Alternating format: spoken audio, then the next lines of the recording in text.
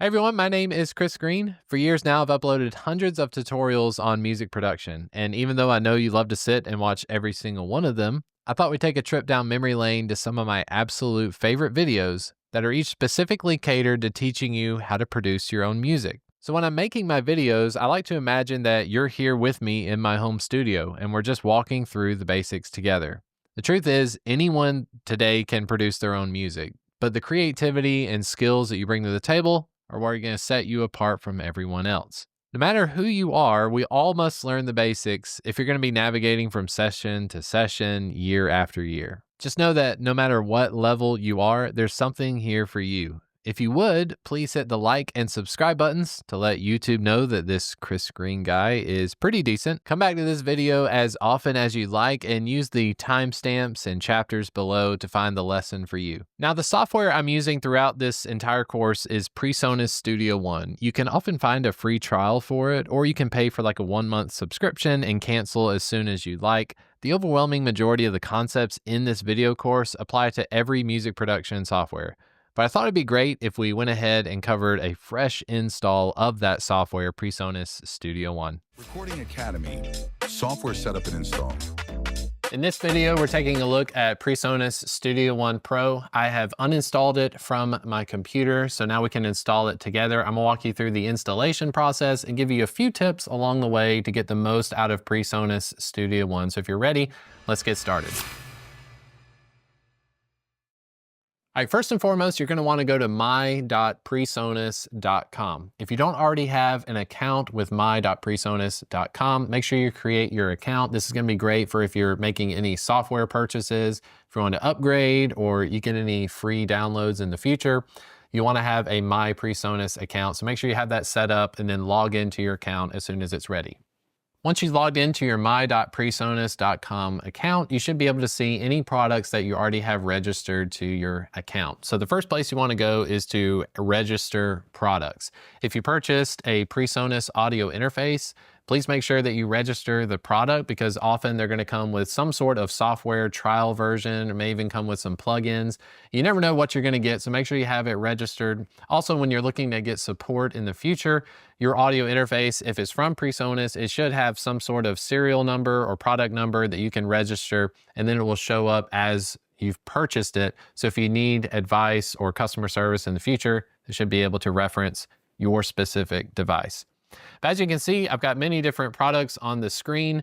I've been running with Studio One for quite some time, all the way back to version 3, purchased in 2016.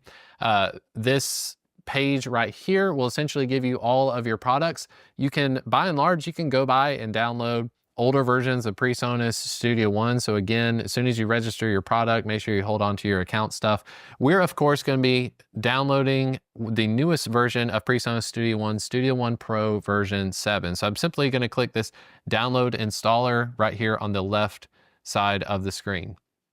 All right, then you're going to want to go to your downloads folder and open up the installation file. Simply drag and drop Studio One 7 into your applications folder. This will create a shortcut so we can go to your applications folder or your start menu whenever you need to open up Studio One.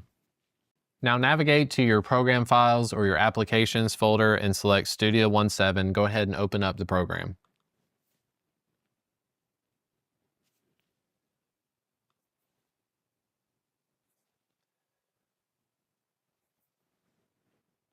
Now you have the end user license agreement. Just click agree, I accept.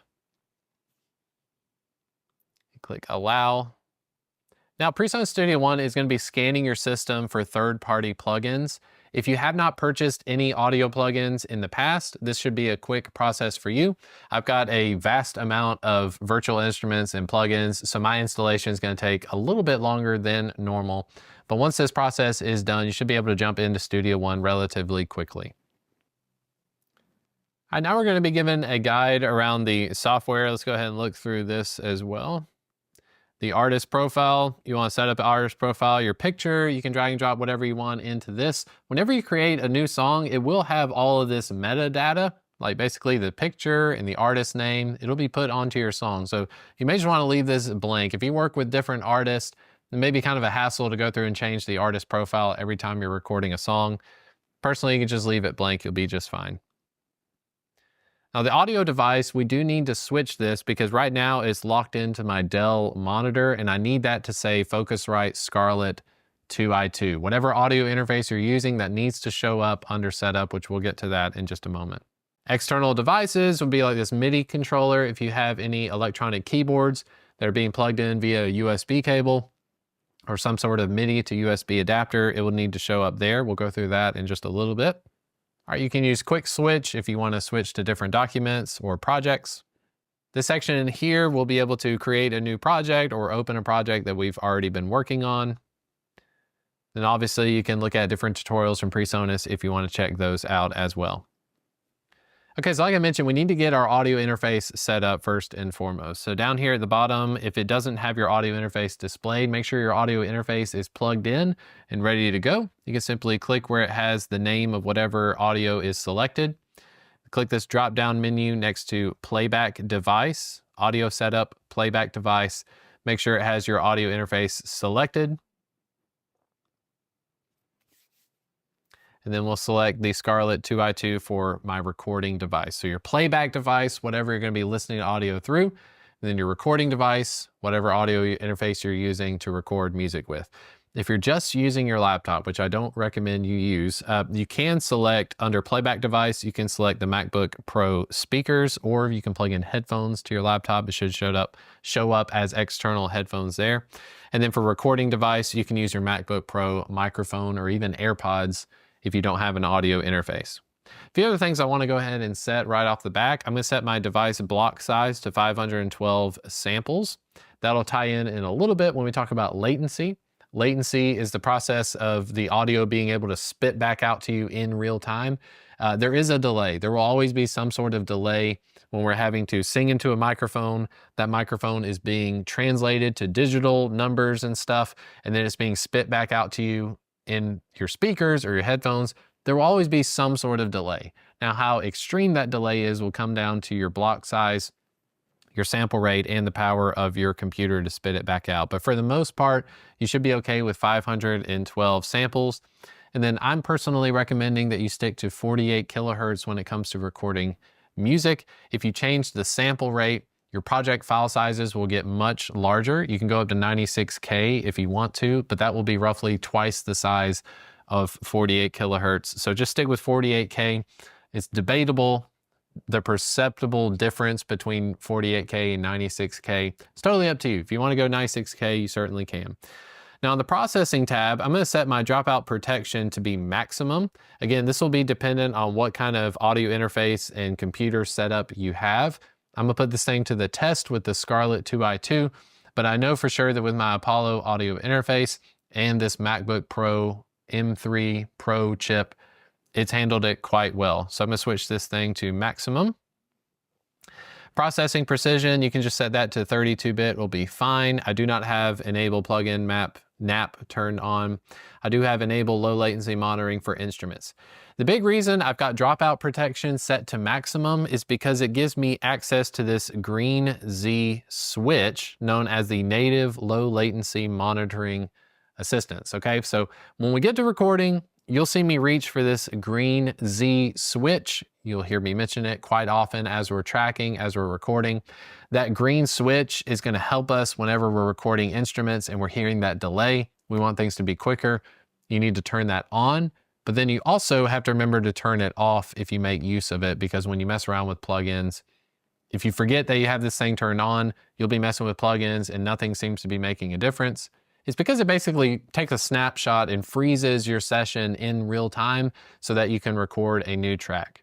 It's very handy to have. So if that didn't make any sense, just copy all of my settings and you'll be good to go. So that is audio device. We have our interface set up, 512 samples, 48 kilohertz. Processing, we have dropout protection set to maximum, single 32-bit. We're gonna click OK. So now at the bottom of the screen, you see setup. I can see my audio interface is selected. Should be good to go on that front. One more thing I want us to hit up before we start creating our first session. Go up to the top where it says Studio One, and then we're gonna go to Studio One Activation.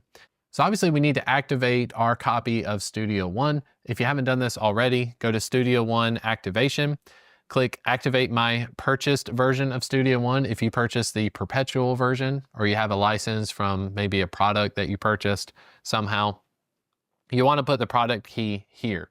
Cool thing is, if you have this link to your my.presonus.com account, it should have all of your product keys stored so that you don't have to retype in all of these keys. Now you're not gonna be able to see my software key on the screen just for privacy reasons, but this is where I'm gonna enter my software key. I can click the drop down menu and I'll see all of my different keys right there. As soon as you have that selected, make sure you click activate, then you will officially have your copy of Studio One installed.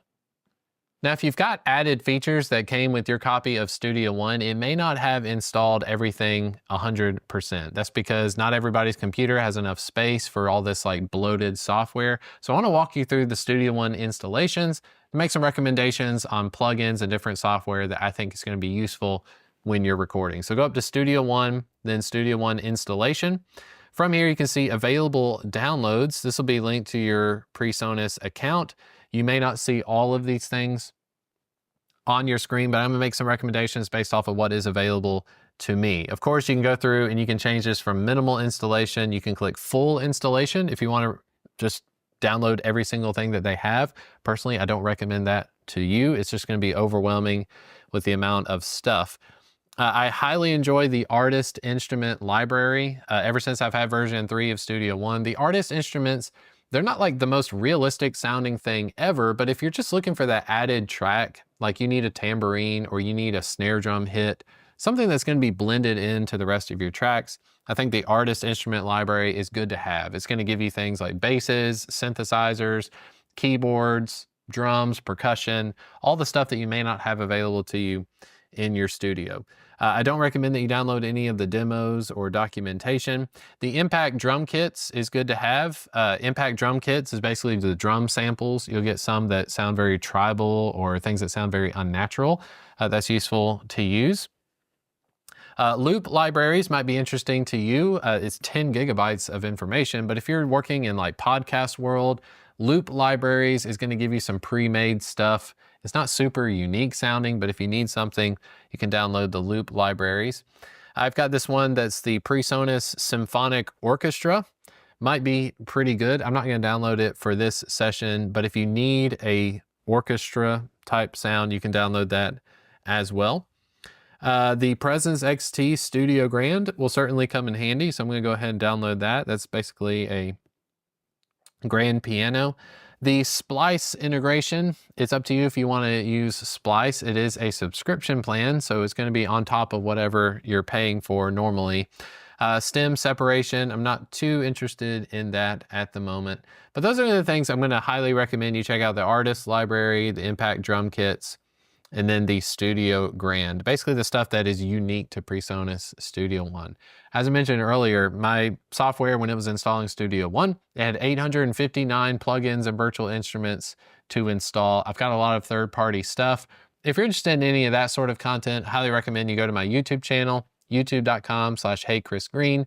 I'll do videos on different third-party elements, but for this series of videos, I want to stick with as much of the stuff that comes with PreSonus Studio One, so that you're not having to go off and make some extra purchases beyond what you normally would. So those are the things I'm going to recommend. As soon as you have those selected, it looks like I've got 8.5 gigabytes of stuff to install. I'm simply going to hit install, and that will get started running in the background. Now, while that stuff is downloading, it's worth mentioning that I've got everything set to default as far as the destination for my audio recording. So if I open up a Finder window, if I go to my Documents folder, I should now have a Studio One folder, and within Studio One, this is where all of my session files are going to be installed. So when we go to create a new session, a session would be whatever song you're working on. We're going to be recording a song called Where I Come From. It's going to be a folder. That folder will be automatically created in my Documents folder, within Documents in my Studio One folder. There'll be a Studio One folder called Songs, and within Songs, I have Where I Come From. It's totally up to you. If you want to save some space on your internal drive, when you're creating a new song, I'll show you the process, but you can actually select an external drive if you want to record to a flash drive or something that you can take with you different places. It's totally up to you, but by default, everything's gonna go to your My Documents folder.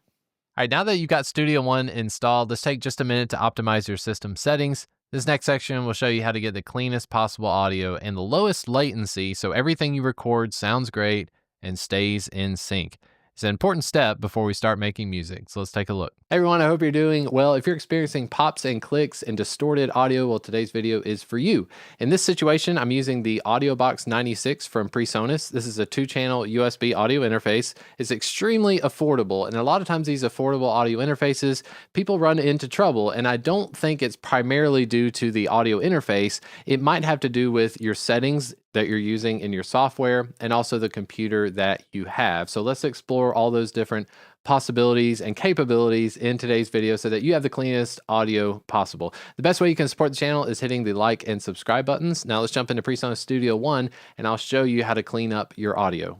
So the first thing I want to show you is just playing music back. So without even recording anything, if you've got a session pulled up in PreSonus Studio One and you have several plugins loaded, at the bottom of the screen, you're going to see a performance meter. So the performance meter is going to generally give you an idea of how much weight your computer is having to handle by processing all the different plugins and all of the different software things that are happening behind the scenes. So right now my CPU is working at 46%. This is really, really high. I don't normally see these kinds of numbers, especially with a small session as I have. So if you're interested in your performance meter, just go to the bottom of Studio One with a session open and click where it says performance.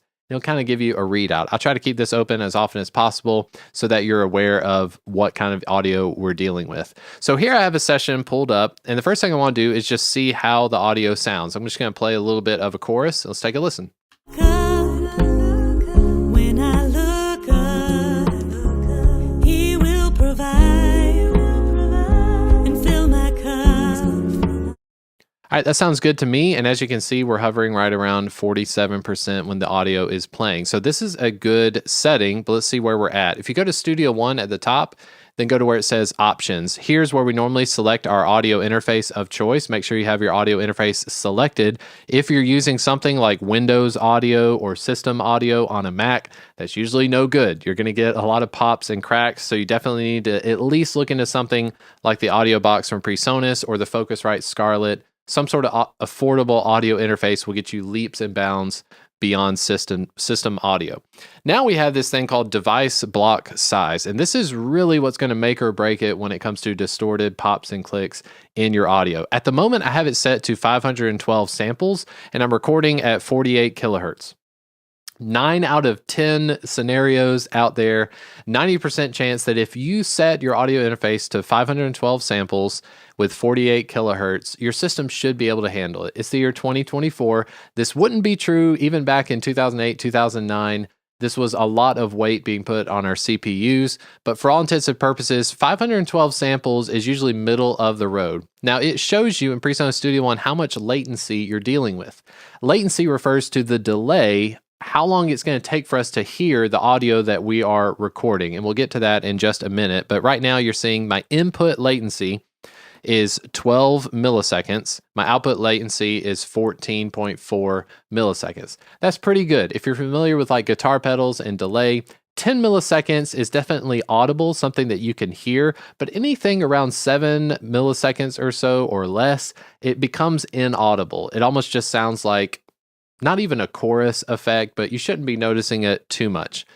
Now, why would you want to change this number, 512? The reason you'd want to change it is how much weight you're putting on your computer to process. If I raise this to 2048 samples, this is the highest number I can set with this AudioBox 96, look what happens to my latency Now my latency, numbers jumped up to 44 milliseconds. 44 milliseconds is definitely going to be audible when you're doing playback and you're recording, okay? So my input latency went to 44 milliseconds, my output latency went to 50 milliseconds. Not only that, if we go back to our session and we hit play, When I look up, when I look up, He will provide and fill my cup. our audio sounds nice and clean, and look at our CPU usage. So our CPU went from using 47% down to 41%. That's because you are, when you raise this number to something like 2048, the higher this number or the higher your buffer settings, the more power you're giving to your computer to run plugins and software, okay? So if your computer is struggling and it's just maxing out at 100%, you need to go in here and try to raise that buffer size or raise your block size to something like 2048 or 1024.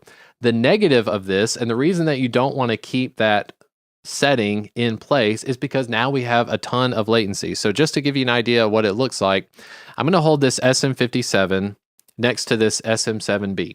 The SM7B is going straight into my camera. So this is my control. There shouldn't be any latency between my voice and what you're seeing on the camera. If I put the SM57 right next to the microphone, what you're going to be able to hear as soon as I turn it on, you're going to start hearing that 50 millisecond delay in action. So as soon as I hit monitoring right here on a new track, test 1, 2, testing, test, latency, delay, delay. Okay, in that example, when I'm recording using that much latency, it's going to be almost impossible for me to sing. It's going to be impossible for me to play guitar. This will be a horrendous setting. So hopefully, if you've got a good computer, your CPU is something like an i7 or something newer. If you're running a MacBook, maybe an M1 or something more modern, you shouldn't have to raise your block size this high. You probably can get away with 512. So if I go back to 512, let me give you an example of 12 millisecond delay. Test, delay, 1. That's much more manageable. So again, anything around 10 milliseconds or less, it's going to be negligible that you're hearing any sort of delay.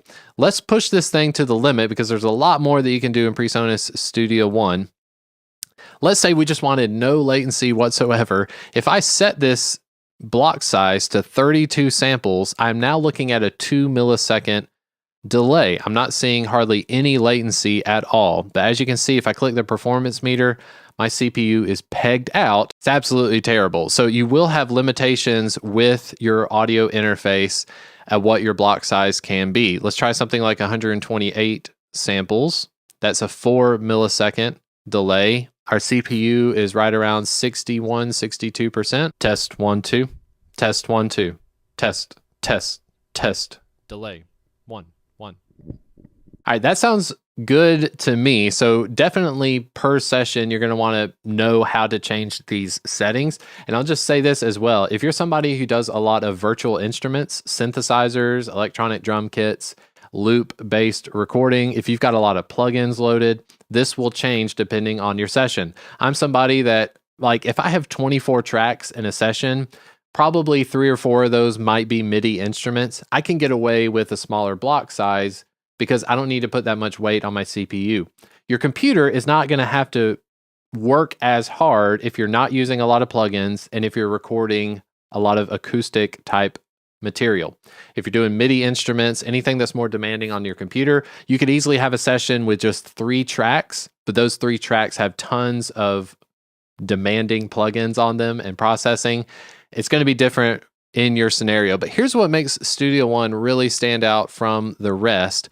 All right, so I've got my block size set to 1024, and I should be experiencing a 22 millisecond delay on my latency. If you go to the processing tab, this is really what sets Studio One apart. We have something called dropout protection, which yours may be set to off, low, medium, or high. I want you to set it to maximum, and this is going to definitely depend on what kind of CPU or processor you're using. I have a Windows machine that I built way back in the day, and it has an Intel i7, 32 gigabytes of RAM. It's got SSDs and a graphics card. So I try to max out my computer so that it can definitely handle the little bit of audio sessions I'm doing. But with it set to maximum, I'm going to check off this thing for enable plugin NAP and then enable low latency monitoring for instruments. If I hit OK, I want you to notice on your mix window, if you open up the mix tab and go to where it has the main fader, you're going to see this little Z. Now, if you're in dark mode, this may be a different color of a gray or a white for you, but I want you to notice something that happens. If I click input monitoring, Test 1 2. You should be hearing a delay. As soon as I click the Z, which is enable low latency monitoring, test 1 2, all of a sudden my latency is dramatically shifted. Okay, this is something that I can clearly speak on top of. Earlier, when I'm talking about how to click this button, it's hard to get words out because it sounds like there's two people inside of your head talking at the same time. It is putting more weight on your CPU. So right now we're at about 55, 56%. But with my CPU, as long as I'm not hitting 80, 90%, I'm going to be okay with that because in my sessions, I'm not doing that much heavy lifting at all. But I hope you've been able to see the wide gamut of what's possible using even the AudioBox 96. So just to recap, you definitely want to be aware of how much latency you're dealing with your audio interface, whether that's the AudioBox or the Focusrite Scarlett. Make sure you open up the Settings tab in PreSonus Studio One, go to Audio Setup, make sure your audio interface is selected. I'd highly recommend you sitting at 512 samples or higher if your CPU can handle it. And then go over to the processing tab, make sure you have dropout protection on maximum. When you go to record and somebody wants to hear themselves, make sure you hit this Z button just underneath the main fader so that you're hearing the least amount of latency possible. And if you start having problems with your CPU, you've already recorded your session, just simply turn it off and your CPU should have some more headroom to work on plugins and things. All right, with your system optimized, it's time to cover a simple but essential part of recording, the click track and the metronome. You'll want to have this set up so your tracks stay perfectly in time as you build your song. Let's jump into that now.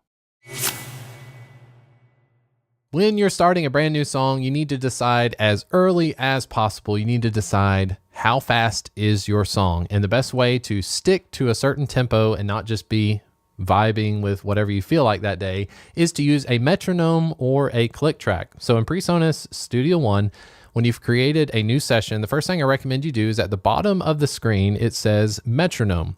If you click this icon that looks like a metronome, it'll turn blue.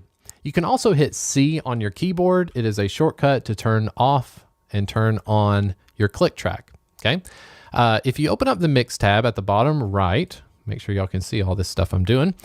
Above this main fader, you should be able to see this. It says click volume and it's at 0 dB. All right, it's just next to the metronome icon right here above the main fader. If I click and hold, I can adjust this mini fader so that I can turn up and turn down the click track volume. What does click sound like? Well, with the click track on, I can just hit the space bar and let's take a listen.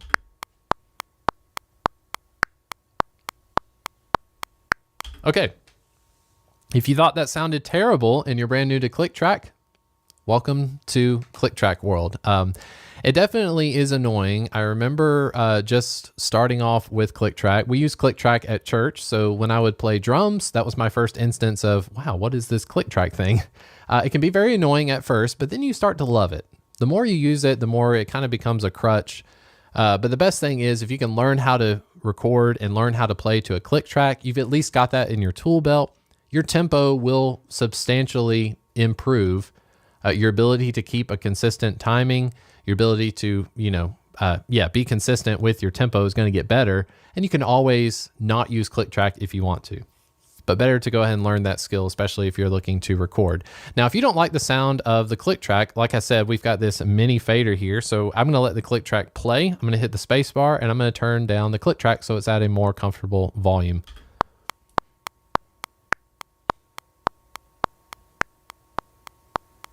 Okay, I can hear it in my ears, obviously, because it's coming through my headphones. Make sure you got your headphones plugged in for that.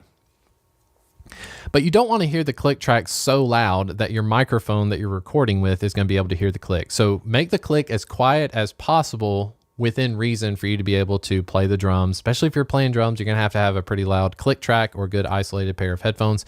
If you don't like the sound of that click, click the little wrench that's above metronome. And here we can change how loud the accent is. We can change it to a cowbell if we want. The accent is going to be the downbeat of each measure. So 1, 2, 3, 4, 1, 2, 3. These little faders move from left to right. You can change how loud they are. The beat is just going to be like the quarter note, for instance. And then the offbeat are like the eighth notes, the subdivision. Okay, so I'm gonna play around with this as it plays, and you'll just hear it changing sounds. You'll get the idea. So.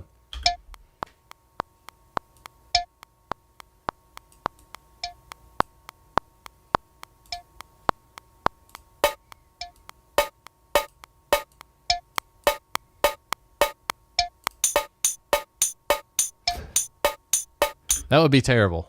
So anyway, I just wanted to show you what is possible. If you go with Logical, I believe this is, I mean, it would makes me think that it's from Logic. Maybe this is the built-in metronome sound. Can't remember, but yeah, I don't want the beat to be louder. Make sure your accent is louder than your beat and that your off beat is quieter than your beat. That might be the best way to go. I'm gonna change number 1 to, let's go with tools 1.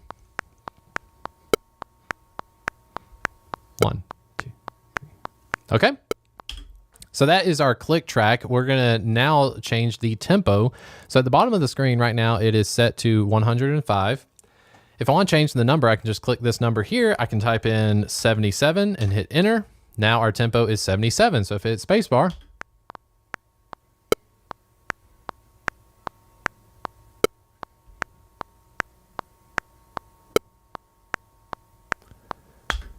okay, so 77 is pretty slow, but if you've got your song in mind, you can also use this as a tap tempo. So right here where it says tempo, if I just start clicking the quarter note of the song, yeah, How Great Thou Art is in 4/4. So I didn't mention this earlier, but your timing, you can change this to 3/4 if you want to. You can change it to 3/8. You can change it to 6/8 and so forth. We're going to make it 4/4. 90% of the time I'm using 4/4. And on the keyboard, if you want to go back to the beginning of the song, look for the arrow that's kind of like this. It should be next to the question mark. That'll scoot you back to the beginning of the song. But How Great Thou Art, I'm just going to tap on the table here.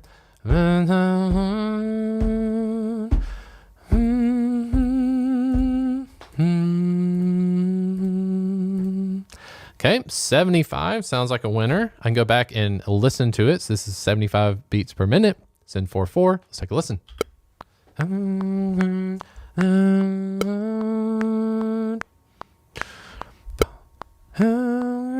Too slow. Let's make it 80. It is the end of How Great Thou Art, which we're going to do a little bit of a retardando. To great thou art.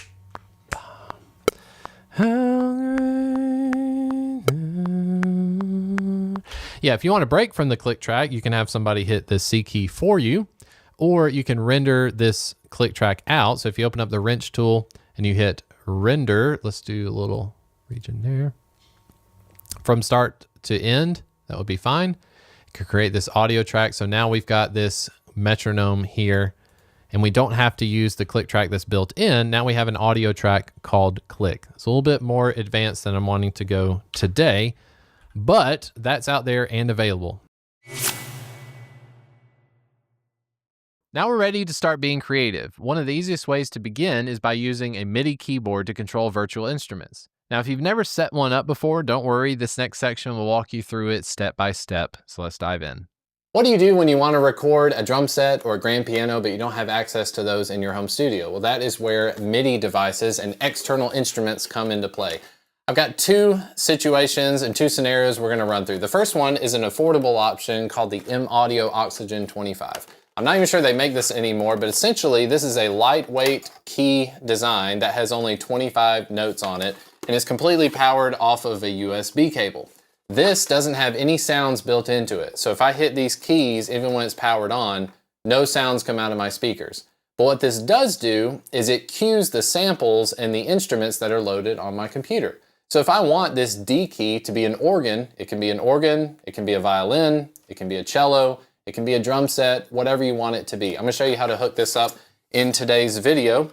And then if you have access to a larger keyboard like this Casio Privia, this is a fully weighted, large size keyboard, normally used for piano sounds and things like that. This does have built-in sounds, but again, I don't want to use the sounds built into the keyboard.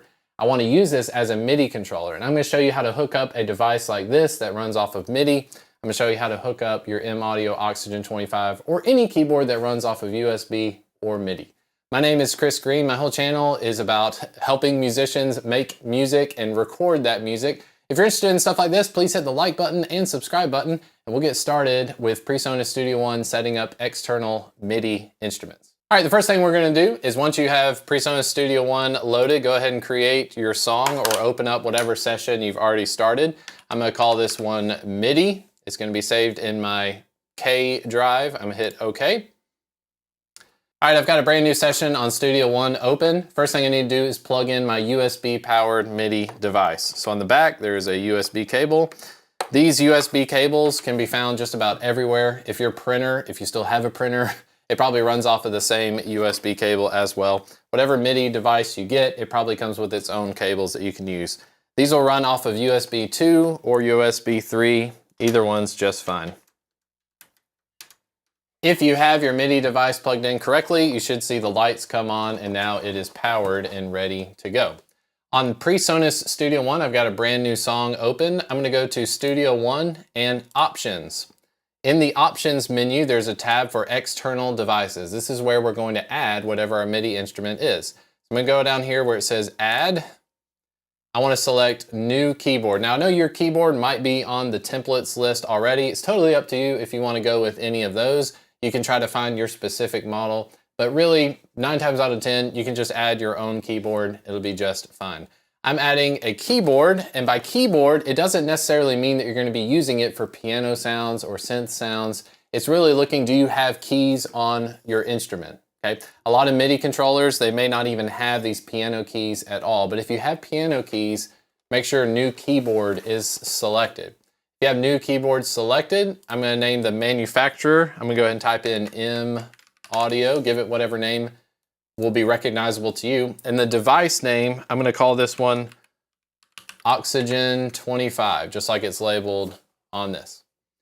Now we're gonna go down to where it says Receive From, and make sure you select your keyboard. If you've got your USB keyboard plugged in correctly, or whatever MIDI interface you're using, it should be available there. My RME interface does have a MIDI port that I can make use of if I want to.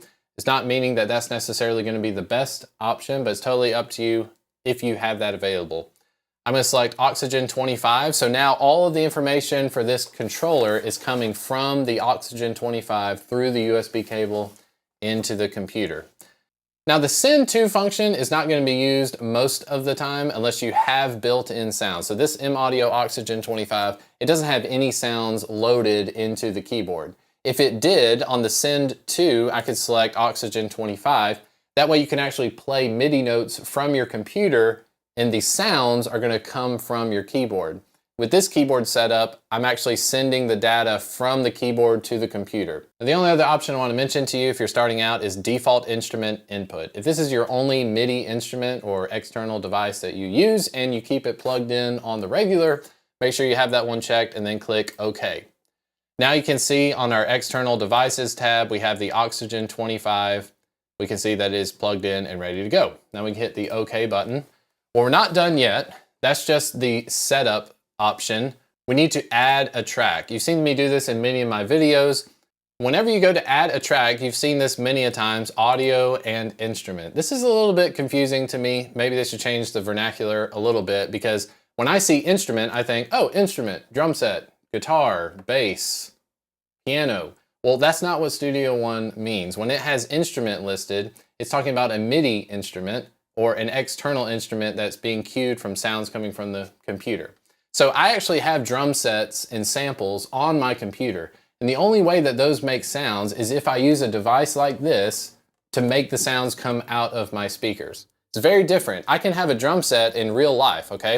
I want you to think of the audio tab as being analog and the instrument tab being digital. So these are digital instruments, virtual instruments, things like that. Audio is going to be something like your spoken voice, vocals, anything you're recording with a microphone or anything you're playing in real life like a drum set or a bass guitar, that is actually under audio. Instrument is anything that's digital. So I'm going to select instrument because let's say we want to have an organ sound, okay? I'm going to call this instrument organ. I want one organ track and I want it to be orange. Now's a very important part where it says input. Our input needs to be the new device that we just created, Oxygen 25. Output, we can either use new instrument or existing instrument. I don't have any instruments loaded just yet, but for right now I'm going to select new instrument so we can start finding our organ. First thing you want to do is when you load your instrument, your MIDI instrument, you want to look up at this bar right here and go ahead and tap a few keys and you should see some orange bars jumping around. That's a good sign. That means that our instrument is working. Now I want you to go down to the bottom right where it has this Browse tab. On the Browse menu, I want you to go up to the top where it says Instruments.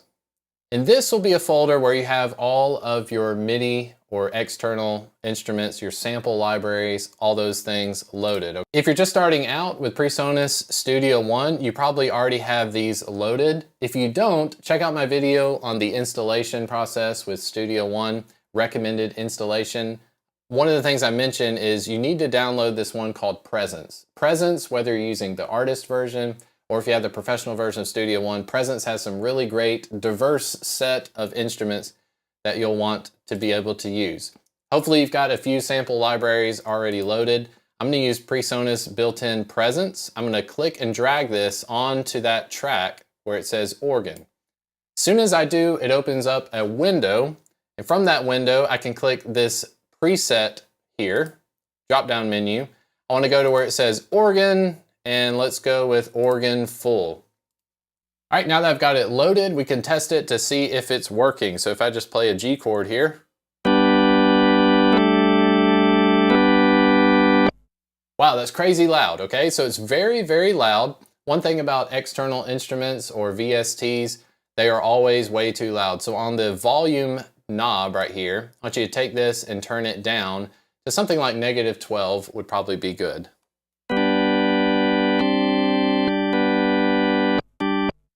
Now we want to record a little bit with our virtual instrument. So I've got my keyboard here in my lap. Again, the thing I really like about this affordable one is that it's very lightweight. I can just put this in my lap. I can record a few passes and then I'm good. So let's go down here. Let's hit the metronome button so we can hear what's going on there. And let's hit record.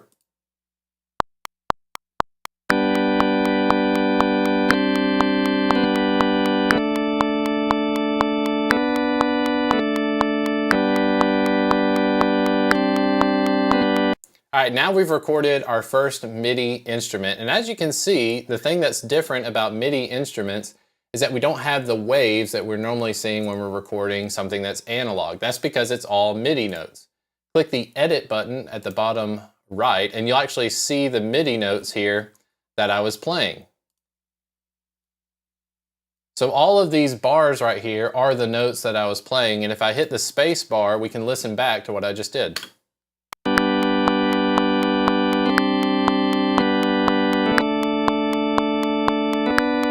Okay, as you can see, a lot of my performance is very much off, but with MIDI instruments, it wouldn't be MIDI unless we selected all of these, just click and drag. And if you hit the Q button on your keyboard, everything will be quantized. So now I've got notes that are much more close to where they're supposed to be. I can drag these notes all over the place. I can play something completely different than what I originally recorded. So let's take a listen to this.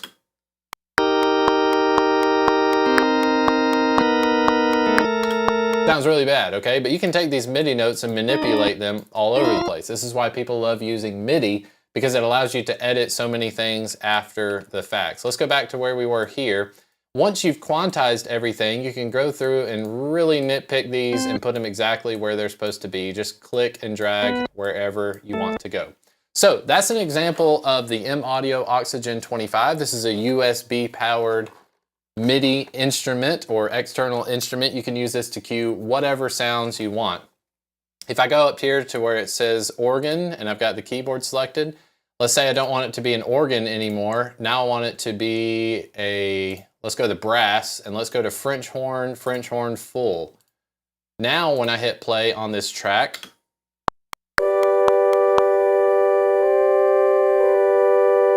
sounds terrible, but as you can see, after we've recorded MIDI instruments, you can always go in and manipulate, change the entire sound if you want to. Have fun with that. When you're done with MIDI, if you have a performance that you really like, the next thing I want to recommend that you do is hit Control B on your keyboard. what that will do is it bounces your MIDI file into an analog recorded file. So now you have essentially committed to the sound of the French horn. Now you can go in and mix this just like you would any of your other instruments, okay? That's just a little extra tip there. Now with that being said, we need to jump into the fully weighted Casio keyboard. It has a little bit different process, so let's jump in right there. So the M Audio device came with a USB cable. You just plug in, you're ready to go. Not every keyboard is made with that intent in mind. In 2023, most keyboards being made today, they'll come with some sort of USB cable. But if you have an older keyboard like this Casio Privia, you can get yourself one of these M Audio USB MIDI adapters. This is essentially a MIDI interface right in this blue block. I believe when I got this was about $30. It's an extremely long cable and it's very useful. I've had a couple of these over the years. Never had any problems with them. They hold up really, really well. But one end of them is a USB, just like we used with the M Audio Oxygen 25. So I'll go ahead and plug that in. The other end of this M Audio cable has a MIDI in and a MIDI out connector. Now make sure before you order any cables, check the side and the back of your keyboard. Make sure that it has a MIDI in and a MIDI out. So the MIDI in goes into the MIDI in port, MIDI out goes into MIDI out. In to in, out to out. All right, now I've got my Casio Privia plugged in with the MIDI in and MIDI out. Let's do the same thing we did before. Go up to Studio One and Options, because the first thing we need to do is we need to add this external device because it's different than the Oxygen. I'm gonna hit the Add button. Go up here to New Keyboard. It is a Casio for the manufacturer and Privia.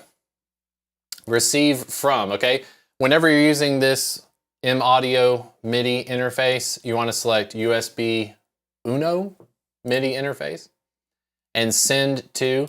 This Casio Privia actually has sounds built in. So if I turn this volume knob up, you might be able to hear.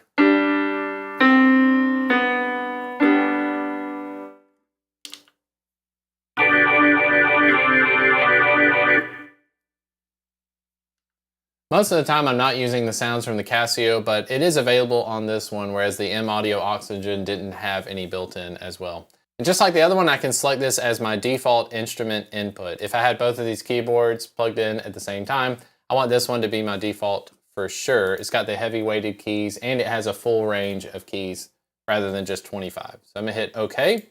Now we got the Casio Privia loaded. Let's add an instrument and let's go to the instrument tab and let's call this one guitar. Call it guitar fake, just so I know it's the fake one, okay? I'm gonna change the color to green. Our input is gonna be the Privia rather than the Oxygen. We're gonna use the Casio Privia. Now you have an option between new and existing instrument. Here's where you can get into trouble. If you continue to use existing instrument, every time you change that virtual instrument from, let's say, the French horn into a guitar, it will change all of your previous virtual instrument tracks that are using that same instrument. So as often as you can, try using a new instrument rather than existing. I'll show you that problem in just a minute, okay? So go to existing instrument. We'll go ahead and select presence. So now when I click on guitar, as you can see, it's got the French horn loaded.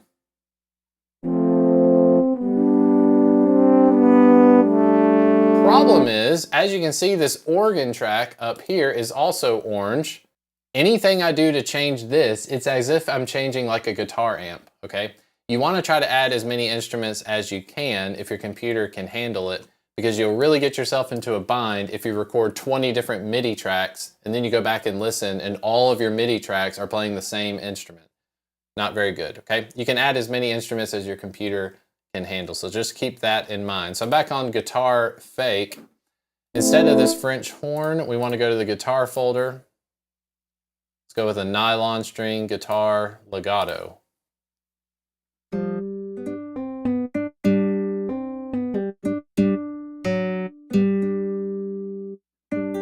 Now, as far as sample libraries go, there are so many options out there. Of course, the ones that you spend big bucks on, they will have or tend to have better sounding sounds on them. But when you're a person that, like me, I use a lot of real instruments like drums, bass, guitars, all that kind of stuff. A lot of times when I'm adding a MIDI instrument, I'm just looking for something that's giving me a little flavor on the outside. I'm not looking for like the main sound of my track. But enough about that. We can go ahead and record a little bit of nylon string guitar with this Casio Privia. I'll turn on my metronome and hit record.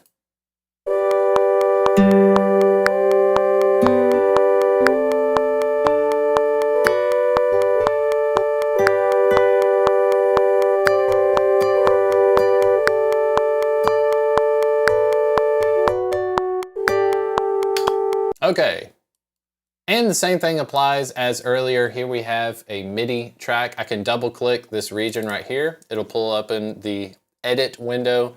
I can of course select as many notes as I want, and I can hit the Q key to quantize. From there, you feel free to edit your MIDI stuff as much as you want to. Just remember to use that Control B to bounce your track as soon as you're done playing whatever instrument you've got. By bouncing the track, you're really committing to the sounds, and it's gonna make it a lot easier when you go to edit, when adding EQ, reverb, and all that kind of stuff as well. I hope that helps you get up and running using MIDI and external instruments in PreSonus Studio One. Again, try to go the affordable route if you can. If you already have keyboards that you're using pretty regularly, check out the M-Audio USB MIDI interface. And then if you can, get something that's a little bit affordable, if you don't have any keyboards, something that can fit in your lap, something that's lightweight, you'll be glad that you have it. And then of course, check out my videos on installing stuff in PreSonus Studio One, because you want to check out Presence and a lot of the other virtual instruments they already have loaded. Thanks so much for watching this video. My name is Chris Green. If you would, please hit the subscribe and like buttons, and I'll see you next time. All right, bye. Now that your MIDI keyboard is ready to go, let's start making music with one of my favorite built-in instruments. It's called Presence. In this next section, I'll show you how to use it to build the foundation of your track. Here in my home studio, there are lots of different things I can record. I've got acoustic, electric guitar, bass guitar, drum set, and vocals. Pretty standard. But there's some instruments I just don't have access to or don't know how to play them myself. So if I wanted to record brass or string instruments or woodwinds, I would have to use what's called virtual instruments. PreSonus Studio One comes with two virtual instruments I highly recommend. The first one is Presence, the other one is Impact Drums.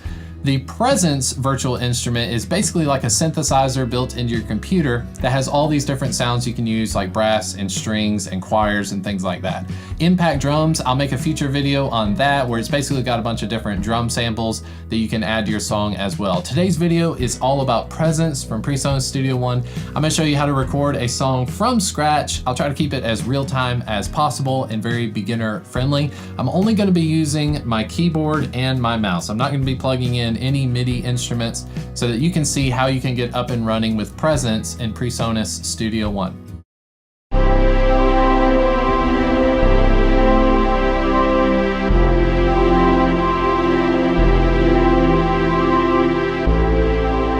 The idea for this video actually came from one of your comments here on YouTube. So my comment section, I try to stay as active as possible to respond as many as I possibly can. So if you have questions about PreSonus Studio One or anything that's happening in this video, drop it in the comment section. Make sure you hit the like and subscribe buttons. That goes a long way to support the channel. And like I said, there are links in the description of this video, like my Amazon store, where you can see all the items that I have in my home studio. You can also go to my website and sign up for the newsletter so that you won't miss out on any of the videos. And it'll kind of give us a way of breaking across the different social media platforms. I'm glad you tuned in for this video. Now let's jump into PreSonus Studio One and get recording with Presence. So before I create a new session in PreSonus Studio One, to make sure you have Presence and Impact Drums already downloaded, go to the Studio One tab, click on Studio One Installations, navigate over to where it says Installed Content, and you should see Artist Instrument Library and Impact Drum Kits. Make sure those both have been downloaded and installed. You can go to the Available Downloads tab, and if you haven't downloaded it, it's probably already in the Available Downloads tab. If you do the recommended installation for PreSonus Studio One, it should have downloaded these already, but just make sure that they are installed before you start a new session.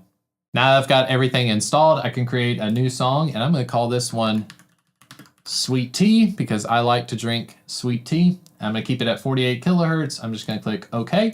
Now I've got a brand new session in PreSonus Studio One. Couple of things. I'm going to not record any vocals or live instruments for the song. I want it to be completely built on Presence. So I'm going to go on the Browse tab here. Make sure you got the Browse tab open, and at the top you can either click here where it says Instruments or click the Instruments tab. Go down to where it says PreSonus, open up the folder, and you want to scroll down till you see Presence, okay? Presence should look just like this. And Studio One makes it very easy for you to just click and drag it open. And it should create a new instrument for Presence, a new instance of Presence, and it created a new track. So the first thing I need to decide is what kind of sound do I want to have. At the top of Presence, where it says default, you can click this drop-down menu, and here you'll find all the different instruments or sounds that are loaded into Presence. Just to keep it easy, I'm going to keep everything I'm doing from the artist instruments. That way, if you're running the artist version of PreSonus Studio One, you should have access to these presets already. Of course, if you go into things like piano, strings, or synth session, those might be limited to just the professional version of Studio One. So if you're trying to decide what version of Studio One you should get, if you're going to be heavy into instruments and plugins and doing more electronic type stuff, you may want to spring for the professional version of PreSonus Studio One. You'll get a lot more presets, you'll get a lot more loops and samples and things like that. But for now, I'm just going to keep it under the artist instruments. So I have to choose from, I have bass, combinations, drum kits, effects, guitar, keyboard, percussion, strings, synth, vocals, and then winds and brass. I'm going to start things off. I believe I want to have some sort of pad sounds. That's going to give me some chord changes, something very specific. So I'm going to go with synths, and then basically I can just choose any of these I want. So as soon as I click them, it's going to load the sound in PreSonus Studio One. Let's go to Big Pad. As soon as I click it, you can see a bunch of stuff shuffles around on the screen. And if I click any of these keys, the first thing you'll notice is that these instruments are crazy loud. So the global settings for Presence are right over here. I'm going to take this volume knob and I'm going to turn it down to at least maybe -10. That's going to make sure it's not blowing my headphones up like it just did earlier. So now if I click that same note, still pretty loud, but I can just change my headphone volume to adjust for that. So I like that sound. Here's some of the parameters you're going to want to familiarize yourself with. Really, I'm just clicking where it has the piano keys. I'm just clicking so I've got an idea of what the instrument sounds like. I'm not recording with my mouse at this point. But right in the middle of the screen, you have your filter. So if I want to turn the filter on, make sure you click where it says filter. If everything is bright and lit up, that means the filter is engaged. And right now, I want to change my filter to where this is rolling off a bunch of high end. So this is a high cut filter or a low pass filter. And if I move this cutoff knob, the further I move it to the left, the duller the sound is going to be. I'm removing all of that treble. So let's just take a listen now to that same note. Now it sounds like it's a lot further back. If I keep rolling this cutoff knob further to the left, I've now got a low pass filter set at 551 Hertz. Let's take a listen. Very ominous, okay? The benefits of a filter, especially if you're using a lot of different instruments or vocals, if you want something to be subtle in the mix, make use of some sort of high cut filter. You'll see that a lot on synthesizers as well. And then at the bottom, we have different basic effects. So if I want to add a reverb, I can click where it says reverb so that everything is lit up.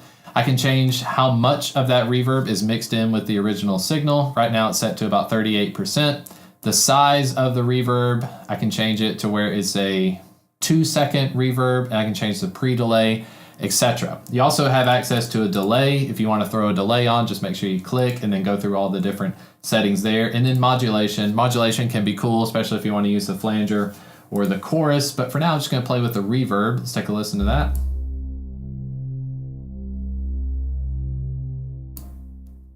Sounds good. If you click where it has effects B, this is like your second page. You're looking on the back side. And we've got this EQ. So one of the things about this pad is it's got a lot of low end. So I want to get rid of some of the boominess. I'm going to move this cutoff filter back up to about 2K. And then I'm going to engage the EQ. Make sure my EQ is on. And I'm going to take these low bands and I'm basically going to create a low shelf where I'm cutting off some of this boominess.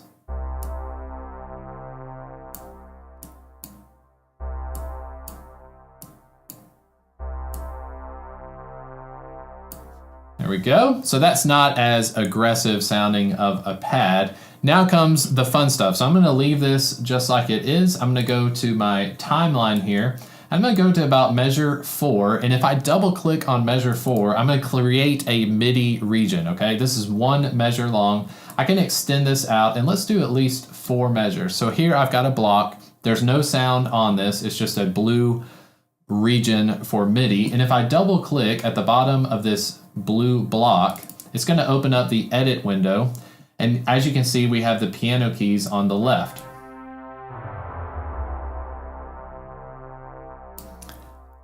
Now's the fun part where I can draw in MIDI notes. So instead of me sitting here typing on a MIDI keyboard or playing the notes in real time, since I'm just using my mouse and keyboard, I can just double click on measure 4 down here in the edit window. Make sure your edit window is open if it wasn't already.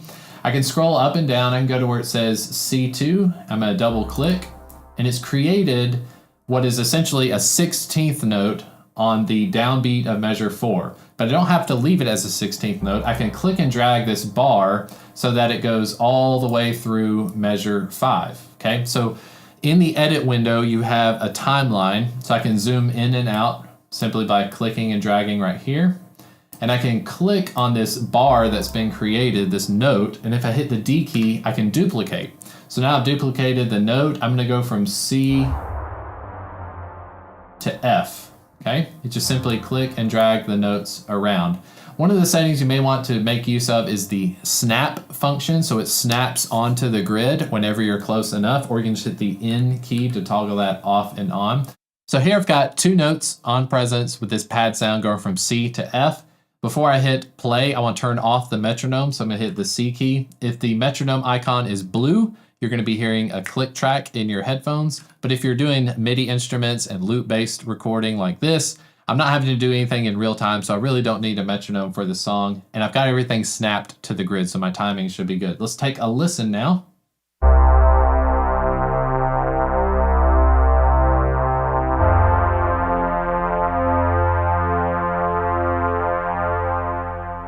Okay, that's it. If I go up here to the top of the screen, if I want to duplicate that audio region, I can just click anywhere in this box. And if I hit the D key, as you can see, it shifted it. So I want this to line up right on measure 8. So we're going from C to F, from C to F. I can combine these 2 MIDI regions. If I highlight them together, and I right click, and I want to merge the events. So now we've got 1 audio region going from measure 4 to measure 12. That's going from C to F. You don't have to keep it as simple as this. We can actually stack up some chords. So if I grab this C key, I hit the duplicate key, I can drag this up to the note G. So now instead of hearing just 1 note, we should hear 2 notes.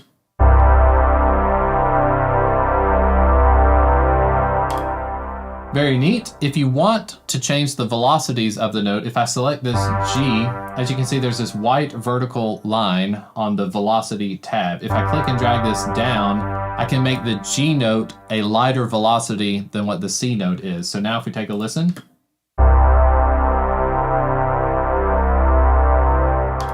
That's going to go for a more realistic sound. So one of the things with MIDI or virtual instruments is that a lot of times the velocities, when they're just pegged out at 100%, it can sound very fake because there's no dynamics. If you're playing something on a keyboard, it's very likely that the C and the G chord will be hit with the same sort of intensity. But that's where the benefit of MIDI comes in, is that you can manipulate the intensities of the different keystrokes simply by clicking where the bar is, dragging down the velocity. You can get some great dynamics. So now I'm just going to build out these different chords. I'm going to take this G note, I'm going to duplicate it, and I'm going to add a C chord on top of this F. I'm going to make this note an A, and then I'm going to go back to C. So now we've got chords for our pad sound. Let's take a listen to what we've got so far. This is a C and a G. This is an F and a C. This is a C and an A. This is an F and a C again.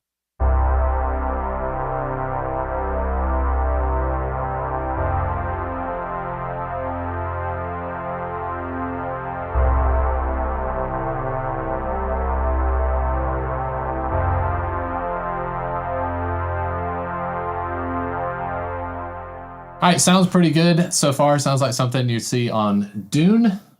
I want to add another instrument. So one of the things that can get you in trouble is if you keep changing your virtual instrument. I have a couple of different ways of doing this. So if you're really locked in, like you really like the sound of that pad, I can click anywhere in this audio region where I have these chords and I hit Control B on the keyboard.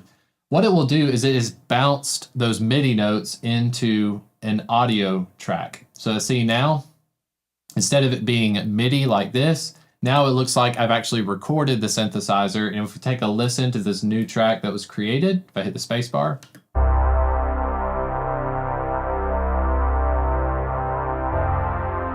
it sounds exactly the same as the MIDI. Benefits of this are if your computer is really weighed down with the processing, like it's just stuttering or it's having trouble creating the sounds, you probably need to bounce some of your MIDI tracks to audio tracks. As soon as I bounce this to a track, you can see now it's muted the original MIDI event. Then you can right click where it has presence and you can click disable track. When you disable the track, you're now freeing up that processing power that was bent on creating that virtual instrument. I'm gonna go back and enable this, and I'm gonna rename my track since I bounced it. I'm gonna call this one Pad Deep. All right, so here I've got my big pad that's been bounced down to a new audio track, which is great. That means I've freed up some processing power, and you would think you go back to presence, and now we can just load a different preset, move on to the next instrument. I want to discourage you from going about it this way because yes, it's going to free up your processing power to bounce things to an audio track, but you may find yourself in a bind if you bounce to an audio track and then you try to go back and re-edit your previous pad. I'll show you what happens. So when you bounce to an audio track, now your MIDI is grayed out. If I toggle mute or hit Shift M, now I've got my MIDI track that I originally recorded the pad sound to. You'll recognize it with the notes below. Well, let's say I go back into presence and I change from a big pad and I go to the strings folder and I load FM strings.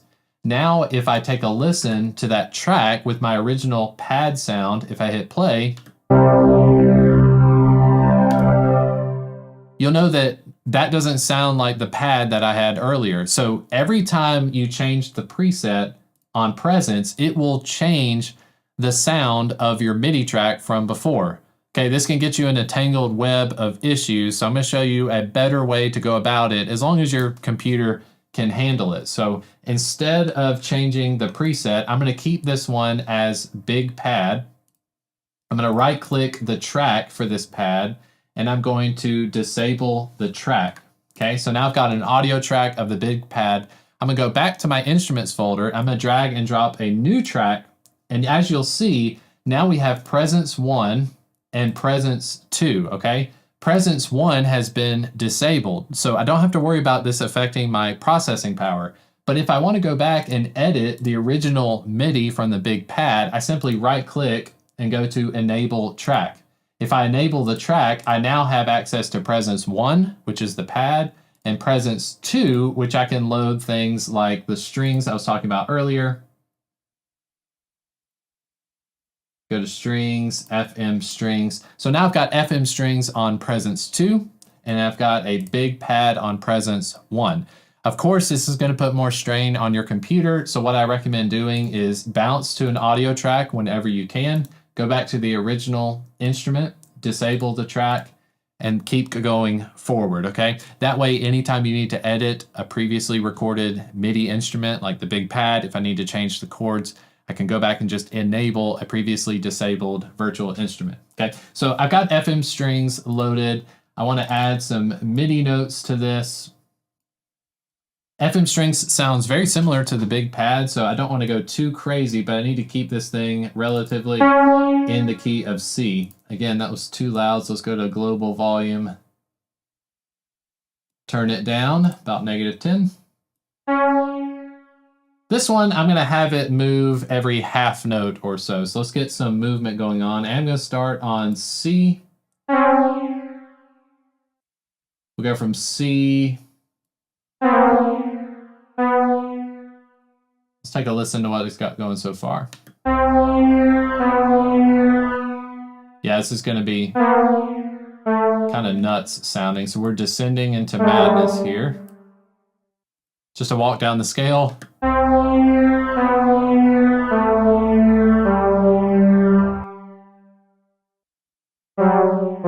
Let's land on the F for a little bit. And then we'll go down to E. Again, I have no idea what I'm doing. I'm literally, we're just making this thing up. For right now, it kind of sounds like a Dune soundtrack, but let's just hit play and see what happens. All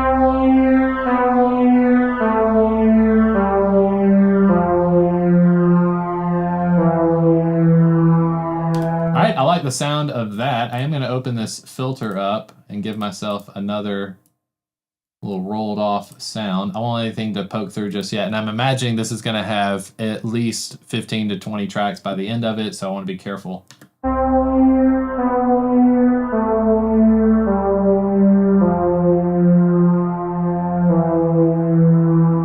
right, I'm going to click the little descending passage we've got here. I'm going to duplicate it with the D key, and then I'm going to highlight this whole region. I want to group or merge the events. You can hit the G key if you'd like. And then I'm going to do the same thing. I'm going to Control B. I'm going to bounce this thing to a new track, adjust the volume a little bit. Let's take a listen to that.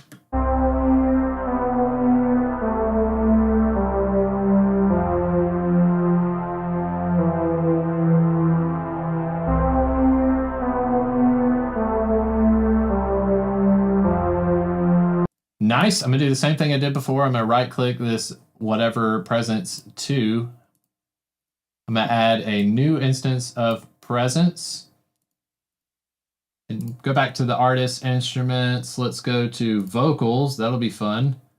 Let's get some choir Oz. See what that sounds like. Whoa. Yeah, this is, we're making a Dune track. I shouldn't have called this one Sweet Tea. I should have called it Sands of Dune or something. That sounds nuts. Let's play around with this. I'm going to take that filter again.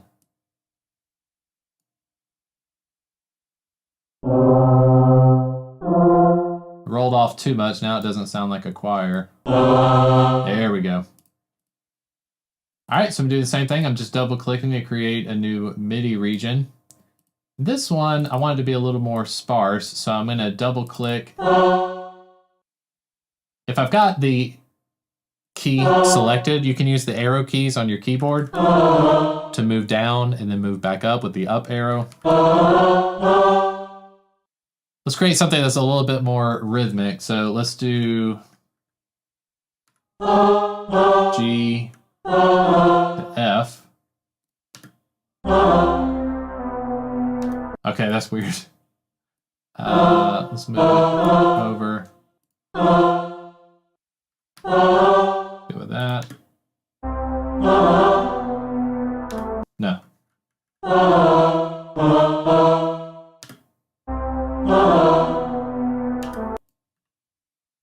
If I select all of the notes together, I simply just selected them all and hit the D key. It'll actually duplicate and shift them to the next quarter note. I can click and drag these over. Take a listen to that.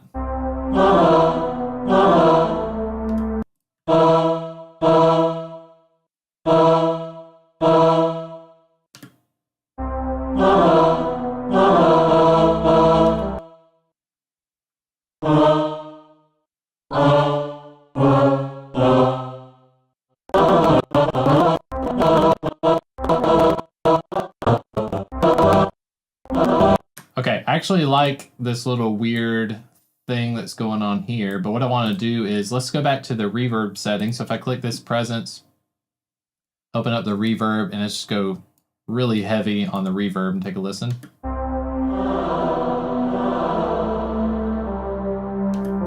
Add some delay, but not too much. Let's do a lot of feedback. Roll the mix knob down.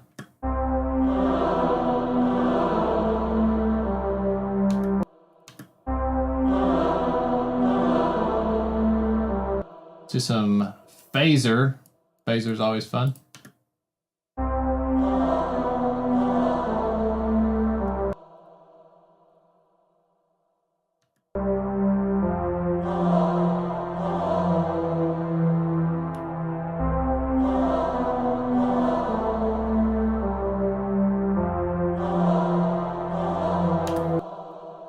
I'm going to group these together with the G key. I'm going to Control B to bounce. So we've got a pad, FM strings, we've got a choir. We're just building this one as we go. Again, I'm going to right click and disable this track. I probably don't need to keep disabling them. My computer is pretty heavy loaded. Let's add some more stuff. You know, it'd be fun. That's something that's just really out there. Ocarina. That makes me think of Zelda. Okay, let's see what that sounds like.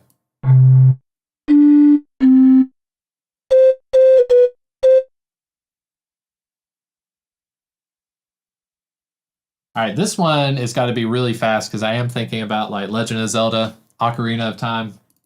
Let's nerd out with that for a little bit.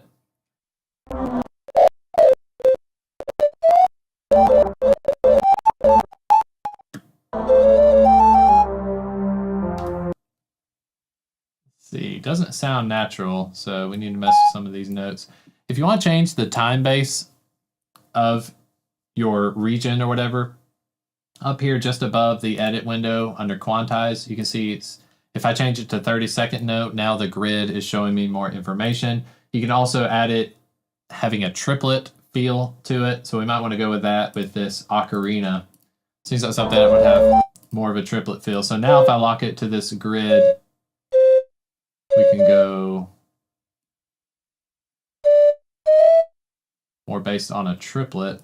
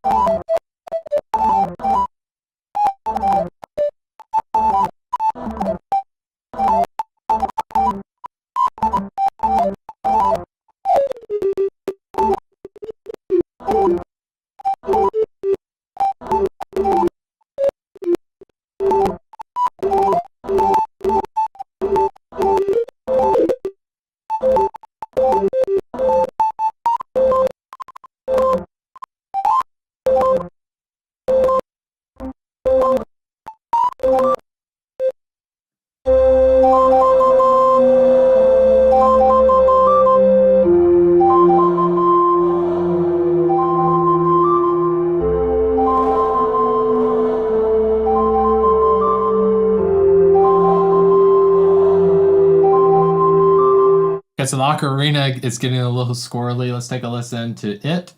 All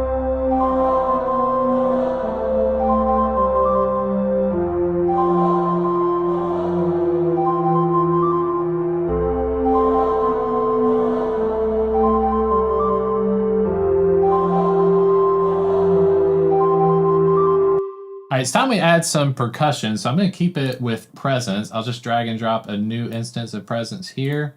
Go into Artist Instruments, and we need to go to Drum Kits. This one's going to be pretty heavy. Let's go with Gritty 909. It's probably going to be really loud.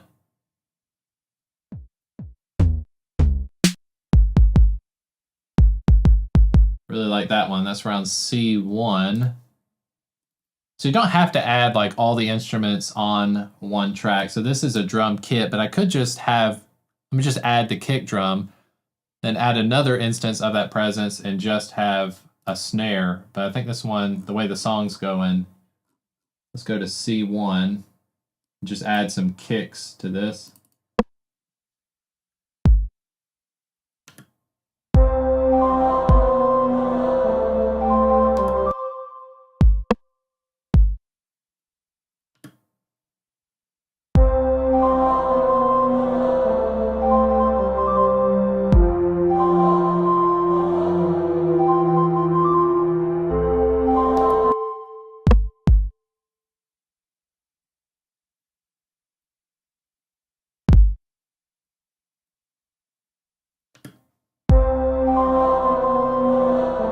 All right, instead of it being right on the downbeat, I want to do something that's a little more dramatic. So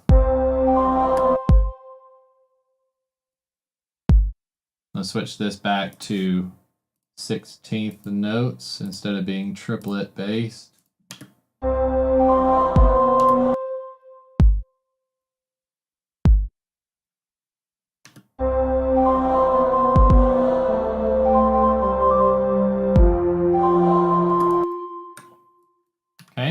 duplicating that again. I need this to be further back. So this one is going to be on measure 9. Listen to that.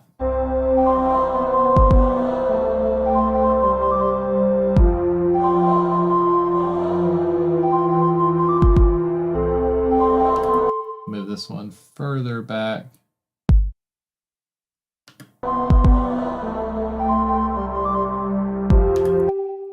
And just like the others, I'm gonna add a bunch of reverb here. Make this thing sound really cavernous, I guess.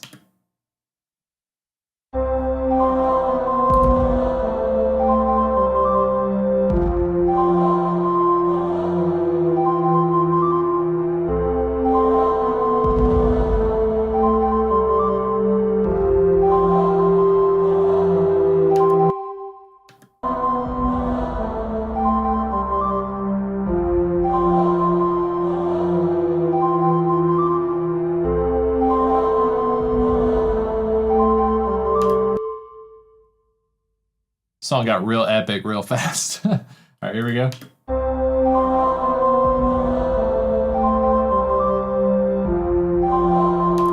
I'm gonna add another instance of presence, and let's go to artist instruments, bass. Let's see, bottom 101. What does that sound like? Ow, whoa, okay, way too loud. But I think it's in the right direction. So let's find a C.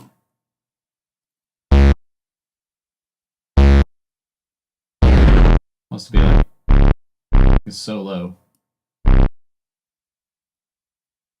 right, and that one, let's see.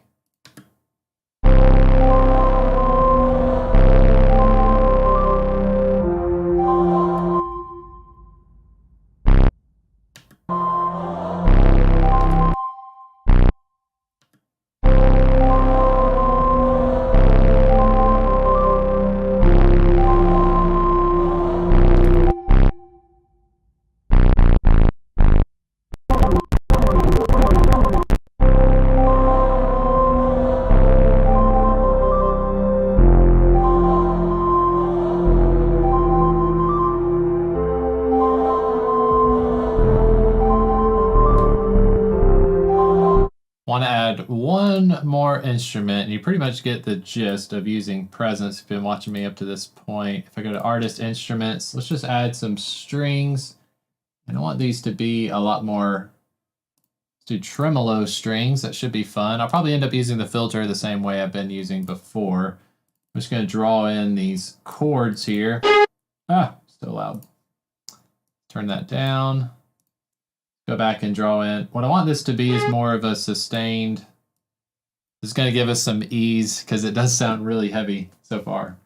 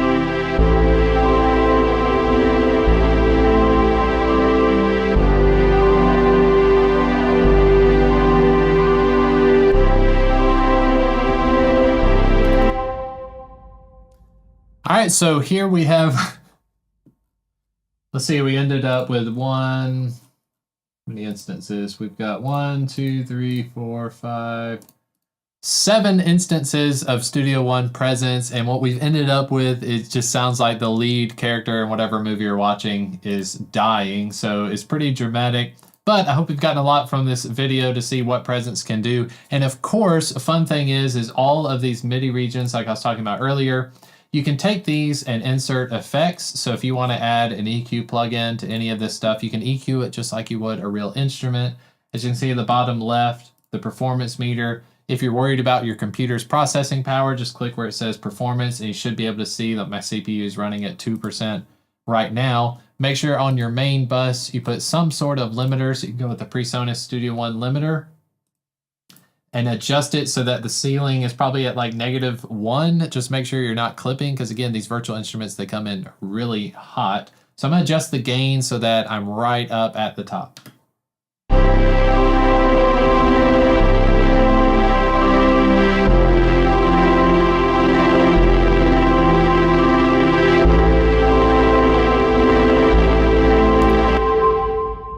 Once you're comfortable with presence, you can take a step further with third-party VSTs. In this next section, I'll show you how I record piano parts using a virtual Steinway piano, and you'll see exactly how to do the same with any instrument you choose. In today's episode, we're picking up where we left off with this song, Nailed to Your Hands.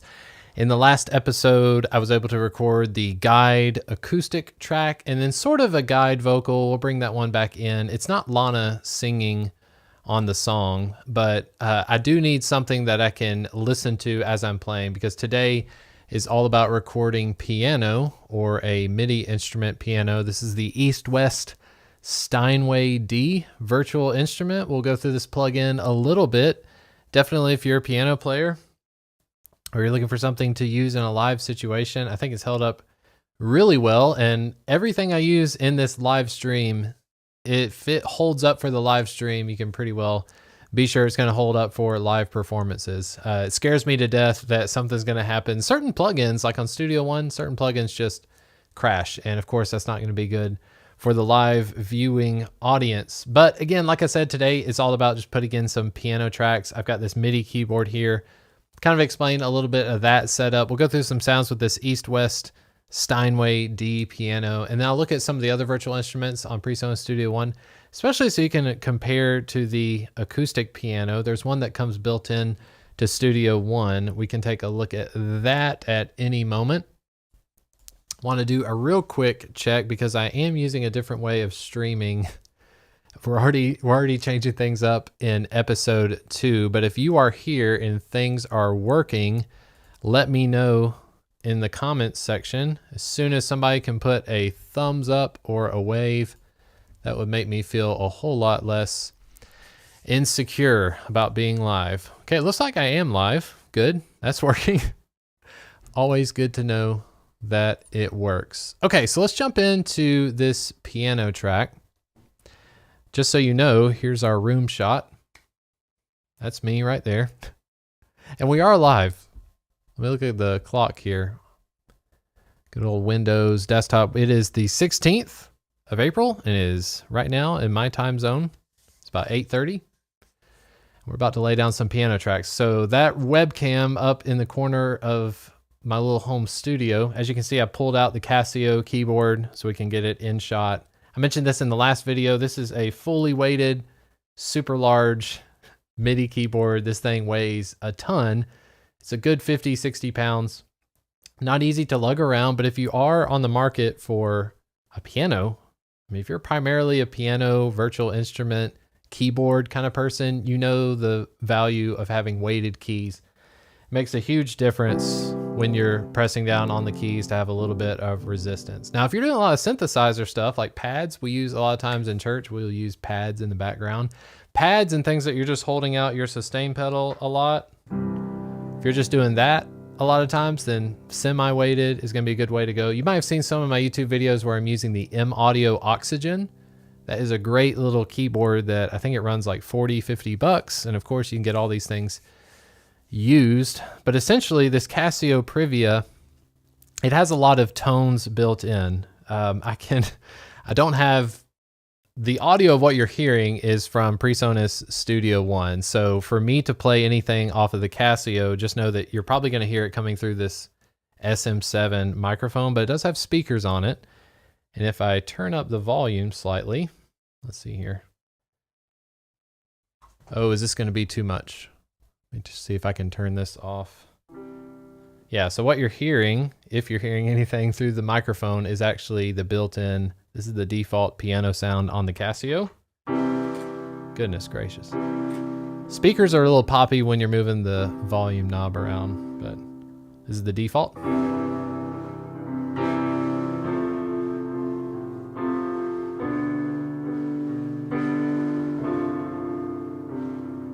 I help if I play the right chords. And if I go back to the virtual instrument version of East West,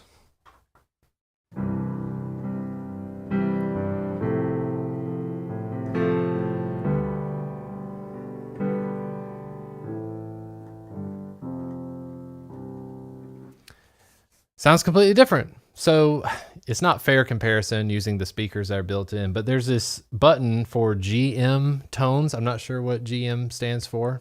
Grandmaster, maybe. But it does have all sorts of stuff. It's got organ sounds, synthesizer sounds, drums sounds.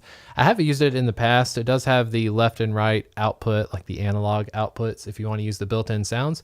That's totally fine. But like I mentioned in the last video, I'm using this M Audio. It's a MIDI to USB cable. And what that allows me to do, allows me to plug in a keyboard such as this. And I can use the sounds that are built into PreSonus Studio One. I can use plugins. I can make this keyboard truly sound like anything I want it to sound like by using virtual instruments. So in today's video, I do want to lay down some piano tracks for this relatively simple song. So they're very much in the veins of In Christ Alone or Hymn of Heaven. It's in 3/4, and it pretty much only has like 4 chords. There is a inverted C chord that's a little tricky, but somebody who is not primarily a piano player, I do know chords. I'm a good guitar player in that I know how to play chords, and I can play chords on the piano. But that's sometimes all we need. So we'll jump into the plugin itself. So whenever you get an East-West plugin, first of all, the library is humongous. Okay, so if you got massive storage, 500 gigabytes or so, it may use a lot of it. But like I said in the last video, this one has patches. You can go for the light version. That'll be less strain on your computer. So at the bottom of PreSonus Studio One, where you have the performance meter, as you can see right now, I'm sitting at a comfortable 3-4%. So I shouldn't have to worry too much. When I start playing the piano, I wonder if it will, not really done this live.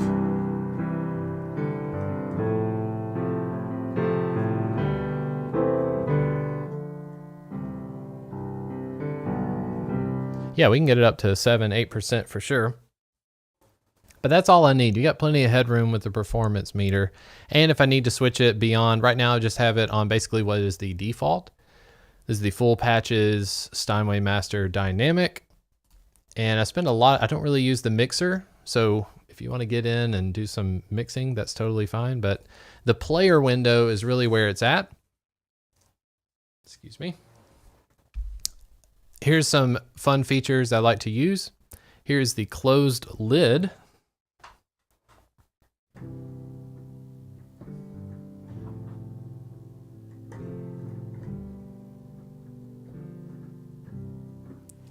Where did the piano go? Okay, it's in a way, it's kind of like using a high cut filter. So there's semi-open.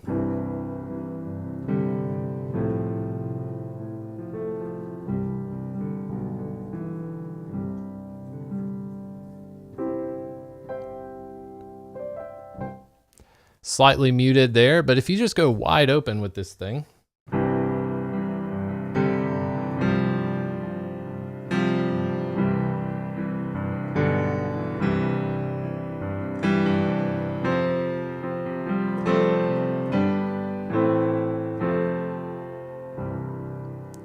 pretty fun. So you can get some dramatic tonal changes. I was hearing this a lot with, if you listen to Adele, I'm hearing this a lot with, sometimes like on, I may do it with this song. It's like on the verses of the song, if you're looking for kind of a dynamic shift, Go for more of the closed lid, so as the singer is getting into it.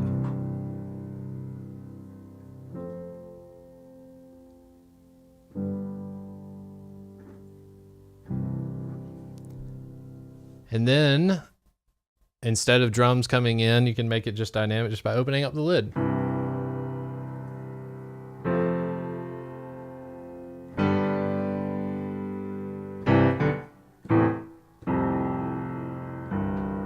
Sounds like a different piano, and in a way, it's kind of like using a little guitar pedal. But for all intents and purposes, I'm going to keep it around the halfway point. Right below the lid position, you have these 3 different microphone configurations. So right now, it's in the player position. So I imagine it's wanting you to have the experience of, if you're sitting down on the bench at this piano, this is what it would sound like. Okay, and this will take a minute of processing, but there's 3 options. You have close, player, and room. So if I switch to the close mics, down at the bottom, you see this gray bar on the screen where it says Steinway D. It is gradually loading all of the samples. So you want to give it time. When you first load this plugin, or if you open up the session, if you've closed your session and you come back the next day to play and you're not getting anything from your piano, well, most likely the samples are still loading. So now I can mute this. Let's just turn off the player position. And this is just the close mics.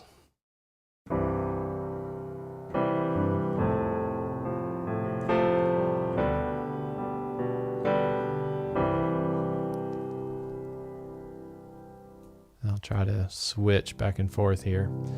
So I'll try to go real quick without talking, but I'll start with, here's the player.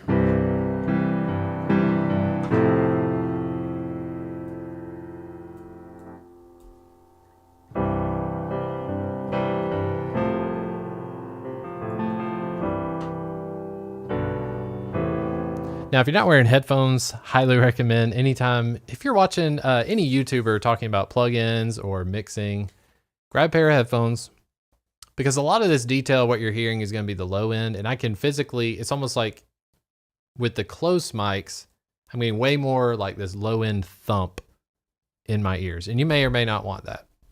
Personally, I'm good with just using the player. See, I shouldn't have clicked off of that. There it goes, it loads. The last one is the room mic configuration. So now we're getting further away from the piano. And of course, you've got these faders here that you can pan these out left and right. If you want to have the close mics up the loudest, then have the player ones available, maybe at 50%, and then the room mics further away, of course. But we'll listen to those. So here's the room.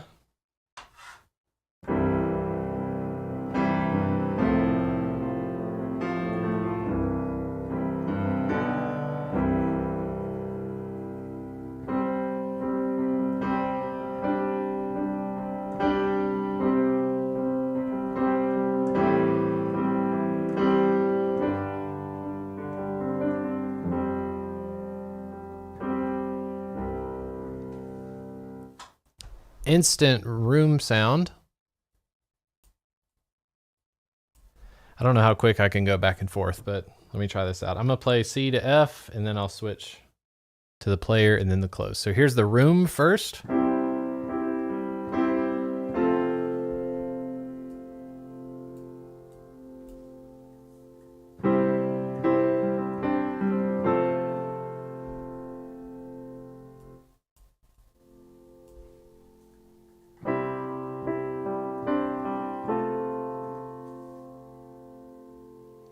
It's neat because it's not just like, obviously there's some sort of simulation of space, like we're anticipating it to be a reverb, but it's also like the attack, that initial like transient.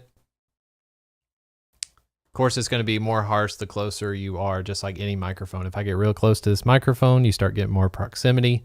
If I back away, you can still hear it's me, but there's more of the room in the microphone. Here's all of them, just about at 50%.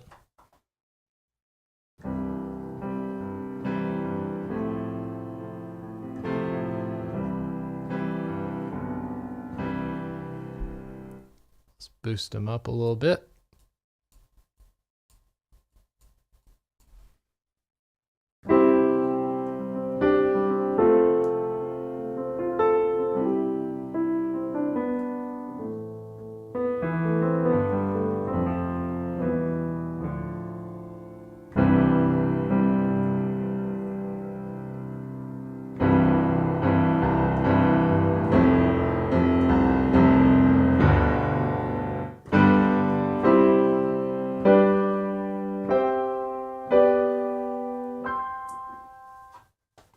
I think that sounds great. Now, again, I'm not primarily a piano player. I've been to a Steinway store just for kicks and giggles. I went into a Steinway store, and it was great, a great experience. And it's kind of like being at a car lot, because these Steinway pianos, easily $100,000.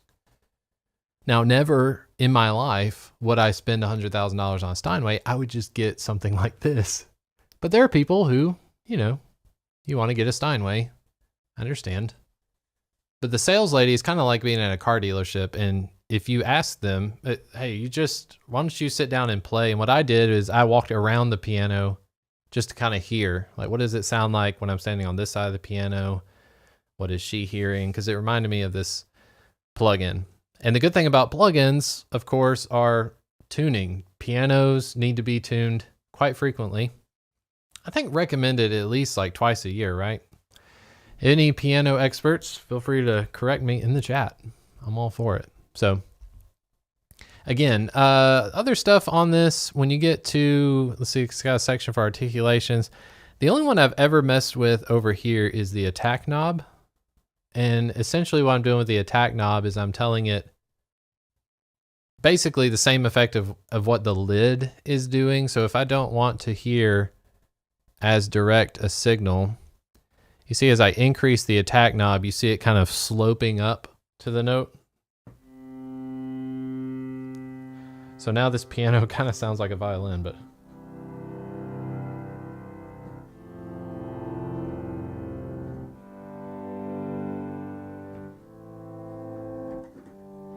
I really like that. Okay, fun stuff you stumble upon. I've never turned it down that much. I guess by increasing the attack knob, you're actually decreasing the amount of attack. So that's a little counterintuitive, but here's it at 50%. If I just keep, see, I'm going to keep a finger on the note C, and let's start with the attack all the way down.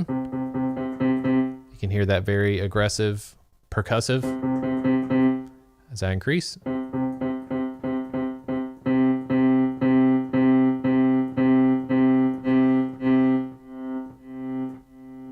And you just lose it completely. So, it's kind of like messing with guitar pedals on this point. Mostly every piano, I don't know if you can mess with the attack in this sort of way. So that's what makes plugins super fun. And I believe you've probably been seeing this the whole time, but yeah, as I'm playing, you can see the notes kind of splayed out on the screen, which helps me out a lot.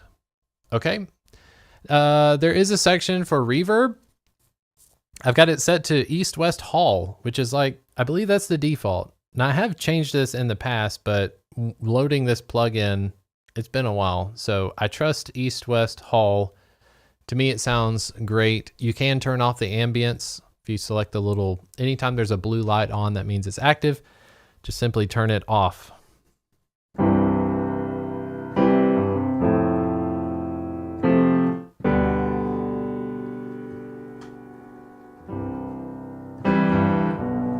Lost that attack still, so let me just turn that off.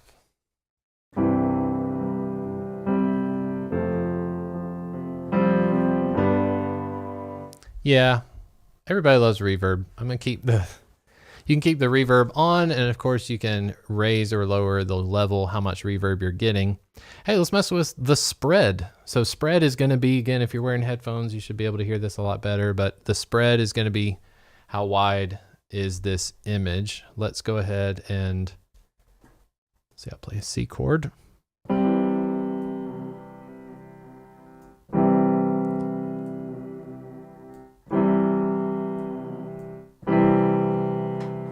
the spread all the way up.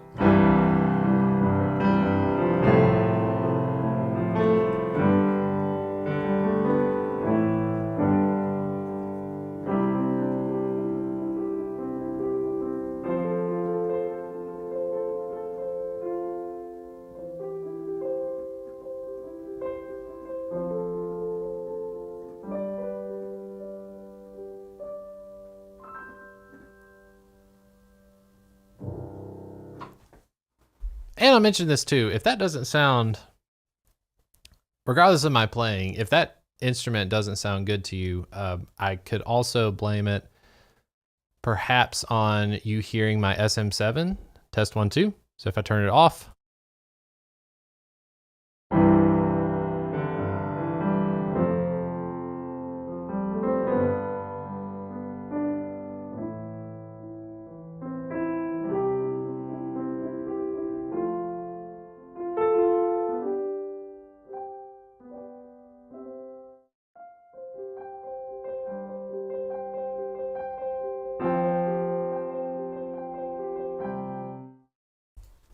last thing we messed with was the spread, and it definitely is causing a phasing effect. So you can probably hear that if you're wearing headphones. Kind of sounds like it's getting detuned, kind of a chorus pedal effect.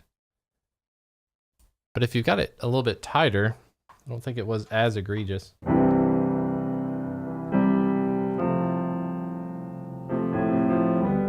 Because of course, the more stereo, the better. In this home studio environment, rarely ever, my acoustic guitar, I will record in stereo, did that on the last song. But vocals, bass guitar, my electric guitar is usually DI. I will use the Line 6 Helix plugin to make my electric guitar stereo, but if you got an opportunity to do anything stereo, just go for it, because you know, you can mess things up with the microphones, I guess, with the spacing. But of course, when you go to mix and you're struggling, especially if you just have an acoustic guitar and a vocalist, you're trying to get that wide stereo spread. It's gonna be difficult if you don't have a lot of stereo miking. So of course it's a stereo. Piano. All right, I wanna take a moment, check in,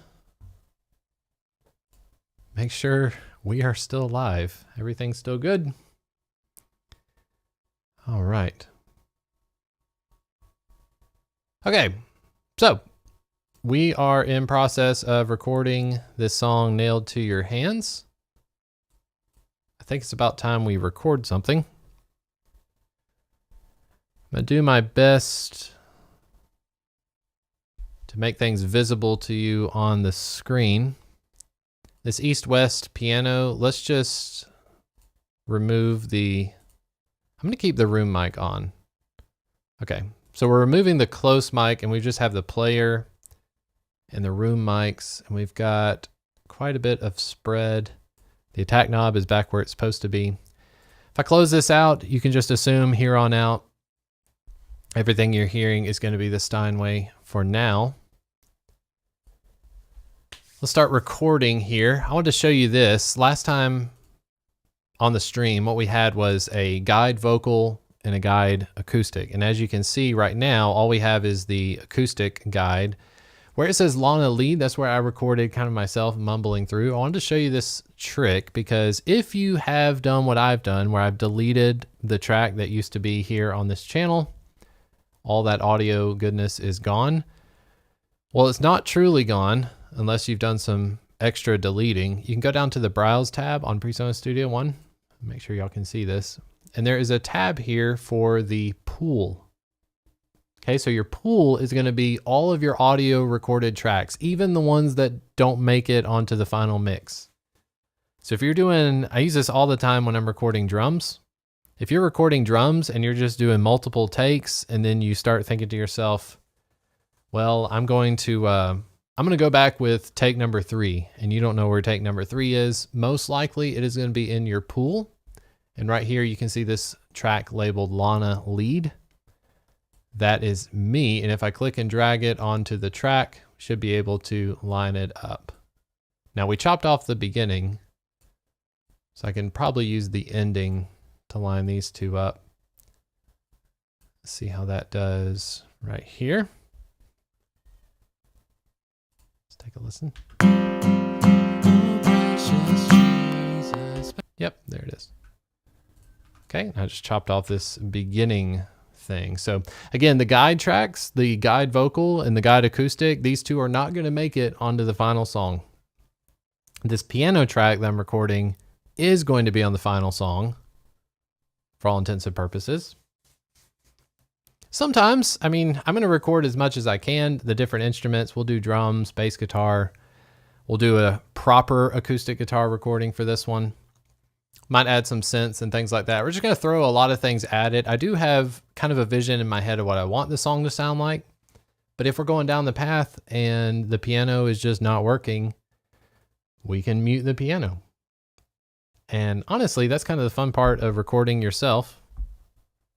There are definitely some downsides of doing the one-man band thing, but I've gotten to a place where I can feel confident. And if Lana says, Chris, I don't like the piano sound too much, I can either change it or I can just get rid of it completely. And I'm not hurting my feelings as much as it used to. I won't say it never hurt my feelings, but you know, you record something, you spend some time recording it, and somebody says they don't like it, it can hurt. But anyway, the arrangement, we've got the arrangement tab pulled up, intro, verse, chorus. I am not going to be able to play this properly in one take. We'll do some multiple takes here, but I also want to show you, as we do on this channel, I want to show you how in PreSonus Studio One that if you are prone to making mistakes, we can correct those mistakes. Because at the end of the day, do I know how to play from C?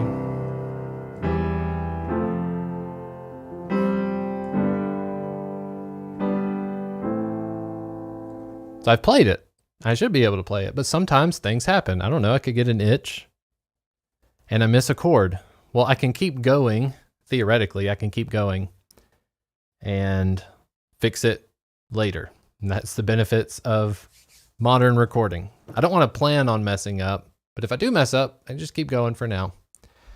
Let's see.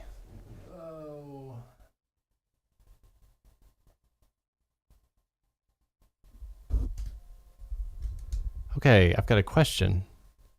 Is East-West Steinway better than Ivory? Okay. I really don't know. I do know of Ivory. I do not know for sure which one would win out. Looks like it says Bonhoeffer on the side.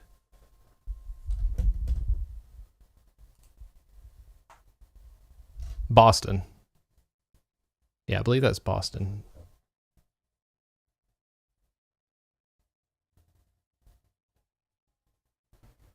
I'm so blind. Okay, here. On the browser, we can see the library. East-West Pianos Platinum Steinway D. Okay. I'm sure there's a reason, whatever that says. If it says Bonhoeffer, I believe it's Boston.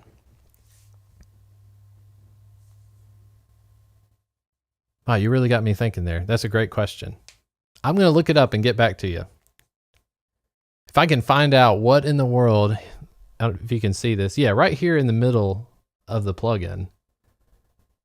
I've never looked at this thing. That is a fancy script.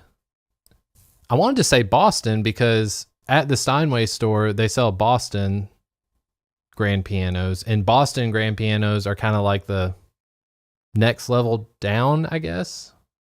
Like if you wanted to say Steinway and it's like handmade $100,000 piano, you get the Steinway.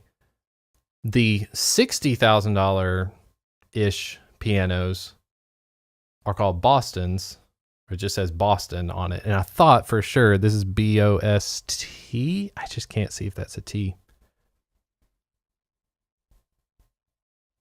Bonhoeffer, like the, Bosendorfer. I have never seen that word in my life. I apologize. Matt, I'm sorry. Matt in the chat, I apologize for a terrible answer. I'm so sorry. But if you're looking to purchase the same one I've got, East-West Pianos Platinum Steinway D. I paid for this one. I've said this in many of my videos. Not sponsored. Nobody sends me products. But that gives me freedom and flexibility to tell you what I think. I wouldn't mind if East-West wanted to send me some stuff. This is the only East-West thing I own, but I think it sounds great. Let's get back to recording. As if we ever started. Okay, so I'm going to make sure my click is turned on with the C key. Got the blue icon there for the click track. I'm going to turn down my acoustic guide is I want to make sure I'm hearing the piano when I'm actually recording, and I'm worried that the acoustic is going to influence too much of how I'm playing. So we'll just leave that turned down a little bit, and let's record some piano.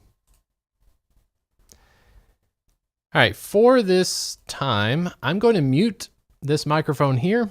So for the next 5 minutes or so, unless I say otherwise, this microphone will be muted and you'll just hear me playing piano and hopefully not messing up. So here we go.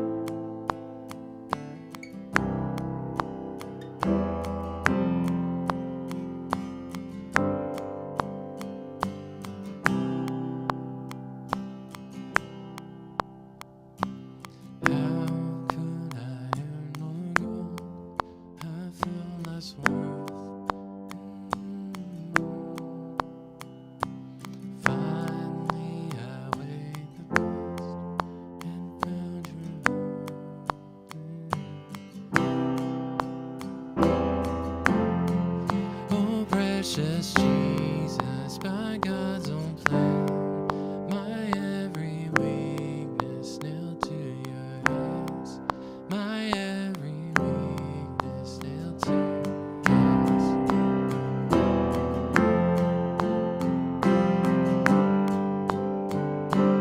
Trusting in worldly plans, I only see what's at my hands.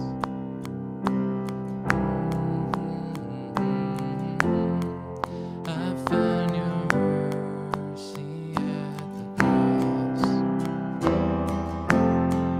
Oh, precious Jesus, my God's own blood, my every weakness nailed to your hands, my every weakness nailed to your hands.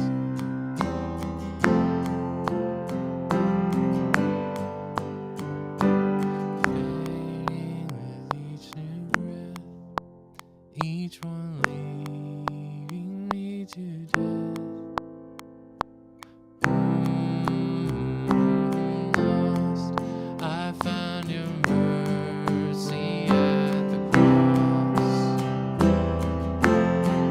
Oh, precious Jesus, my God's own blood, my every weakness nailed to your hands, my every weakness nailed to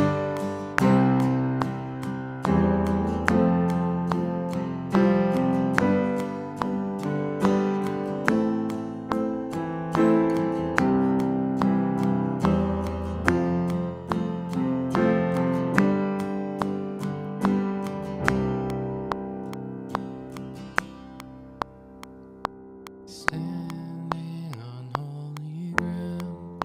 I'll take my trophies and lay them down.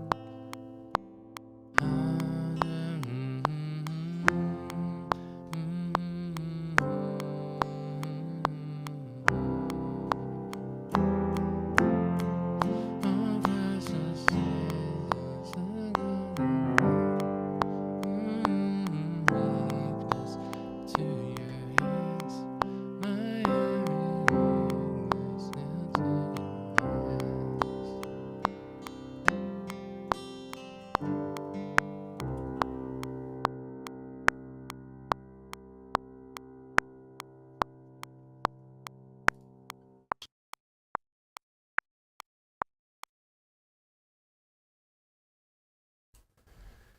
Okay. Some spots I want to check. Funny story. My sustain pedal is I just have one of those, like, I think it came with my M Audio keyboard, but the entire time my sustain pedal is gradually just rotating. So there's a moment, and I'll find it where there's no sustain. It's just like chord, and then it just cuts off real quick. Well, that needs to be fixed, and that's, you know, could have been a lot better. But now, so what we have, I did not explain this earlier, but how is this even making noise? On Studio One, if you go to the top here, let's see, options, external devices. I have set up an external device called the Casio Privia. If you don't have your external devices set up, basically what you want to do is take your keyboard. If it has a USB port, go ahead and plug it into a USB port. It shouldn't conflict with your audio interface. So a lot of audio interfaces, my RME Babyface Pro has a MIDI port, and I could just use a MIDI cable straight to my RME interface. That might be much better. But I've been using this M Audio USB adapter in addition to my USB audio interface. So MIDI and audio, they can usually either work together or, you know, they don't fight each other. But anyway, if you don't have your device here under external devices, click add. And then you have a bunch of options. Of course, they have built-in ones. PreSonus should have their own. Yeah, if you're looking for any sort of MIDI device, impact drums kind of thing, we'll look through the recommended list because these are going to work for sure. If you're not sure if your computer or your keyboard is going to work with your computer, then just make sure you know, maybe do a trial run or something. But I essentially went to new keyboard, and device model is just going to say new keyboard. Manufacturer, that's where I type in Casio, and then device name, Privia. And then you want to have your receive from. Where is it getting your information? How are you getting it onto your computer? I'm using this USB Uno MIDI interface.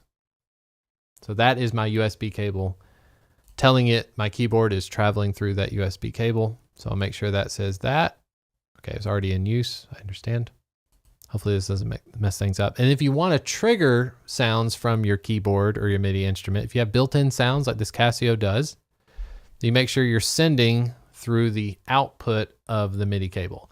So my MIDI cable has a MIDI in and a MIDI out that's plugged into my keyboard. The other end of the cable is a USB. So I can just hit cancel there. But then I have my Casio Privia, and as you can see, I have my M Audio Oxygen that is not plugged in at the moment.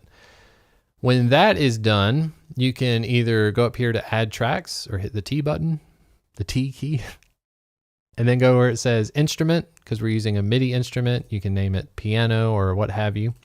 You want to tell it your input, which would be the Privia in this situation. And then I can either create another track based off of the Steinway, or I can just do new instrument and then choose between any of these other instruments there.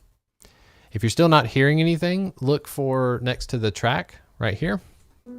See that orange bar? That means that everything's should be working and you should be hearing something. If you're not hearing something, open up the inspector view and then just go here where it has out, in, and channel, and just make sure these things have something in them. So your input, this one's set to all inputs, but your input should be your instrument. So that way it knows where to route the audio. And if you don't hear anything at that point, make sure you have the record enable button on. So if I don't have the record enable button, you're not hearing anything right now. I hit record enable and we have sound. Okay.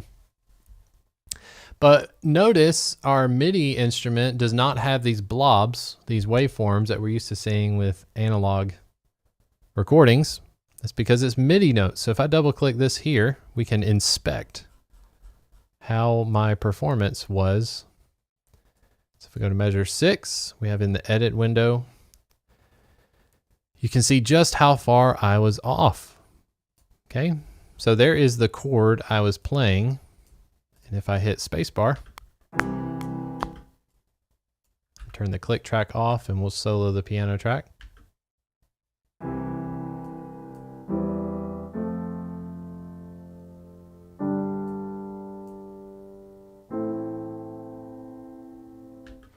Okay, so I listened to that and I personally think, could it be quantized? Quantized meaning we're going to snap all this stuff. If I highlight it and I hit Q, boom, everything shifts into place.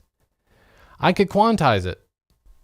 I'm not worried. If somebody says, hey, That now music songs can definitely sound quantized, but in this context, I pretty much, if the only thing I quantize are my piano tracks, and even if I quantize my drum tracks, I still have enough organic things happening. Like I don't often quantize electric guitar, acoustic guitar, and vocals.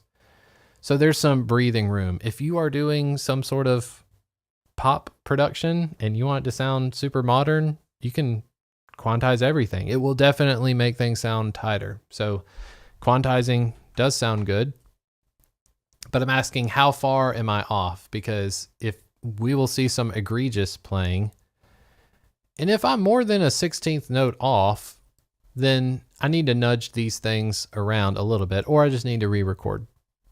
And of course, there's some stuff where we need to re-record as well. So let's just take a listen. I'm going to have the lead vocal, quote unquote. This is just me mumbling through the song. I'm going to have that unmuted and we're going to listen to the piano track. What I want to do, I'm actually going to favor this closed lid sound. See how that goes.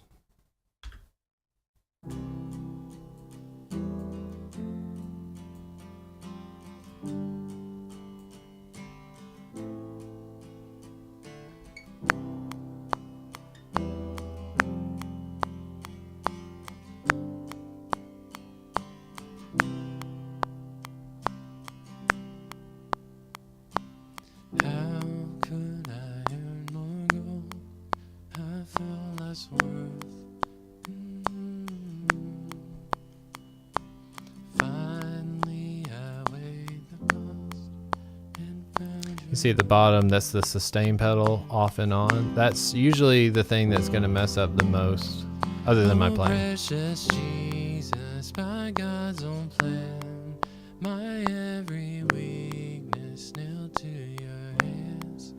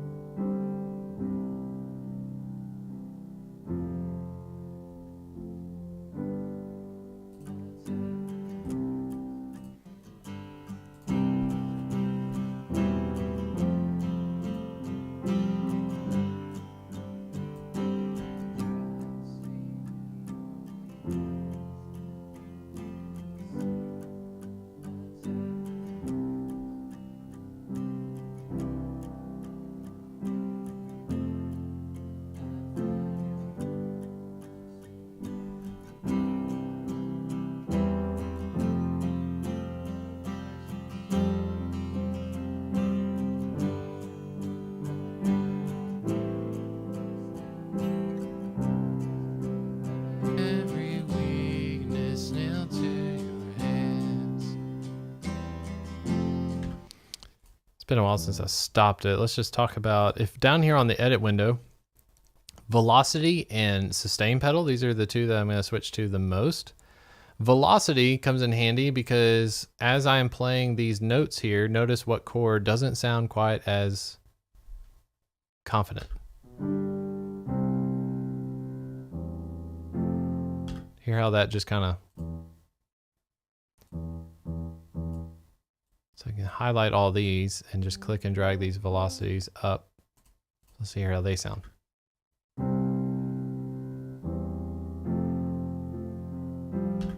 I can take this one and drag it down a little bit. As you change the velocity, it's how hard are you hitting the keys. And just by playing as a human, this is the human element, all these velocities down here. You can take all these velocities and just peg them at 100% or make them all 50%. But the more you do that, you're losing the, it sounds more like a MIDI instrument. I want it to sound real, so I'm choosing not to edit, even though I hear something that I may want to edit, just because I want it to sound real. That's my goal.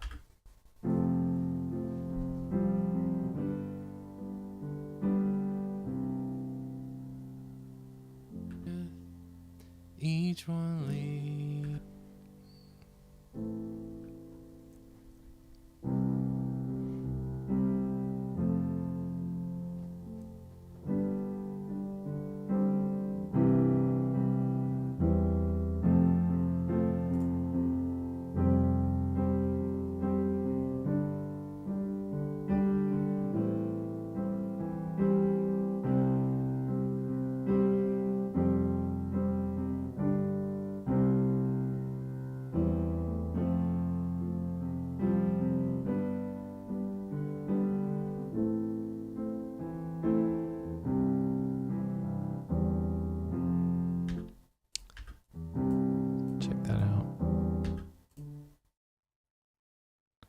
supposed to be a C chord, and we've got some goop.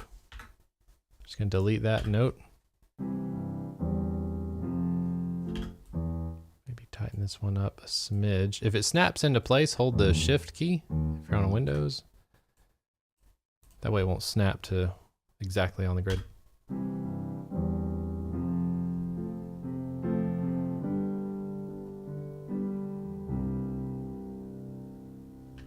I do this a lot. You can see how it just like stumbled into the chord. Boom, blah.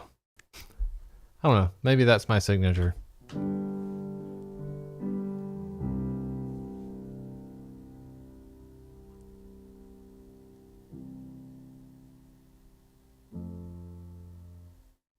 That spot.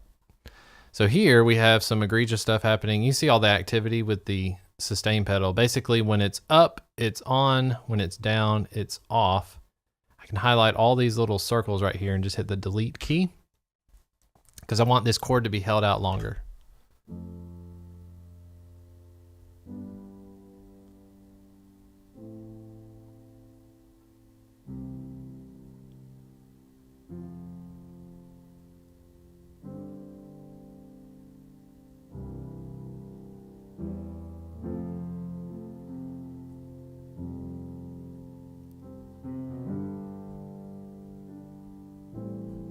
Not sure I want that. Let me unmute the other tracks. I like that little walk down.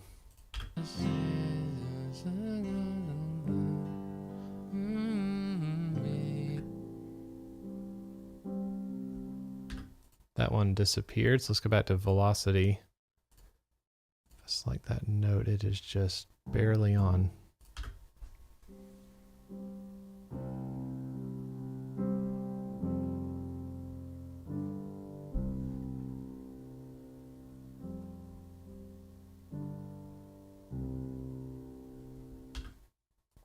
I like it.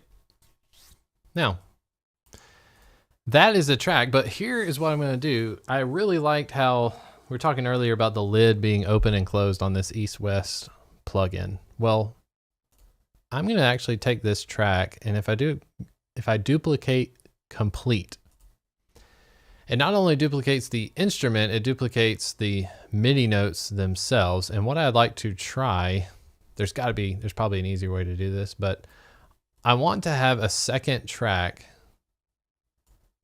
that on the choruses and the turnarounds, that's when we have the open lid sound. This could easily end up butchering things pretty bad. Let's see, I might have lost my spot already. So the top one, if I just deleted these, experimenting here. This one needs to be deleted. It's making a cut over here. Cut there. Let's just see what happens on chorus 1. So if I have play 1 is just this egregiously closed lid, and then play 2, the one that we duplicated, is just open lid. Let's take a listen to how that sounds.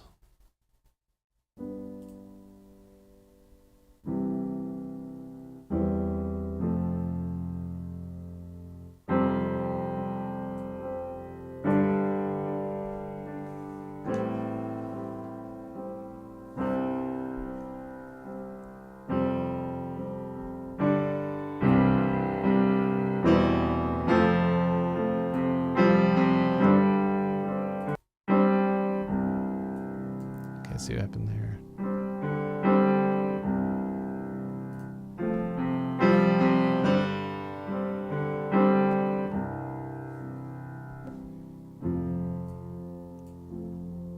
Yeah, I like it, and we can always bring it back should we need any sort of change up. I'm going to make a few more cuts. So the top layer here is our muted sound.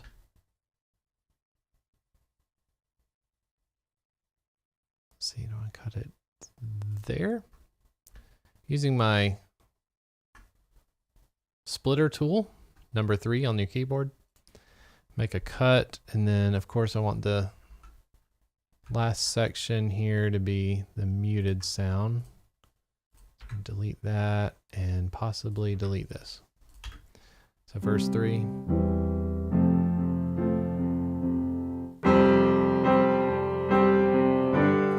It's just blowing up the headphones. But when we get to mixing, I think it's going to give me more flexibility and more interest when the piano, because again, if we're adding drums, when we add the drums, the piano will benefit from having more brightness, more volume. So we open up the lid. Imagine if you had somebody on stage in a real life situation who just literally their job is to open the lid of the piano on certain sections. I don't know if that's happened before. Okay, so we have a piano track using our east-west. For our next live stream, I'd love to find out what this text is here on the plugin, because now Matt has me thinking.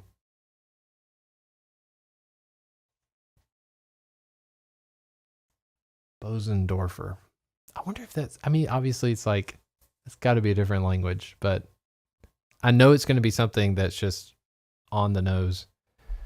Maybe that's the German word for, why would they have a German word for Steinway? I'm not sure, but anyway. So hopefully that's given you some ideas with using virtual instruments. Now, another virtual instrument that's going to be used quite often are the drums. And with PreSonus Studio One, I like to use the Impact Drums VST. So let's take a look at a tutorial I've got on how to use Impact in PreSonus Studio One.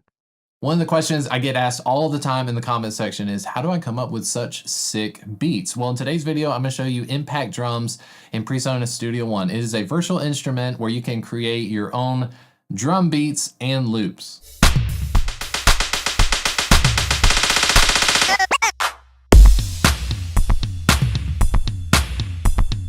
My whole channel is for music production tips and advice, specifically if you're in a home studio environment like this. All of my videos, I try to aim at beginners on a very step-by-step process, so I try not to gloss over any of the details.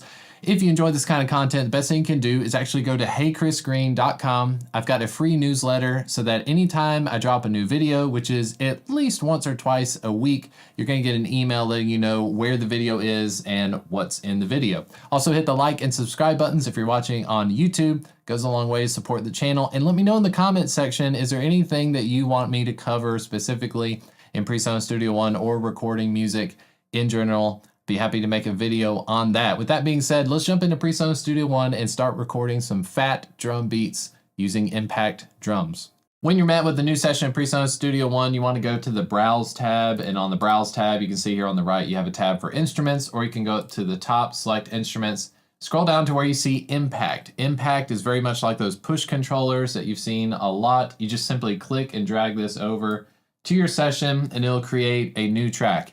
If you don't see Impact Drums under your Instruments folder, go up to, at the top, you'll have Studio One Installation, and you want to make sure that you have Impact Drums already installed on your system. If you go to Installed Content, scroll down to where it says Impact Drum Kits. You want to make sure that one is downloaded. In today's video, I am running Studio One Professional version 6, but I'm going to try and keep all the presets and sounds that I'm using from this video, I'm going to use from the Artist Edition. So if you have the Artist version of Studio One, you should have access to all of these different drum samples. Now I'm going to grab my headphones and let's start recording some drums. All right, so here I've got Impact Drums loaded in PreSonus Studio One. First thing you want to do is go up to the Default tab where it has the presets loaded and look at what PreSonus has to offer. So your version of PreSonus Studio One may have more presets, it may have less presets. Hopefully you have available the Thuddy 70s kit. This one's near the bottom. The Thuddy 70s kit to me sounds most like an acoustic set of drums. So most of you out there, if you're just getting into sort of this beat making stuff, you may want to rely on the 70s drum kit. That way you can treat it just like normal drums. Or if you don't have access to real drums, this one can come in handy if you're in a pinch. So we have things like kick, snare. We have some toms, a hi-hat, crash cymbals, and so forth. Just like I did on the presence video, anywhere up here in the region where it says Impact on this horizontal track, I can double click like on measure 4 and it creates a MIDI region. If I double click that blue bar, it's now going to open up the edit window. Now, it defaults with this drums diagram here. So anywhere I click, you see these little triangles, okay? The triangles represent a trigger for that sample. So if I click this first triangle with it highlighted, I can use the arrow keys on my keyboard to move it up and down, and you'll hear the sample change. So near the top at B0, it says the kick. So now it's going to be a kick. Let's make this one a kick as well. Let's just get 4 clicks. So this is the 4 on the floor technique.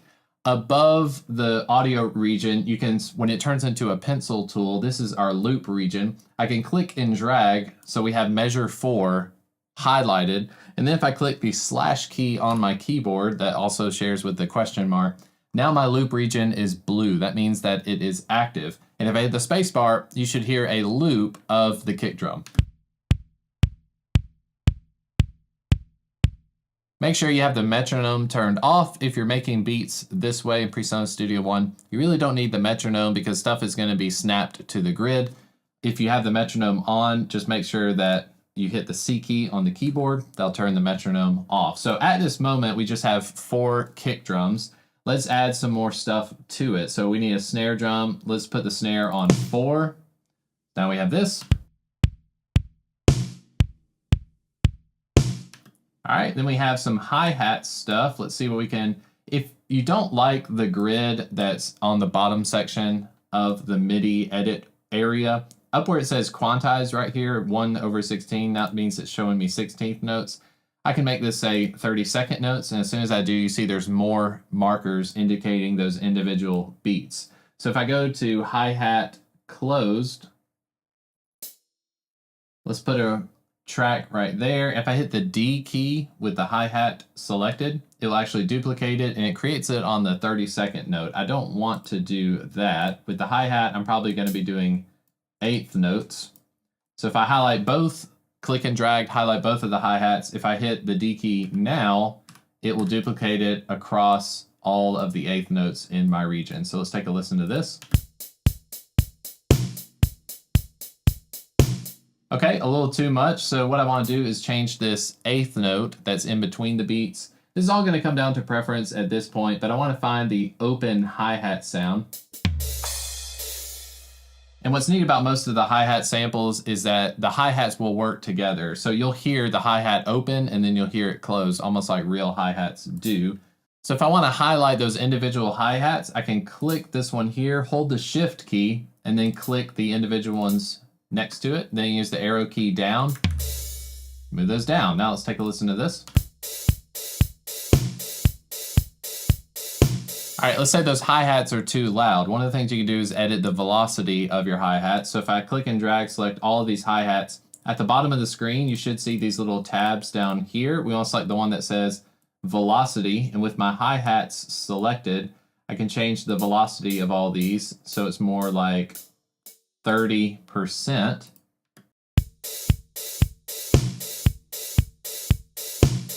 Okay, the open hi-hats are still too loud. Let's take those and bring those down 25% or so.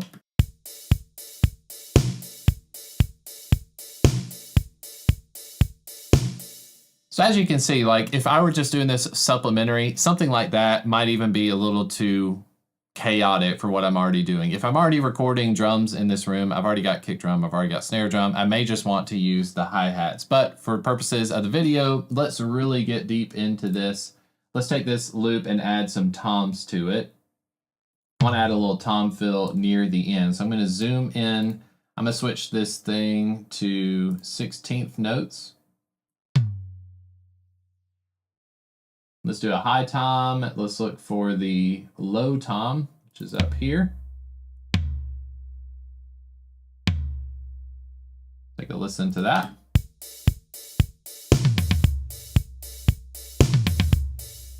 Okay, I'm gonna select those floor toms that are a little too loud, bring those down. The more you edit the velocities of these drum samples, the more realistic it's gonna sound. Now, even if you're doing electronic music, you still have some dynamics and stuff. You don't want everything to be at 100%. typically you don't want your hi-hat to be just as loud as your kick drum. So manipulating the volumes of these is going to be a good way to add some musicality to it. Let's take a listen to this now.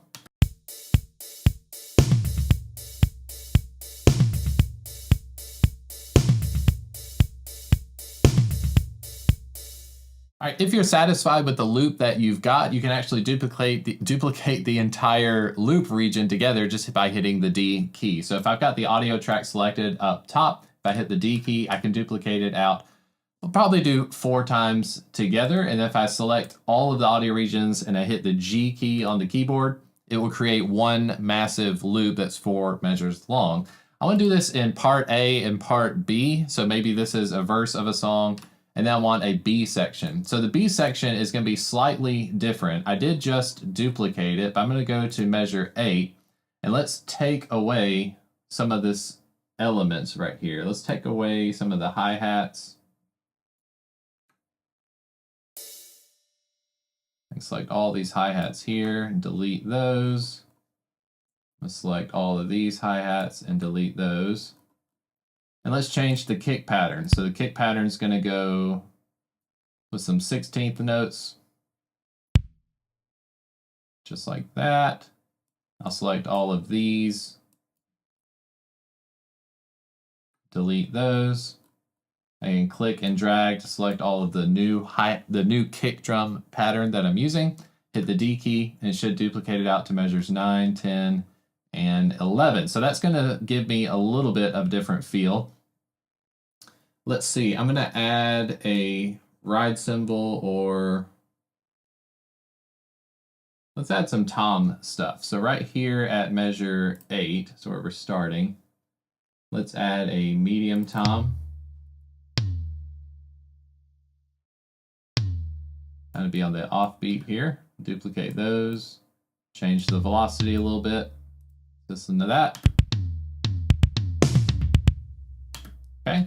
I'll duplicate the tom hits, and then we need to add another snare drum. We'll put that on 2. So we got the snare on 2 and 4. Let's keep that consistent all the way through measure 10 and measure 11.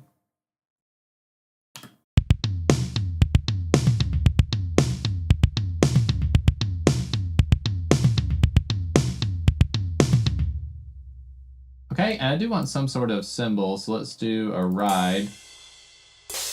Make it the bell. I like that crash sound as well.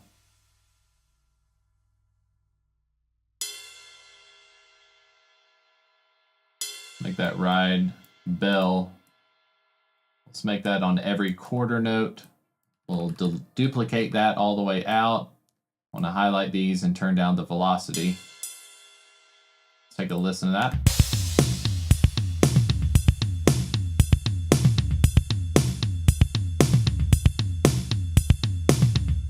Okay, so just take a listen to all the way through. This is our Thuddy 70s kit. Just to remind you, here we have it right up here. I'm gonna hit play on measure 4. Let's take a listen. We've got a part A, part B, 4 measures of each.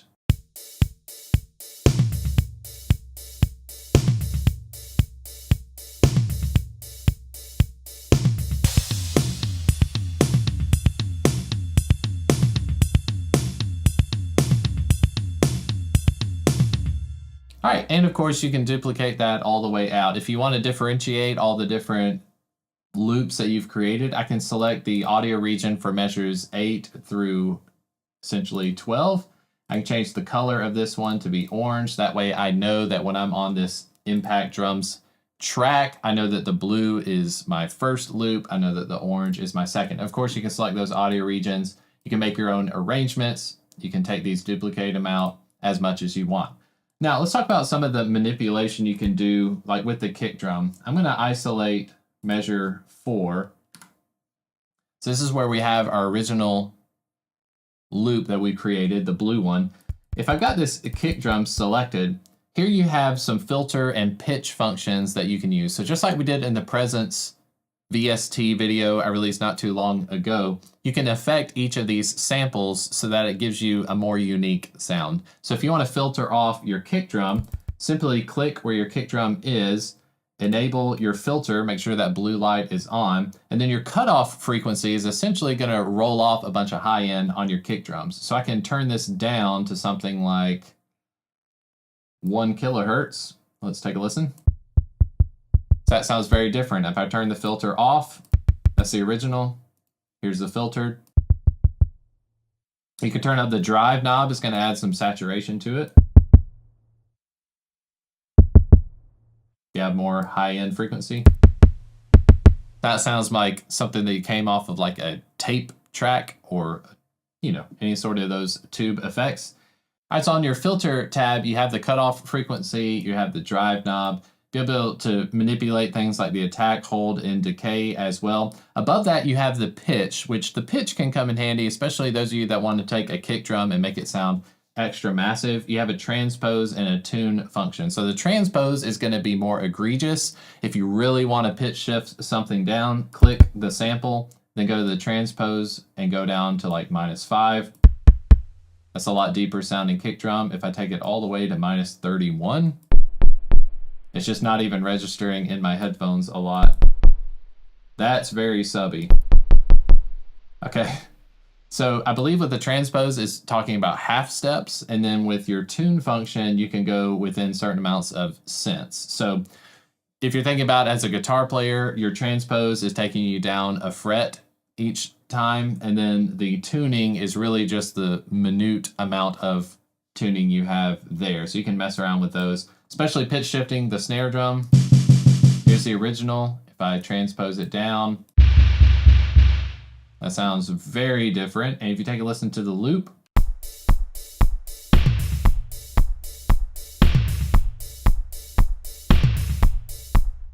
see, I like the sound of that because we took a thuddy 70s kit. We took a kick drum and a snare drum that sounded about like something you get recording in a bedroom, and we took it and we made it sound like it was affected, which is going to have more bang for your buck when you're using some of these samples. Okay, so if you're going to use something like Impact Drums Kit, might as well give it some vibe, give it some flavor. Otherwise, if you're trying to make it sound like a real drum set, you may fail. You may get a lot of people where they're saying, oh, drums don't really sound real, so you might as well affect them a little bit. Okay, so that's basic overview. I'm going to add another instance of Impact.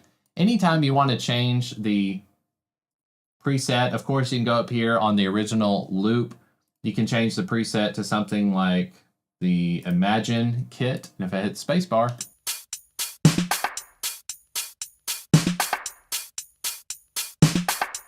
now the pattern is the same, but obviously it's not cueing the same samples that we had. So be careful when you're changing presets. I'd highly recommend you just keep it as it was. So this is the thuddy 70s kit. If I want to have a different set of drums or a different drum sample, I'll just create a new Impact track. So click and drag a new instance of Impact, load up a new set. Let's go with something, let's see, funky kit. Let's see what that's got.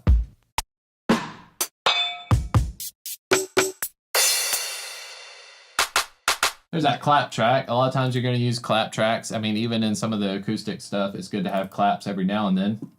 So I can have the two of these working in tandem together. I've got them stacked on top of each other. And let's just say I want to use this one, this funky track, to add some claps. So here we have D#1 is a clap. If I duplicate that, we can put that on measure 4 as well. So you're going to hear the thuddy 70s kit playing its original loop, and then from this second kit, the funky kit, we're just using it for claps. So if I hit spacebar,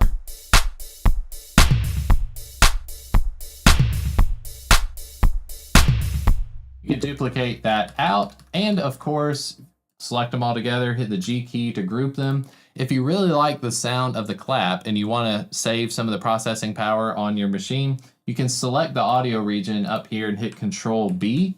What that will do is it's now bounce those claps into audio tracks. So now I can call this one claps, or just clap, and now I can treat it like a regular recorded audio track, okay? It's not gonna hurt to add claps in your music as well. And if I go back up to the clap track, you see everything's grayed out. So what you're hearing right now is going to be the MIDI information from the 70s drum kit, and you can hear the audio files of, or the audio waveforms of the claps.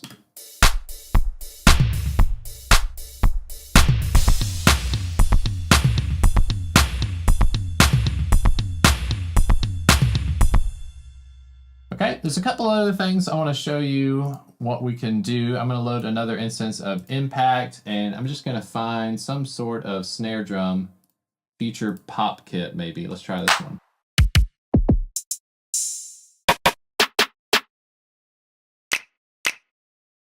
No.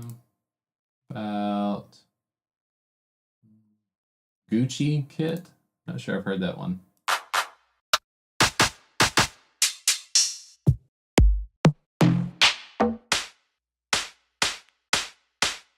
Okay, we're going to do a snare buildup. So you hear this a lot when you're headed toward a drop. I'm going to make this one a 4-measure phrase. We're going to scroll up where we had our snare drum. I believe it was called snare top. Okay. I'm going to make this over 4 measures. Have it like that. It'll progress from, basically we have these half notes to quarter notes. We're going to duplicate the quarter notes. We're going to create 1/8 notes. And then from 1/8 notes, of course, we're going to create in between those. We're going to create some 1/16 notes. It's going to get real chaotic. And then in between those, we're going to enable this 30-second note deal. And we're going to drag those in between.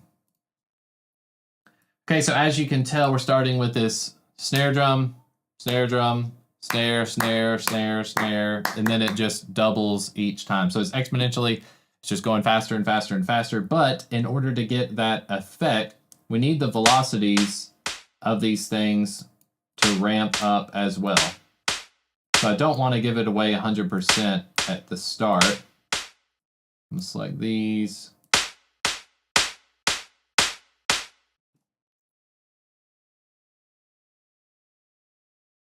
These things to ramp.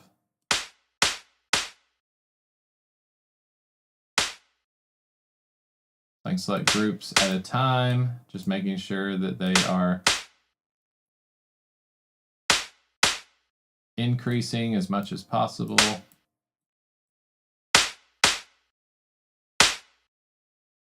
That's pretty much at 100%. So this is going to sound kind of chaotic, but as you have the time to do it, go in and build in some of these velocities. Let's take a listen. This is going to be a drop section, essentially.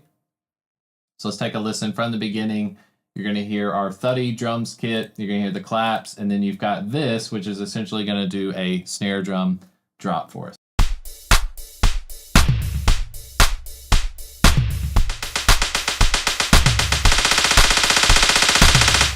All right, to get that effect, I want to delete these here. Then what I'm going to do is hit the 3 key. This is the slice tool. So I can slice this information up in the 70s kit. I'm going to delete the clap there. So now we have this like blocked off rest section. Let's see how that performs. Going for measure 4, and then we drop on measure 8.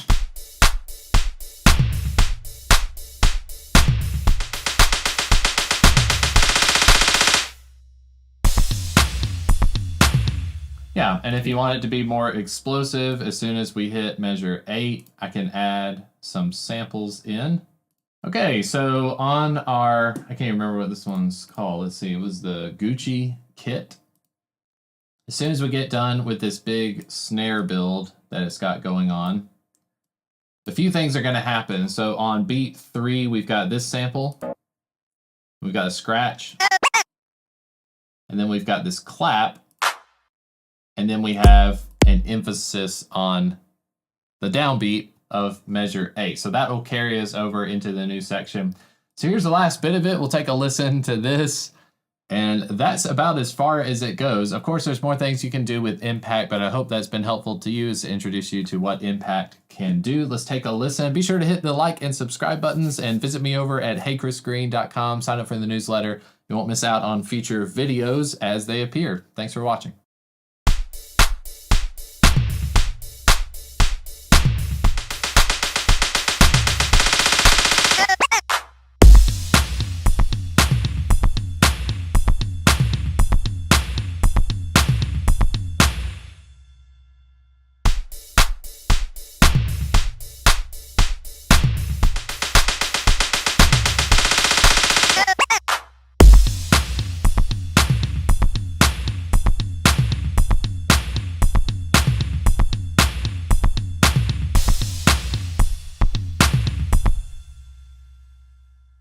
Now, as you're building out a song, it's going to be very important that you stay organized as much as possible. Nobody wants to look at a computer monitor and be wondering, where is the chorus, where is the bridge? And that's where the arranger comes into play. So the arranger, again, can be found on many different DAWs, but let's take a look at how to set up the arranger view in PreSonus Studio One. Now, if you knew nothing about this song and I asked you, how many choruses does this song have? Where are the choruses? Does it have a bridge? How many verses are there? To navigate this session, you really have to know from beginning to end what the song is.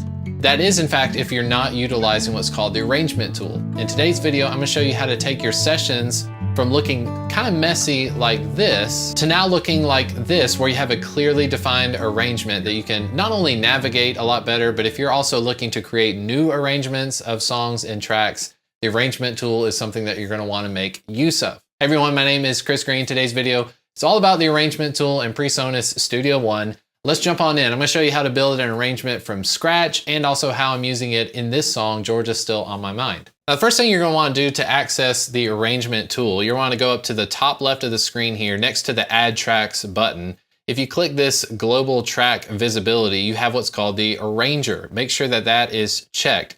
When you first open up the arrangement viewer, you're probably not going to have any arrangement there. You're going to have to create your own. But as you can see, I have an intro, verse, chorus. This is a turnaround, verse 2, chorus 2, bridge, and so forth.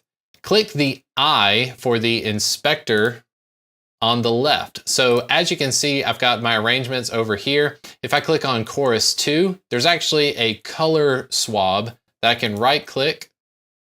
And on the track right here, I can change this chorus 2 to be green. I can change it to be orange. However you want to label all of these is totally up to you. Also on the inspector view, I can double click and I can change what says verse 2. I can make this say verse 3. I can double click where it says bridge. I can put bridge down and so forth. So if you make use of the inspector window, that's going to be useful for you. Also, when you're mixing tracks and putting in plugins, the inspector tool is good to have open. Just make sure you've clicked where it says arranger, because if you don't click where it says arranger, your inspector view is just going to be showing you tracks with plugins and things like that. So let's zoom in here to where it says chorus 2. If I go to where chorus 2 begins, right on measure 67, and I hit play, we hear this. Bags have long been packed and rolled away. Which is of course the beginning of chorus 2. Here's a cool thing you can do with the arranger window. If I wanted chorus 2 to go before verse 3 for some strange reason, I can just click and drag up here in the arrangement viewer. I can click and drag this entire chorus 2 and put it in front of verse 3. So now there's a blue vertical line in front of verse 3. If I drop it, as you can see, it's shifted everything. So now we're going from this turnaround immediately into chorus 2. These sacks have long been packed. Now, of course, that's an awkward transition. So whenever you're moving things around in the arrangement, just be very careful that you're not clicking and dragging when you don't intend to. The other option it had is if I took this chorus 2 and I dropped it on top of verse 3, let's see what that does. So now verse 3 has completely been removed and we've replaced it with chorus 2, and everything behind chorus 2 shifted with it. So that's another thing you can do. Control Z to undo that move. Another thing is, how do we adjust the length of these? Well, if I wanted chorus 2 to be shorter, I could click and drag make chorus 2 this section here. And if I double click in the arrangement viewer, now I can have a new section. Again, just clicking and dragging to extend this bar here. And I can call this chorus 2B.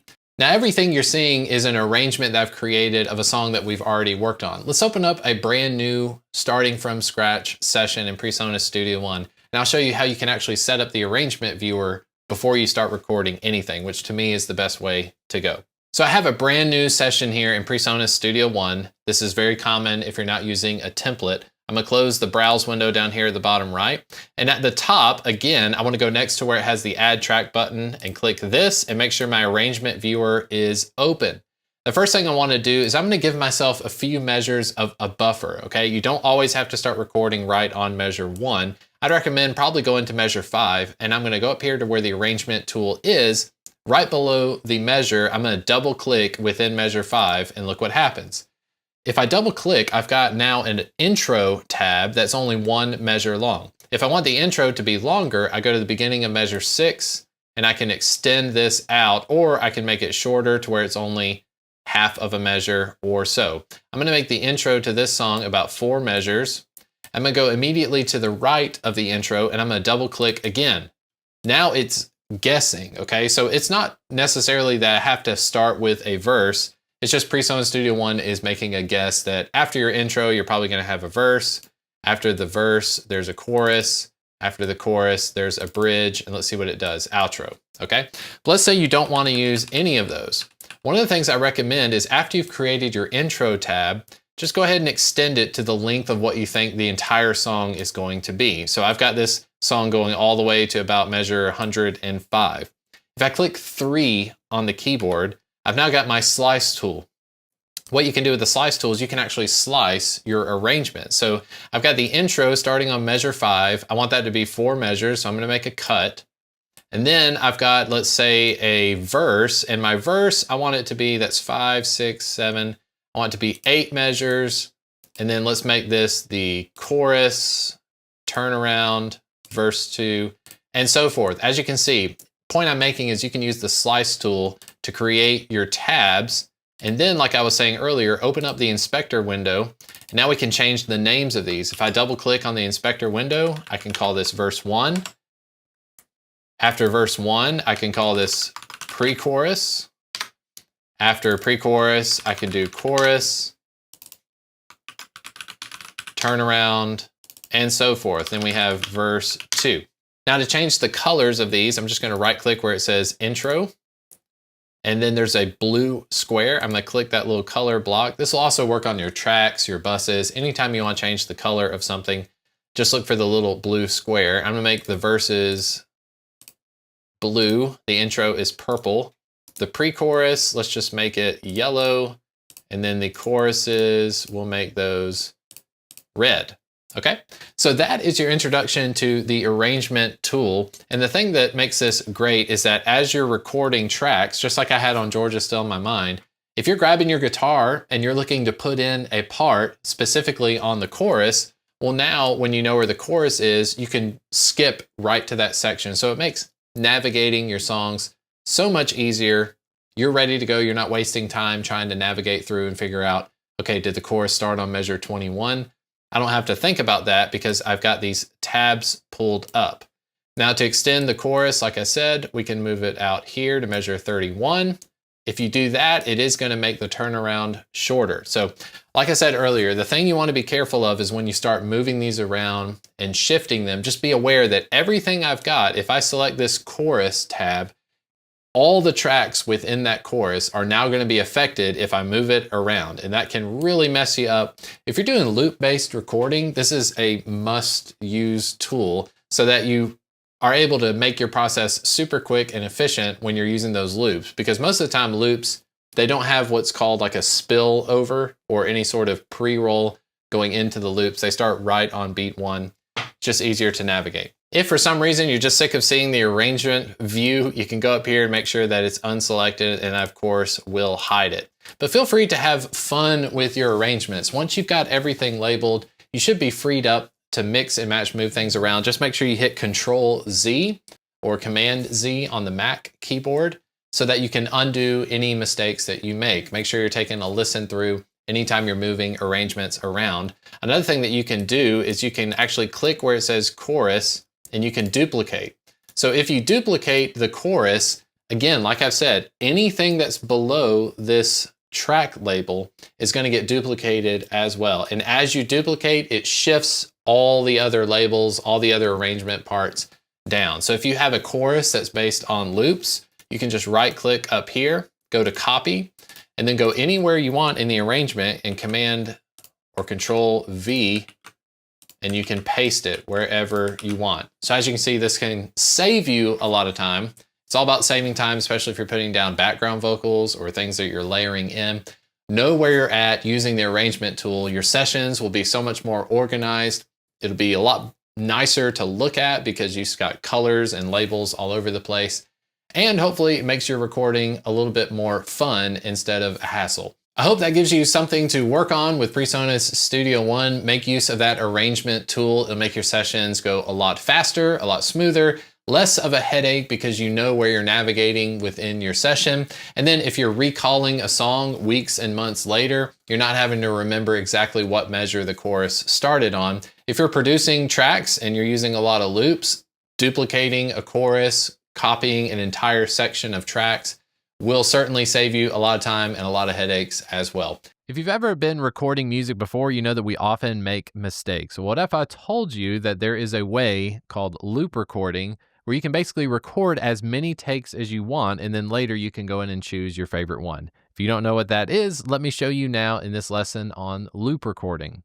Hey everyone, my name is Chris Green, and in today's video I'll show you a better way to be recording in PreSonus Studio One. Now, if you're somebody who is used to recording music and recording songs, you know that things take more than one take. It would be awesome if every one of us out there could just play perfectly or sing perfectly on command, but it just doesn't happen. So rather than being frustrated of trying to get the perfect take, here's a way of using the loop region in order to get multiple takes of recording, and then you can go back and choose your favorite one. So here I've got this country song, and as you can see at the top of the song, I have this turnaround section. So the arrangement view is at the top. If you don't know how to make the arrangement view, I've got videos on my channel that you can check out about that later. But just above this timeline, above the arranger view, you see this blue bar. Now, if you're not used to seeing this blue bar, this is the loop region. So anytime you want a loop region, just move your mouse to the top of the timeline and then left click and drag, and you can set up what's called a loop region. So if I want to loop this measure 34, I can simply just click and drag across measure 34. And then if I hit spacebar, you should hear the same 4 beats, the same measure over and over again.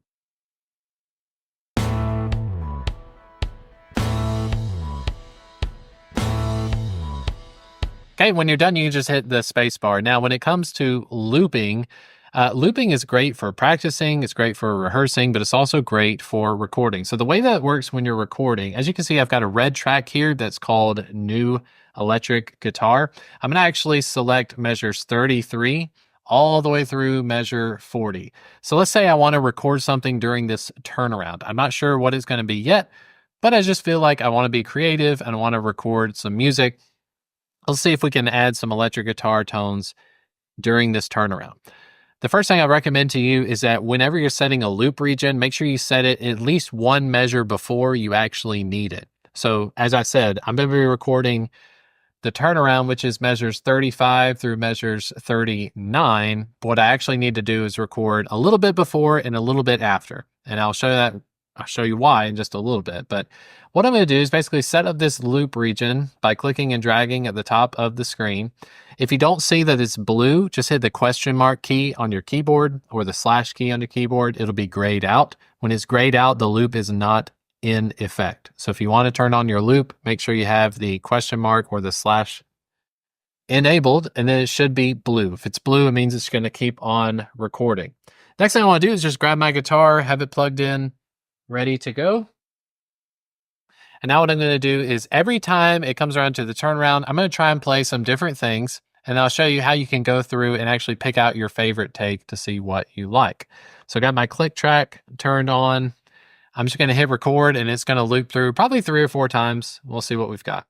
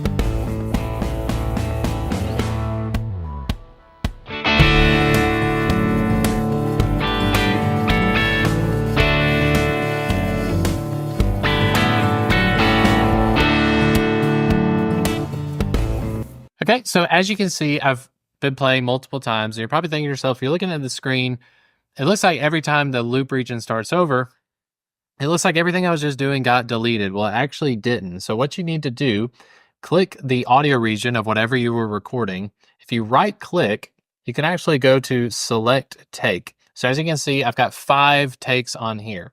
So if I go to take 1, you'll see that the audio shifts over. So let's take a listen to what take 1 sounded like.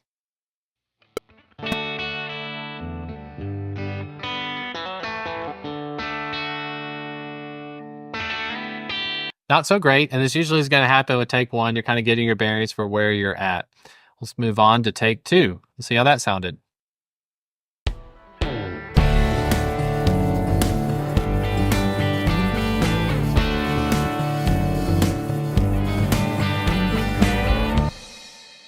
So on take 2, I had that inspirational moment of, oh, hey, this sounds pretty good. I probably want to do that again. But take 2 obviously had some tuning issues because I was sliding around, wasn't sure what chord I was going to go to. So let's take a listen to take 3, see how that turned out.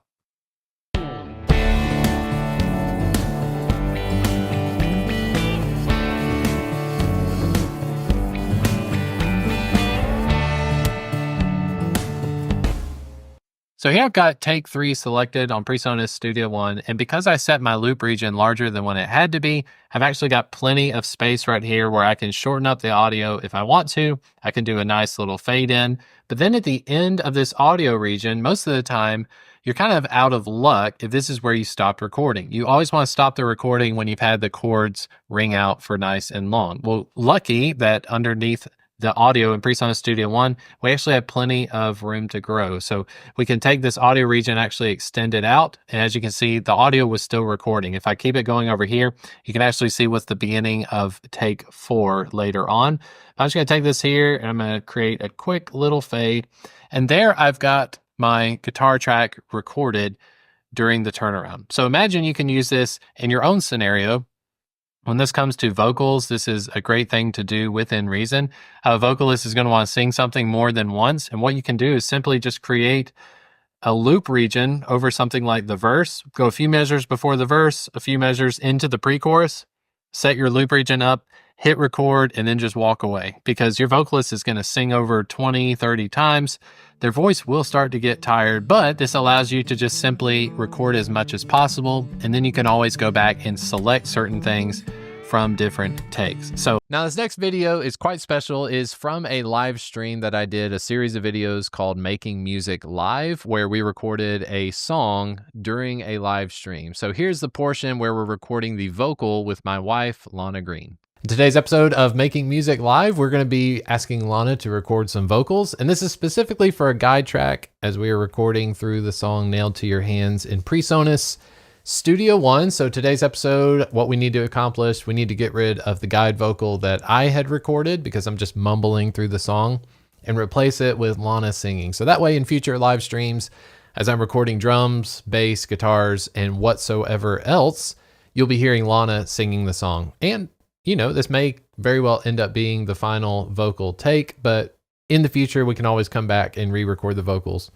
if we need to. So just to talk through a few things of setup, you will be hearing, I guess I could go through and I'll mute the SM7, but Lana and I are both wearing headphones plugged into the RME Babyface Pro. That is a 2-channel USB interface. Lana is singing into the Neumann TLM 103, which is a large diaphragm condenser microphone. She's got a pop filter, and maybe after we record a little bit, I want you to be able to hear kind of what the pop filter is doing, why we would plug it in the first place. I'm using the SM7B, and I'm also listening to the same audio signal that Lana is. So in PreSonus Studio One, we should be able to mix it up nicely. On the screen, Lana will be able to see I've got Notepad pulled up with the verses, so hopefully I can guide her as she's singing through the song. Sorry, my headphones. If there's one knock I have on these Shure headphones, it's the cables that attach. These cables, they're kind of finicky, and year after year, they kind of wear down. So if I turn my head to a certain way, it's like one entire ear goes out. So that might mess with me a little bit. Okay, Lana is wearing closed back headphones, which is important. We'll have a little bit of the click track coming through. But with that being said, we're gonna go through the process as much as possible as if we were doing this for the first time ever. We have learned how to communicate. Lana has recorded some stuff in Studio One, so she kind of knows what to ask for. Usually the first thing we want to talk about is how we're setting microphone levels. So on the screen, this is my RME Babyface Pro software where we can adjust the preamps. There is a way on the audio interface where we can change the gain, but I prefer to use the software so that way my finger doesn't slip and do something crucially wrong. Lana right here is on channel 1, so if she speaks into the microphone, Hello? you can see a little bit of a signal going in. For all intents and purposes, most people who are singers, they will sing louder than they talk. Not true of everyone else. Sometimes singers at church, they actually talk louder than they sing because they're not used to singing and projecting, but you'll hear that in just a little bit. So anytime Lana is, anytime Lana is singing, I want to adjust the gain knob. So right now the gain knob is right here. And if I ask Lana just to sing a little bit of something. Oh, precious Jesus. Very good. That's I can, right key. that's fine. You failed. Okay, the whole live stream's been canceled. So the gain knob is, I believe it's on 19. One thing you need to know is that numbers regarding preamps and gain settings are arbitrary. That might be the right word. But your audio interface using the same microphone and the same microphone cable, it may not call it 19. It may call it 10 or 20. You really can't go based off of the number of the preamp. So don't try to copy me with that setting as well. At the top, I can also disengage phantom power, 48 volt, most large diaphragm condenser microphones.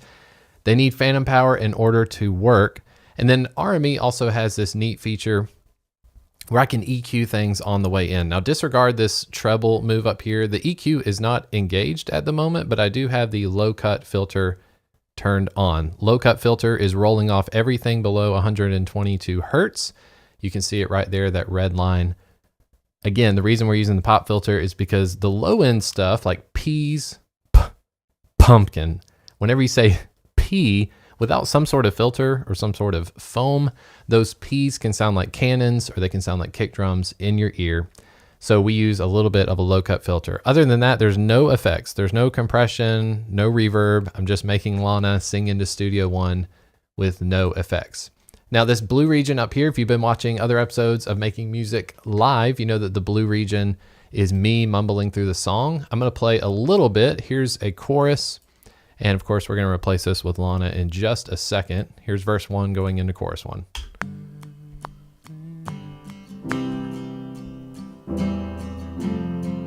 Oh, precious Jesus, by God's own plan, my every weakness nailed to your hands, my every weakness nailed to your hands.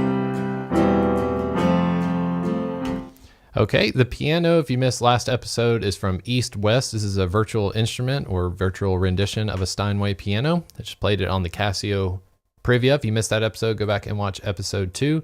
And then episode 1 is where we recorded the acoustic guitar guide and the vocal guide. Now we need to replace this one. So I'm going to select this blue region up here and I'm just going to hit the backspace key to delete what I did as far as my mumbling goes. And here, what I want to do is on Lana lead, if you haven't added a vocal track before, just add a track up here, audio, name it what you want it to be, tell it what the input is. The input for this one needs to be the TLM 103, so we can quickly switch the input if we want to. TLM 103 is record enabled, and we're not using software monitoring. I've talked about this before. If I turn on this blue icon for the speaker, notice what happens when Lana speaks into the mic. Hello. So, Anyone talking? yeah, if I mute the hardware monitoring, so hardware monitoring from RME is muted. Here's Lana speaking. Hello. 1, 2. So if you tried to sing, Oh, precious. It's terrible. it's impossible. So that is latency. Okay, the reason that we use or we favor hardware monitoring, a lot of times your audio interface will have a switch for this where you can do direct monitoring. We use direct monitoring so that we can avoid the problems that latency causes, because obviously if Lana tries to sing and it has that much of a delay, it's going to be issues. Now, PreSonus Studio One does have workarounds. If you open up the mix tab right below the main fader, if I click this Z button, it won't make the latency completely go away.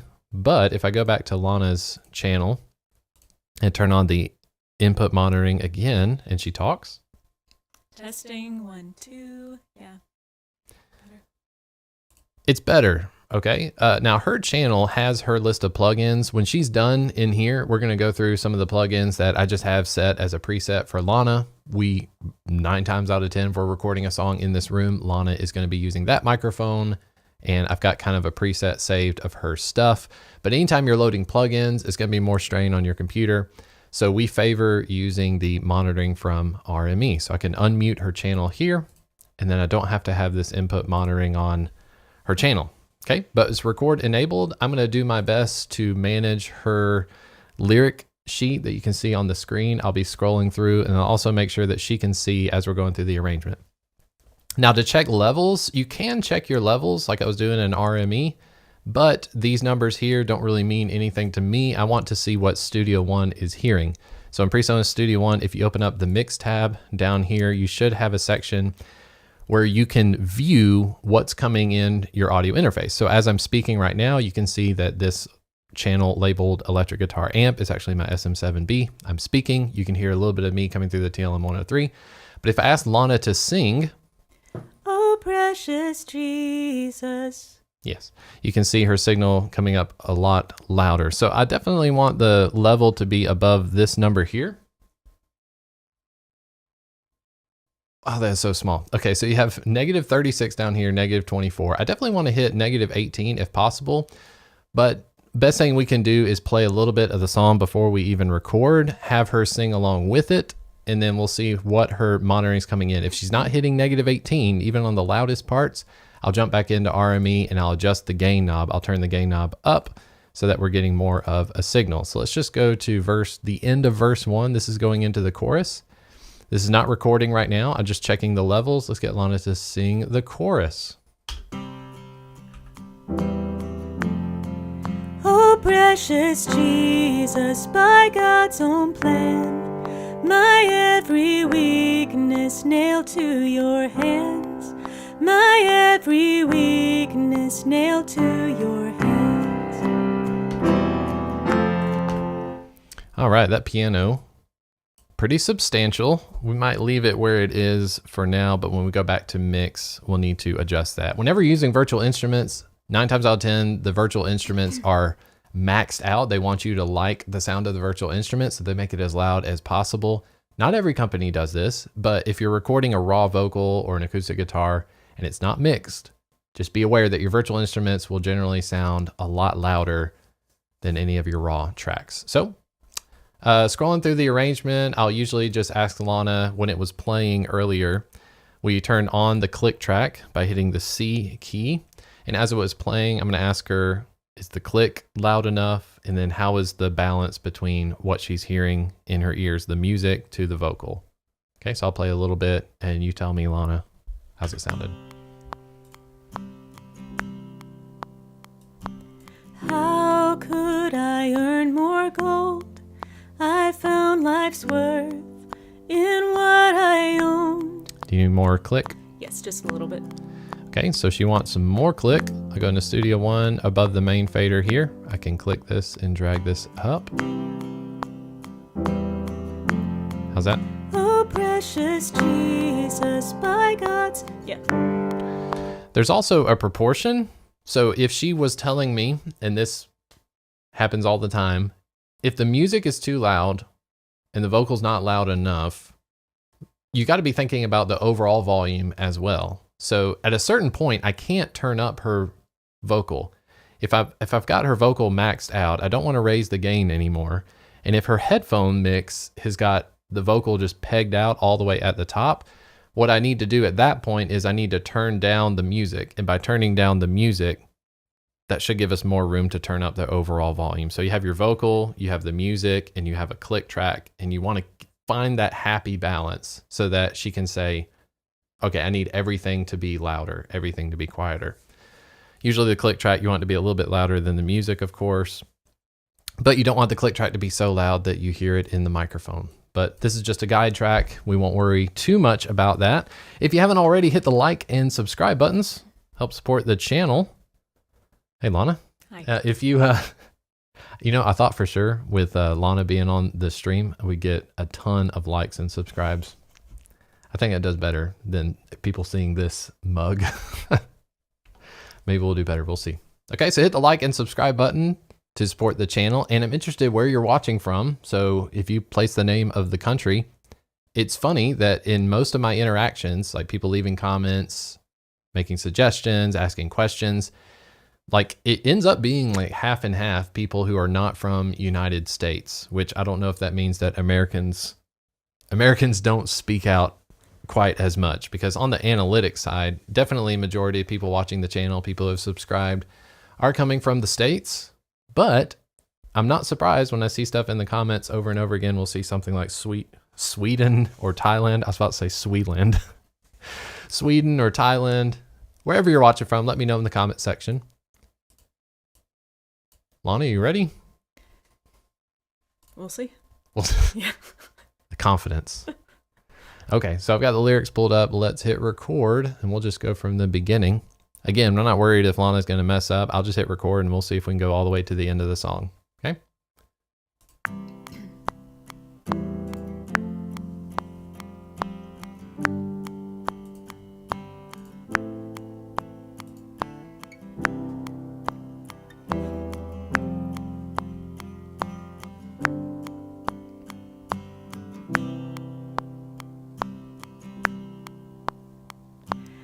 How could I earn more gold?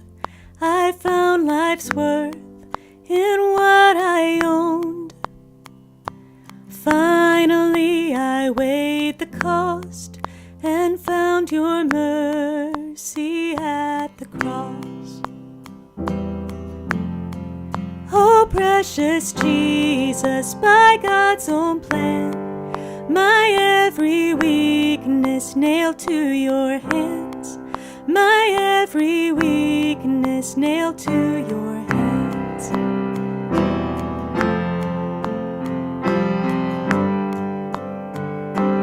Fade. Oh, sorry. All right. It moved. I want my money back. All right. You know what, Lana? Let's take a break. Okay. Oh, there's that word again. Okay, checking the comments here. Bosendorfer. I feel like this is going to haunt me for a while. In the last stream, we noticed that on the East-West Piano app, I tried to look this up, and I'm still not sure I'm educated on it, but this is a Steinway D virtual instrument. This is why I paid for. I paid for a Steinway D, and then it was pointed out in the comments that this thing says, I thought it said Boston, Bosendorfer. And apparently, this Steinway D is one instrument in a greater pack of instruments. I think it's called like platinum pianos. So in platinum pianos or whatever, you get like 5 or 6 pianos, and one of them's a Steinway or 2 of them's a Steinway. The Bosendorfer, I cannot say that. Apparently, this is an even nicer piano than a Steinway. And I don't think the picture changes. So if you bought the Bosendorfer one, obviously it's going to say that, but yes. Was that fun? So Fun fact of the stream. Okay. But looks like we got, oh, of course. Yeah. Everyone from the USA is now chiming in. Everything I said before this moment is garbage. So, hello everyone from the States. We have Florida, Idaho, Springfield, Massachusetts. Nice. Yeah. Glad. What? Yeah. Oh, okay. Yeah. I was thinking of Springfield, Missouri. That's You're the one gonna- I know. But I guess there's multiple ones all You over the instantly country. made me. You instantly sent me into a panic. Y'all. Okay. I'm not some like master of live streams. When we go live, I am scared to death of just being dumb, messing up. And so far, pianos and states have scared me the most. But anyway, all right, look, you ready, Lana, for verse 2? We're going to jump back in. So, all right, how do you feel about verse 1 and the chorus? Say good. Okay. Great. You feel great. Yeah, it sounded great. Okay, verse 2. We'll get in here. Just navigating PreSonus Studio One. If you have any questions of PreSonus Studio One, I don't work for PreSonus, but the whole purpose of this live stream, you might have seen a lot of my videos on tutorials using PreSonus Studio One. If you have any questions, feel free to drop those in the comments. And then as we make mistakes, Lana, are you listening? As we make mistakes, we can address stuff in the comment section. So if you have a question, feel free to drop it. Just try to keep it away from pianos. Let's just stay off the pianos and states conversations because I'll mess up. Okay. Now, I don't need to do any punch-ins because we only made it through verse 1 and chorus. So I'm just going to pick measure 30 right here. I'm going to go down here and hit record and we'll just pick up. Verse 2, you ready? Yeah. Again, the confidence is overwhelming. Here we go. We're doing great. High five. Well, that had a lot of... Trusting in worldly plans, I only see what's at my hands. Reaching and stumbling on, I find your mercy at the cross. Oh, precious Jesus, by God's own plan, my every weakness nailed to your hands. My every weakness nailed to your hands.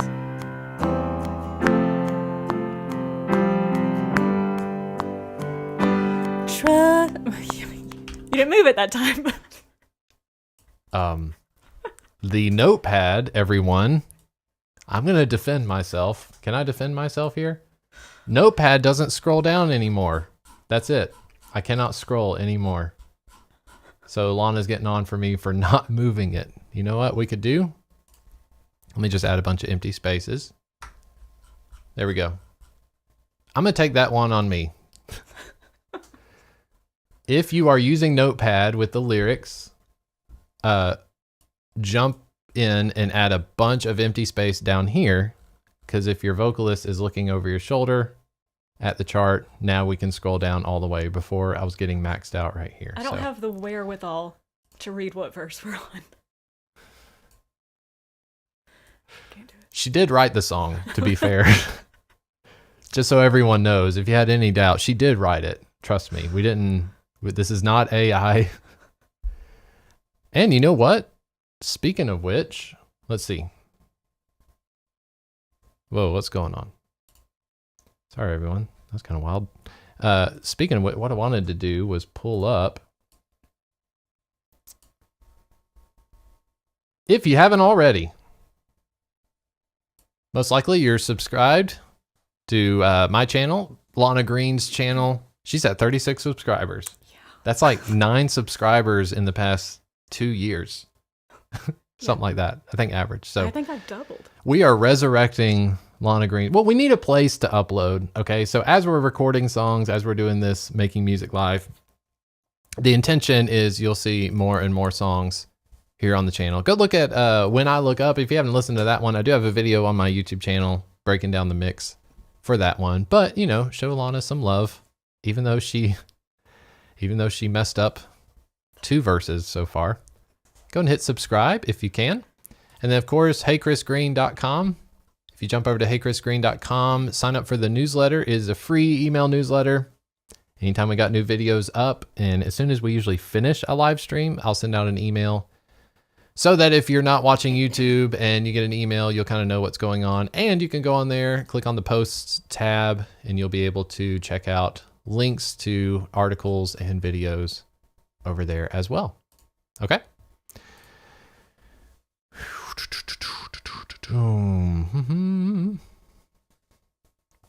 Okay.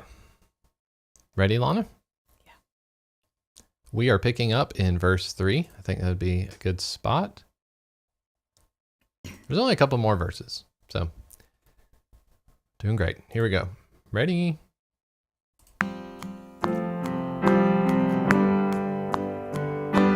Fading with each new breath, each one leading me to death. Finally, when all seems lost, I'll find your mercy at the cross. Oh, precious Jesus, by God's own plan, my every weakness nailed to your hands, my every weakness nailed to your hands.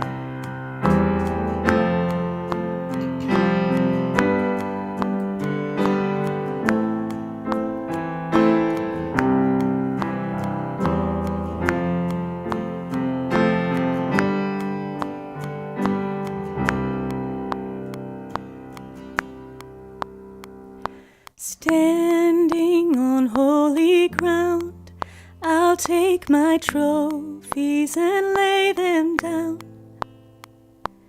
There, faced with all my faults, I'll find your mercy at the cross.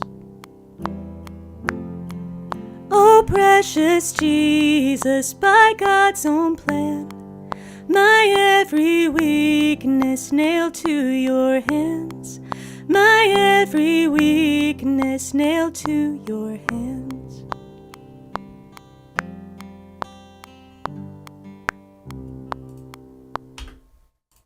All right. Now, I know there's going to be spots where you're going to want to go back and redo, but I thought maybe for educational purposes, what we could do is jump in and we'll talk about auto punching so that I can show you, you don't need to go through and just re-record an entire verse or entire chorus. If it was just a word or something that maybe got messed up, we can listen to that. So if we go back to verse 3, let's just take a listen to the stuff as it is. I'm pretty sure I'm gonna need to turn down the piano as we're listening back.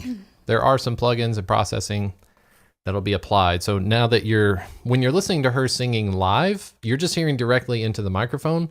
As I play it back from Studio One now, you're gonna hear a bunch of plugins and things that have processed it. So it's gonna sound a little bit quieter than it did when she was doing it live. I'm gonna try to adjust the pianos as it goes, but let's just take a listen to verse 3. Fading with each new breath, each one leading me to death. Probably not that spot. Okay, so first of all, I'll ask this phrase, right? Fading with each new breath, each one leading me to death. You like hearing that over and over again? Oh yeah. It's very, yeah, you get used to it.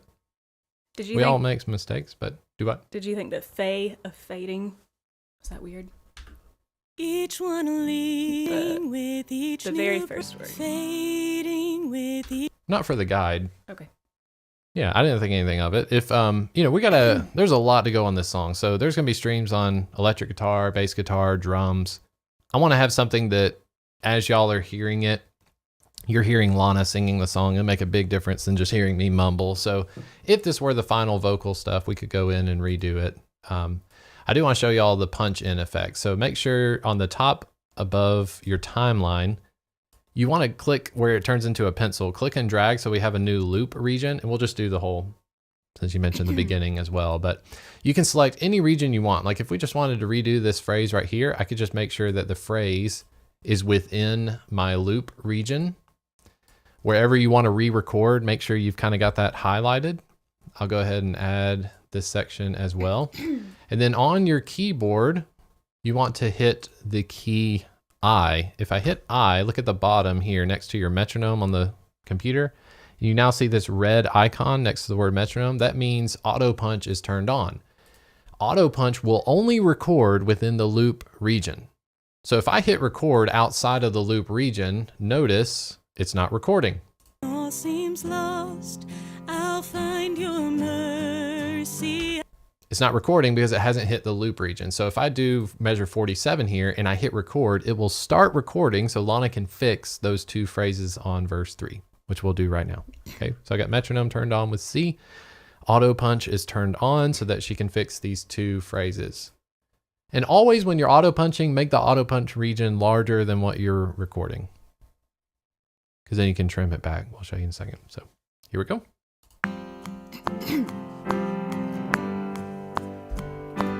Fading with each new breath, each one leading me to death. Finally, when Yep. So you can see now we have a new track region. Like if I change the color of this yellow region was just fresh recorded using auto punch. So that way we don't have to redo a bunch of stuff that did turn out good. Okay. So change the color of that. Yeah. As you can see with the new punch region, it creates these auto fades. So that way it just seems like one seamless take. Okay, so let's listen to it now. fading with each new breath, each one leading me to death. Finally, when all seems lost, I'll find your mercy at the cross. Oh, precious Jesus, by God's own plan, my every weakness nailed to your hands, my every weakness nailed to your hands. I was not listening. Okay, this one here. Yeah. Very good, very good. Let's punch in that. My every weakness nailed to your hands, my every weakness nailed to your hands. My every weakness nailed to your hands. Okay, verse 4. Standing on holy ground, I'll take my trophy. Do it. I don't like that Okay, first section. be nice. Here we go. Verse 4. You just want to do the whole thing? Standing on holy ground. It's just that first section, but I didn't hear the rest. Standing on holy ground, I'll take my trophies and lay them down. Yeah, those first 2 sections. There, faced with all my faults, I'll find your mercy at the cross. Just those first 2 sections. Gotcha. Here we go. Get you a little ramp up into it.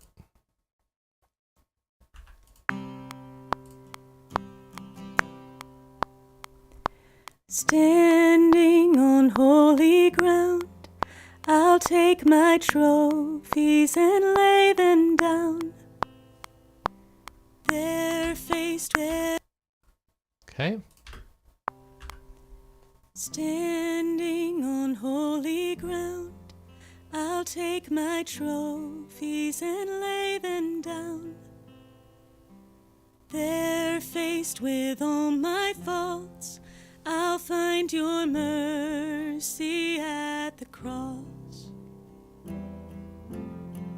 Oh, precious Jesus, by God's own plan, my every weakness nailed to your hands, my every weakness nailed.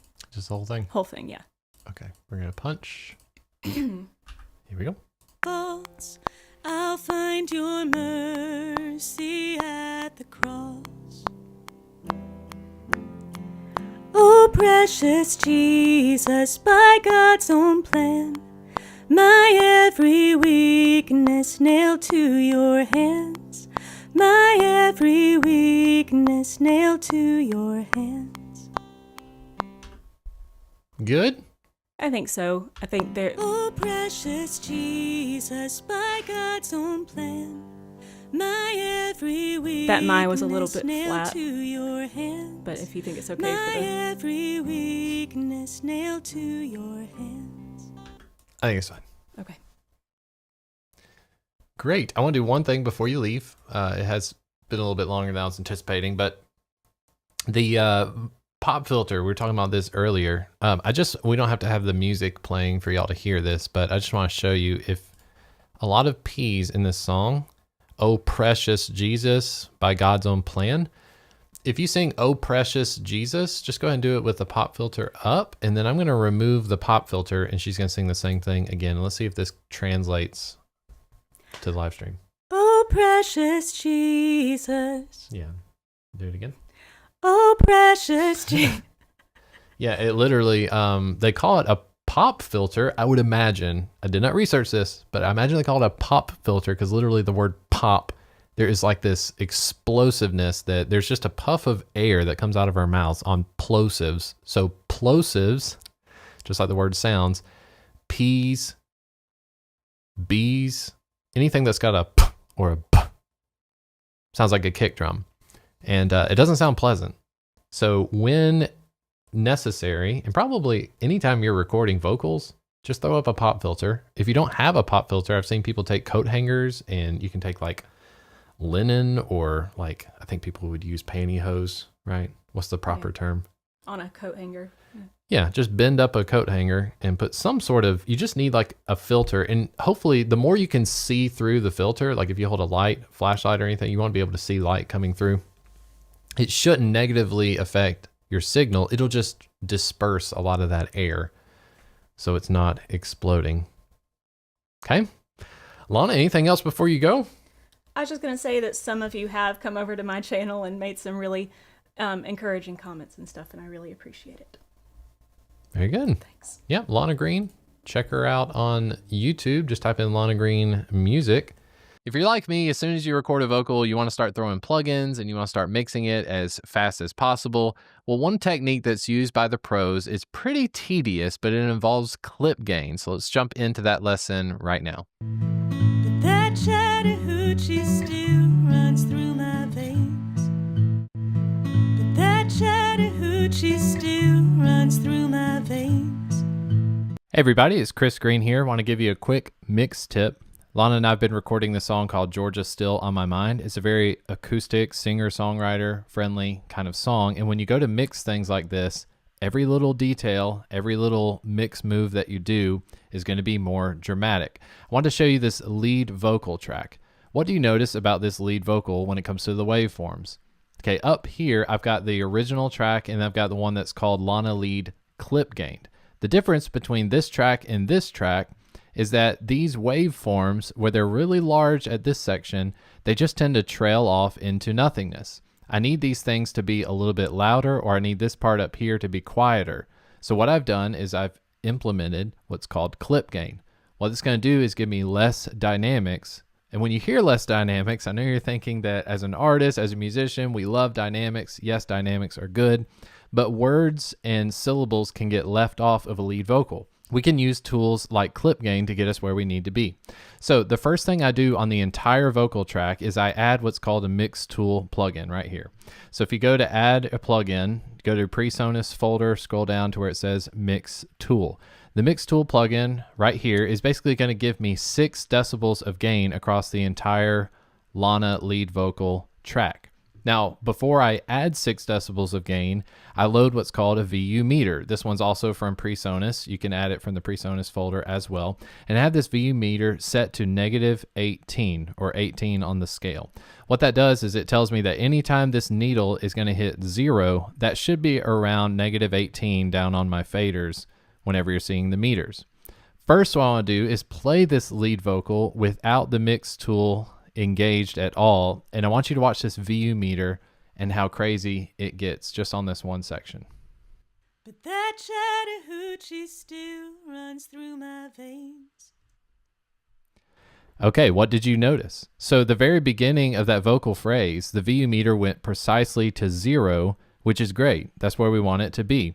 What happened to the rest of the phrase? The second half of that phrase, the needle wasn't even moving at all, meaning that the first part of a phrase was nearly 20 decibels louder than the second half of the phrase. Watch it again. We're going to hit 0, and then the needle's just not even going to be moving at all. But that Chattahoochee still runs through my veins. Now you're probably hearing that vocal and you're like, hey, the vocal sounds great. And it does sound good, but in the context of a mix, when we start adding compression, we start adding reverb and effects to all the tracks in the song, there's gonna be certain phrases that just fall to the wayside. So what I'm gonna do is I'm actually gonna add 6 decibels of gain across the entire Lana lead vocal track. Now let's see what that does to this specific phrase. But that Chattahoochee still runs through my veins. Now what we're seeing is the VU meter is actually clipping. When you see this red light come on, it doesn't mean that it's actually hitting 0 because again, we've got our scale set to -18.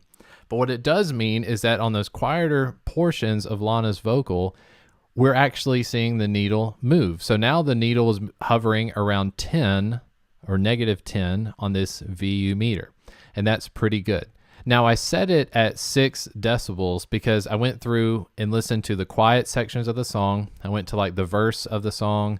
I went to the bridge of the song. I went to different choruses, and about the average, what I needed was about 6 decibels. Now, where do we go from here? Well, after this, before I get into any effects at all, I use what's called clip gain. So up here, you can see the original Lana lead vocal, okay? So this is what I started with. The track below it is an exact duplicate, but what I've done differently is I've added clip gain. How do I get to where I'm adding clip gain? So these 2 bulbousy parts right here, let's see what words those are. But that Chattahoochee still... Okay, the word Chattahoochee, okay? The chatta part of Chattahoochee is very loud. Now on your keyboard, what you can do with Studio One, you can hit number 2, which will give you this rangefinder. It looks like a little cross, okay? You can go about this different ways. If you want to use the range tool, what you do is you highlight, click and drag, whatever section you want to snip out and let go, and then you want to double click somewhere within that region. As soon as you double click, now it's created a separate region. Then you can hit number 1 on your keyboard to go back to your smart tool. And this square up here, this white square, basically is our clip gain tool. Clip gain is added to the track before we go to any plugins or effects. So what I can do with this clip gain tool is I can click and drag and bring this part of Chattahoochee. I can increase the volume of just that syllable of the word. So if I wanted to add 4 decibels, 4.5 decibels to the hoochie part of Chattahoochee, it'll now sound like this. But that Chattahoochee still runs... Okay, that's a little bit better, but you got to be careful just to not do too much. When you're saying a whole word like Chattahoochee, there's a natural way that we are going to get quieter. I don't want this to be exactly as loud as this is. It'll sound very unnatural. Let's take a listen to that. But that Chattahoochee still runs... Now it sounds too much. So what you want to do is you want to be able to add a little bit of volume or clip gain to this, but you don't want it to be too noticeable. The second half, if I click this region here, this is where we have a lot of problems because this is significantly quieter than this up here. So I'm going to clip gain this a little bit more. I'm going to take these up, and now you can see these waveforms right here are a lot more similar in size. But it doesn't matter what it looks like. Let's take a listen to that as well. But that Chattahoochee still runs through my veins. You can go as crazy as you want to. You can also use the slice tool. If you hit number 3 on your keyboard, you can come in here, make a cut, go back with number 1 to your smart tool, click and drag this up. As finicky as you want to be, you can make as many cuts as you want and be as detailed as you want because we're trying to get a more even response from the dynamics. Now let's take a listen to this clip gained track vocal. But that Chattahoochee still runs through my veins. That's because this is where compressors or compression is going to come in handy. So now we want to do a quick comparison between the original track that doesn't have any clip gain added at all, just has the mix tool, the VU meter, the 1176, and then another VU meter up here on top. And then the second one that we're going to listen to is the same settings, same compressor, same mix tool, same VU meters on the bottom here, and you'll be able to hear the difference. One of them is going to use the compressor really strong at the beginning, and then the compressor is not going to be doing anything much at all. And then the clip gain version is going to be consistently using the compressor, and I think what you'll be able to hear is that even though they're both outputting around -18 on the VU meters, one of them sounds a little bit more intelligible, easy to understand, but you hear it for yourself in context of the song. Here's the original and then clip gained. But that Chattahoochee still runs through my veins. But that Chattahoochee still runs through my veins. I like how you can hear especially this ending part of the phrase, runs through my veins. Listen to the word veins and how on the second one that's been clip gained, you just be able to hear it a little bit better, and the compressor is not smacking you in the face. But that Chattahoochee still runs through my veins. But that Chattahoochee still runs through my veins. So, in all of your mixing, you can not only use this with vocals, but you can use it with acoustic guitar, bass guitar, all of your tracks. It's really helpful to make use of clip gain whenever you can. It's going to make your compressors not have to work as hard, and hopefully as you heard it for yourself, some of the things that might be left off in the mix might kind of fade away to the background. You can bring those up with clip gain. Again, my name is Chris Green. Thanks so much for watching. Hit the subscribe button for more content just like this, and I'll see you next time. Now, when it comes to your tracks, not just with a vocal, but also with all of your instruments, you may be interested in trying to tighten up the timing or the performance of those tracks. You don't have to go completely 100% locked into the grid, but in this next lesson, I want to show you how you can manipulate the audio using the Quantize function and the audio bend tools in PreSonus Studio One. Hey everyone, hope you're doing well. Today's video is going to be all about quantizing your lead vocal and your background vocals together so that you get as tight a harmony as possible. When I look around, when I look around. I venture to say that in modern music, 99% of the music that you're listening to that does have background vocals or harmonies in it has used some sort of quantizing. Quantizing is basically where we're taking the timing or the performance of an instrument or a vocal and we're snapping it onto a grid. In today's video, I'm going to show you how you can manually go in and quantize these things on a vocal, because often when we're quantizing things like MIDI instruments like keyboards and drums, it becomes a little bit automatic. You just hit the Q button on the keyboard and the computer seems to do it for you. But with vocals, you got to be a lot more careful because you can easily mess up the words that are being sung. So I hope you enjoyed today's video. My name is Chris Green, and I do want to start off by saying thank you so much. We've just crossed 5,000 subscribers on this channel. It's quite the milestone that I didn't think would be possible, certainly anytime soon, but I couldn't have done it without you reaching out. Every time you hit the like and subscribe buttons, it's the best thing you can do to support the channel. Let's jump into PreSonus Studio One and let's get quantizing some vocals. All right, so here's a session of a song that we're working on called When I Look Up. This is a song that my wife is singing on. Just to give you an overview of what's going on, we've got a few MIDI instruments at the bottom. We've got acoustic guitar tracks in yellow, bass guitar in blue. At the moment, I have Superior Drummer loaded, and that's going to help us when we're seeing how important it is to quantize to the grid, because pretty much everything that Superior Drummer does is going to be locked in timing-wise. Does sound great, though. Up here in the light blue, this is what we're focusing on today. We have a lead vocal here. In fact, I'll go ahead and call this one lead vocal just so it's not confusing for everyone out there. So we have this lead vocal track that goes all the way through verse, chorus, intro, verse, chorus, and so forth. And then we have all of these harmonies. Now, the one I want to center on right here, I'm going to call this one vocal harmony 1, because this harmony is actually Lana singing words. So she's going to be matching up or sometimes echoing the lead vocal. The other harmonies are mostly doing oohs and ahs. Of course, up here at the very top, if you don't have any of these open, you have a quick option to go through and quantize based on a grid. If you've got a shaker track, like if you're using a tambourine, most of the time tambourines and shakers, they might just be sticking on a 16th note pattern or they might be doing an eighth note or a quarter note. That would be a section where you can go up here and say, okay, I'm doing a tambourine track that's mostly playing 16th notes. I'm gonna set quantize to 16th note, bars, adaptive. Then you can go down to your, let's say that this is my tambourine track. I simply select the audio region. I've just got it clicked with the mouse or arrow tool. And then I'm just gonna hit Q on the keyboard. As soon as I hit Q on the keyboard, you're gonna see all these green and red blobs.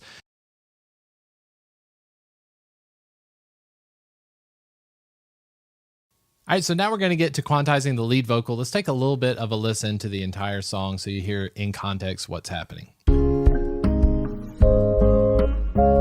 When I look up, the worries fade. When I look around, I feel afraid. When I look up, I see them fall. When I look around, I see prison walls. When I look up, when I look up, He will provide, and fill my cup. Life feels easy, even when it's tough. When I look up, when I look up. All right, so there you heard a lot of the lead vocal. You saw how the background vocal, the first background vocal is doing more of a word for word kind of harmony. And then you have these others that are kind of oohs and ahs, are just kind of creating sort of a palette. So let's get to quantizing. The top track, the lead vocal, I wouldn't really want to quantize this one much, but just to show you as an example of what you could do, any of the audio regions, the first thing I would do is right click and then select where it says bend marker.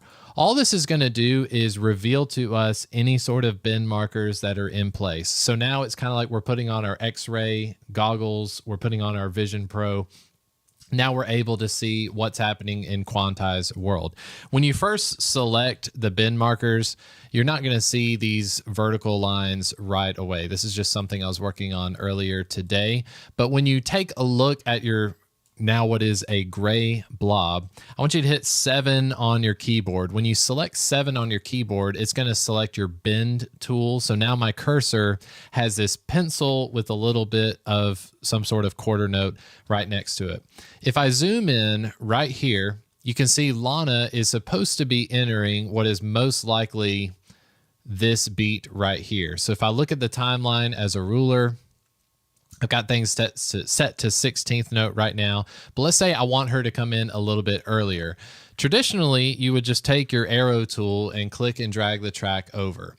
But if you do things that way, you're going to constantly be shifting your entire audio track with it. So obviously, if I line up this first note, now everything after it is earlier than it was supposed to be.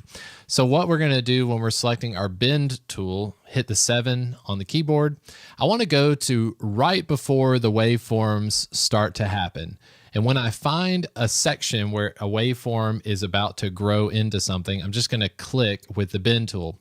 What that does is it creates a bend marker. We haven't quantized anything yet, but I'm just going to go through and I'm going to find some significant portions like this one right here. I'm going to select right there because that looks like a significant area. And then this one right here, I'm actually going to select this. And then I'm going to go, well, this is an important part, and go to the end of the vocal passage or whatever phrase you're working on, place a bend marker there as well. So now I'm telling PreSonus Studio One, these bend markers are significant moments when she's singing. Now, if I have quantized set to 16th note at the moment, let's isolate this vocal. So we're just going to listen to the lead vocal as is. I want you to hear it with no quantizing at all. Then I'm going to hit the Q key on the keyboard. It's going to quantize, and we'll take a listen to see how it quantized. When I look up, when I look up. So obviously there's major differences. So when you hit Q on the keyboard, like I said, this is going to be a lot more automatic. This is kind of just letting the program do the work for you. I wouldn't recommend doing this with a lead vocal especially. What you can do is if you have your bend tool still selected, hit 7 on the keyboard. I can just simply at the bottom of this vertical line, this blue line, this bend marker, I can just click and drag it over to where I want it to go.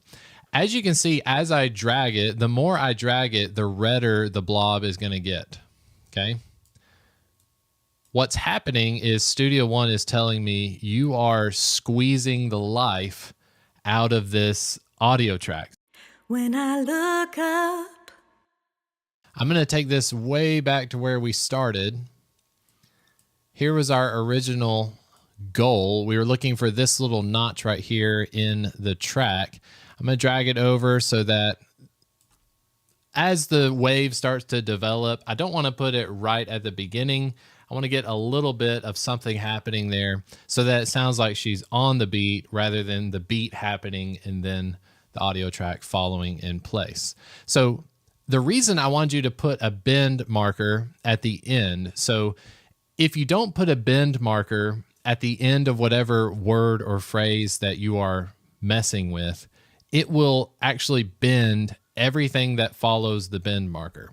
So if I took away this bend marker here and I took away this one at the end and I grabbed this bend marker, this vertical blue line, as soon as I start moving this one line, notice how all of the blobs behind it are now turning red. That's because now I'm messing with everything behind the bend tool.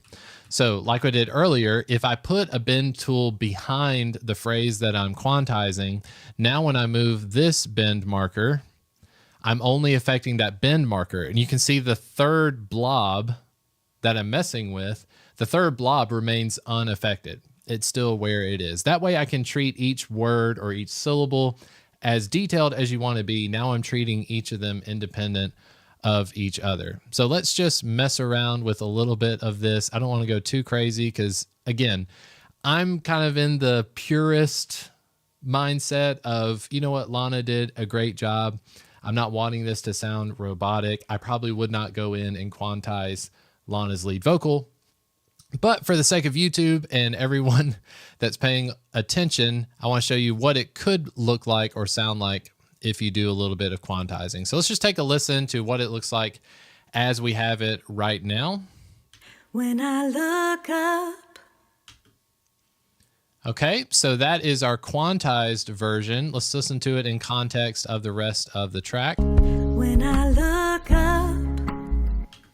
That is right on the grid. So also, my commentary to this, take it or leave it, but I think that sounds as transparent as it could possibly be.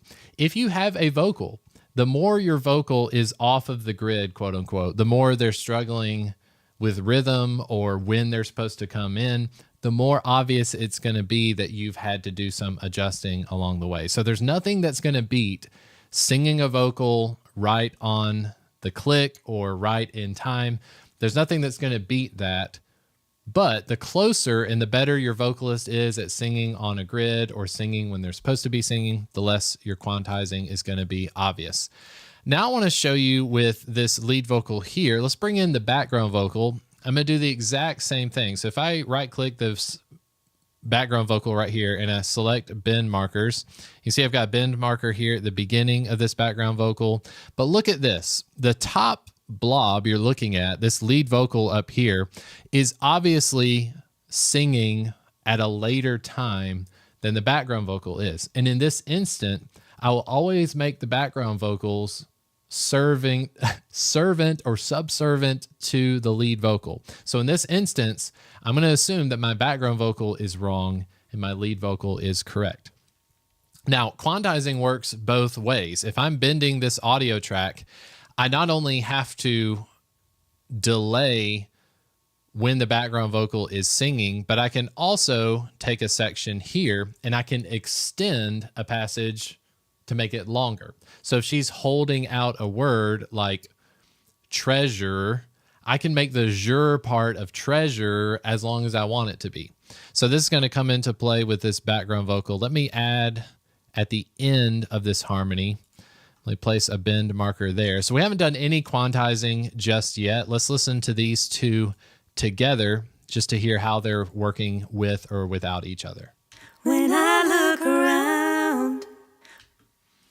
All intents and purposes, that sounds fine. It's acceptable, but watch how close and how tight we can get this harmony just by doing a little bit of quantizing. When I look around.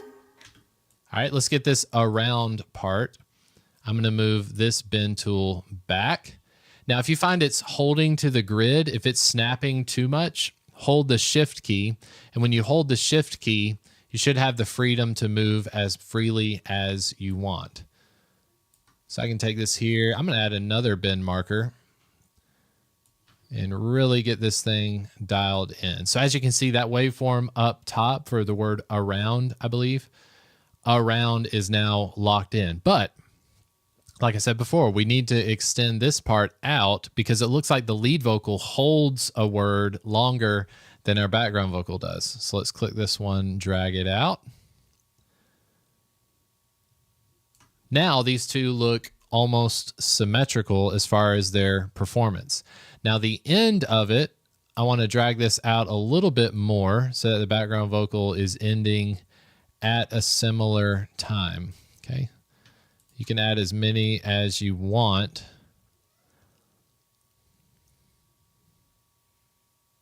Let's see how well that lines up.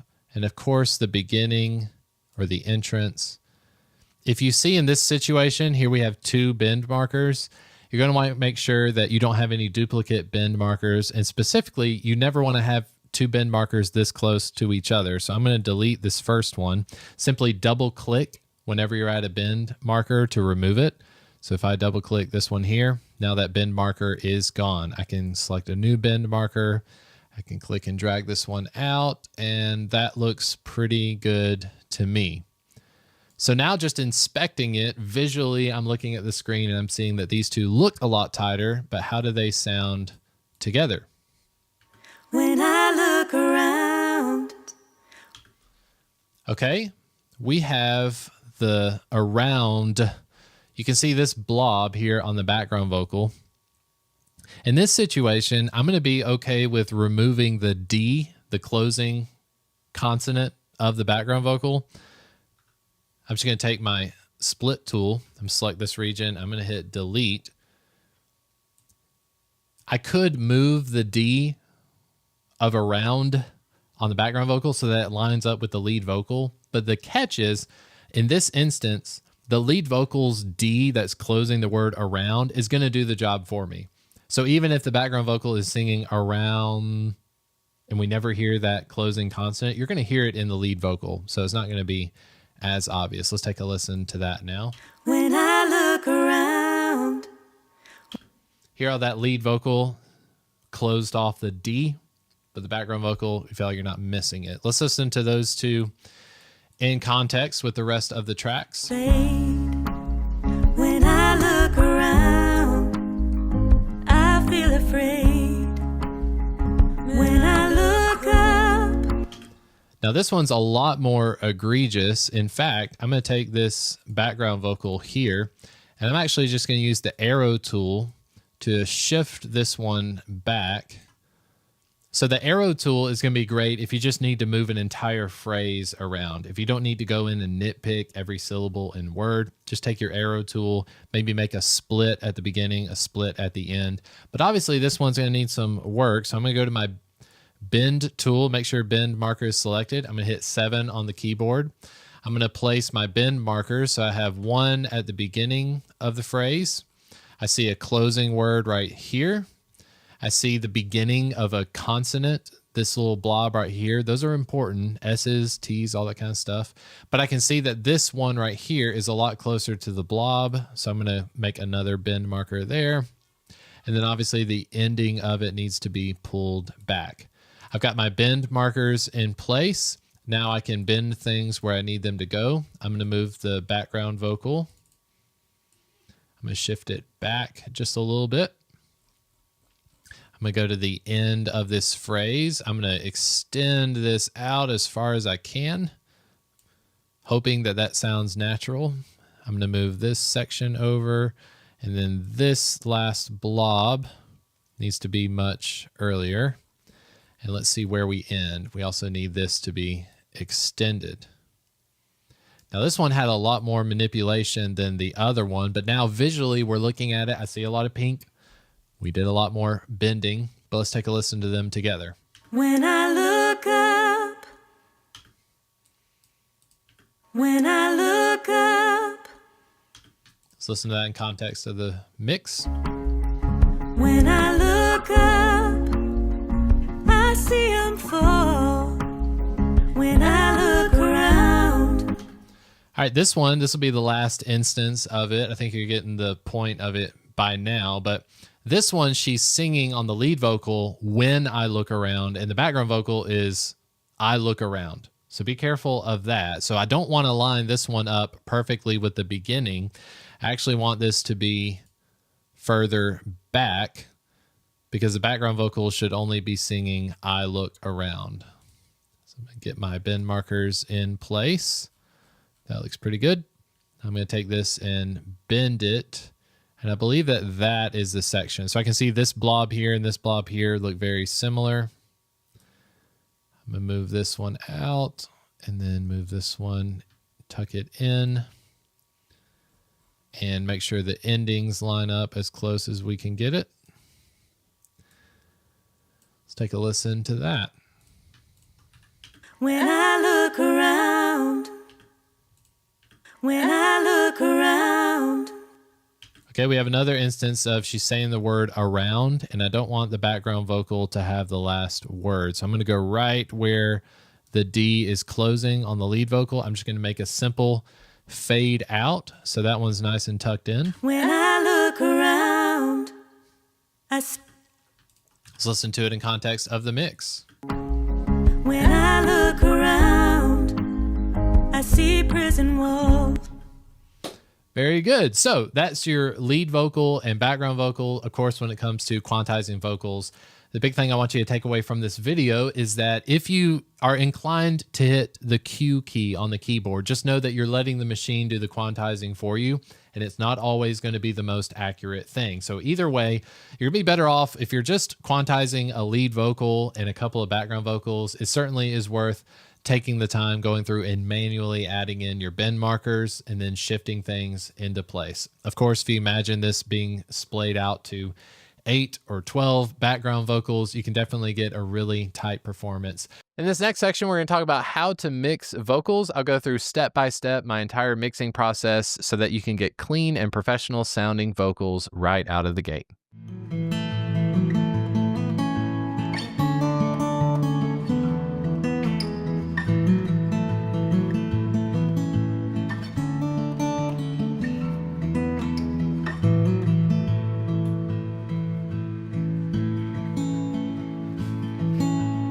How to mix vocals. Well, the first thing I gotta say is when it comes to mixing vocals, you're gonna have more fun mixing vocals if you had fun recording vocals. This big purple thing is called a reflection filter. It's from a company called Aston, and it sits on top of the microphone stand so that the microphone has a more direct sound coming into it rather than the sounds of your room, which may have good or bad acoustics in it. It really makes the process of recording vocals enjoyable and fun. And if the process of recording vocals is enjoyable and fun, then I'll tell you that mixing vocals will also be enjoyable and fun.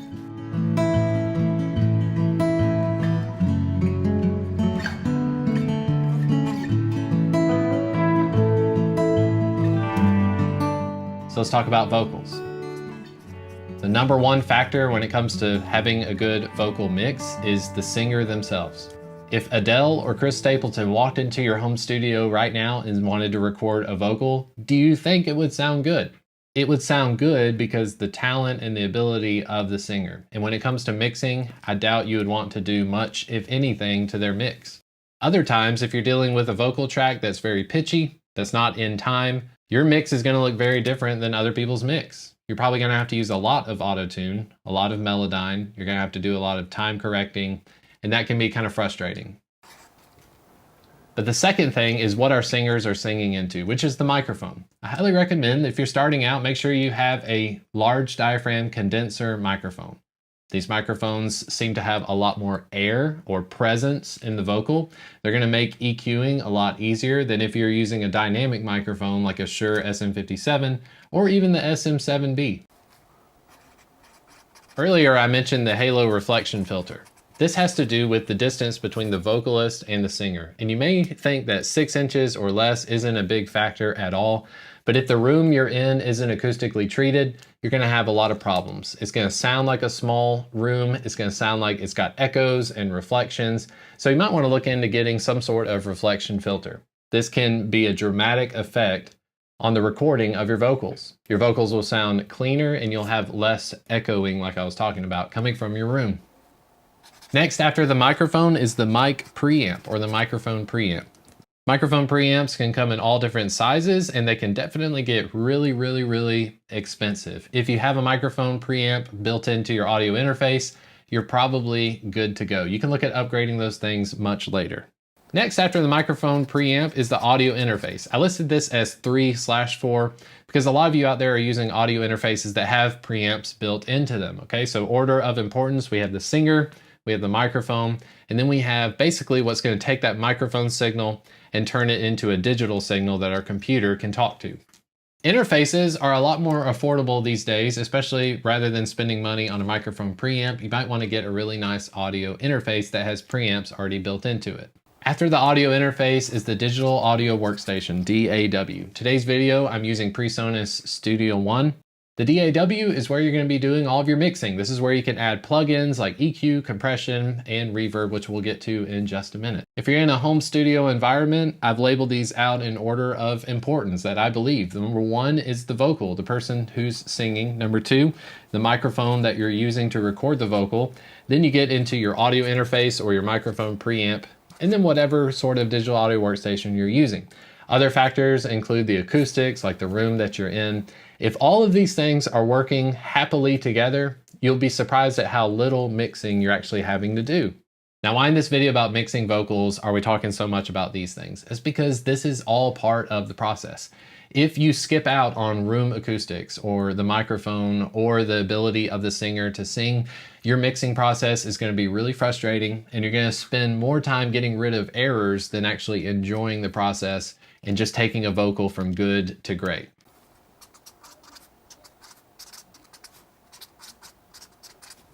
So here on the screen, I've got a song called Nothing Less. All the instruments, all the vocal stuff was recorded here in this room. Lana recorded using the reflection filter that's behind me. With the microphone is the Neumann TLM 103. It's a large diaphragm condenser mic. It's got a pop filter in front of it as well. We recorded it straight into my RME interface, so we don't have any external preamps at all. If I bypass all of the plugins, here's what it sounds like.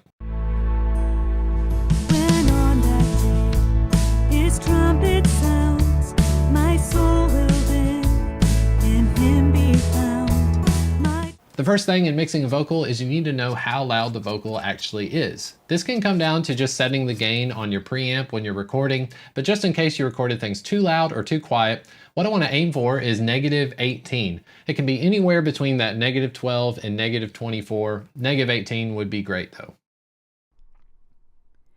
When on that day his trumpet sounds, my soul will then in him be found. If the vocal isn't loud enough, you can add what's called the Mix Tool plugin, or you can just use Clip Gain. Clip Gain is available on any of the tracks. Just go to the top, click and drag up, it'll make it louder, click and drag down, it'll make it quieter. For this vocal, we're just about where we need to be. Anywhere between -12 to -24 is going to be fine, but we need to lean closer to -18 if possible. The next plugin I like to use after I've metered the plugin to make sure it's at -18 is an EQ plugin. PreSonus has one called Pro EQ. As you can see, what I'm doing is I'm cutting the mud and I'm boosting the air. The air is typically going to be in the higher frequencies and the treble stuff. Mud is usually going to be low end and low mids. Let's take a listen so you can hear the difference. Here's with no EQ. When on that day his trumpet sounds. And here it is with EQ. When on that day his trumpet sounds, my soul will then in him be found.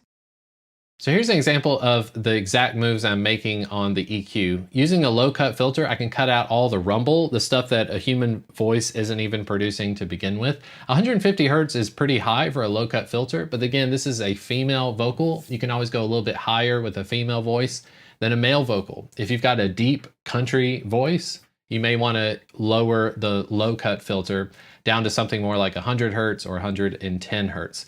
This is going to be room. 110 Hertz is really where we've got bass guitar. We've got a lot of the heaviness on the drums. We're saving that for that stuff.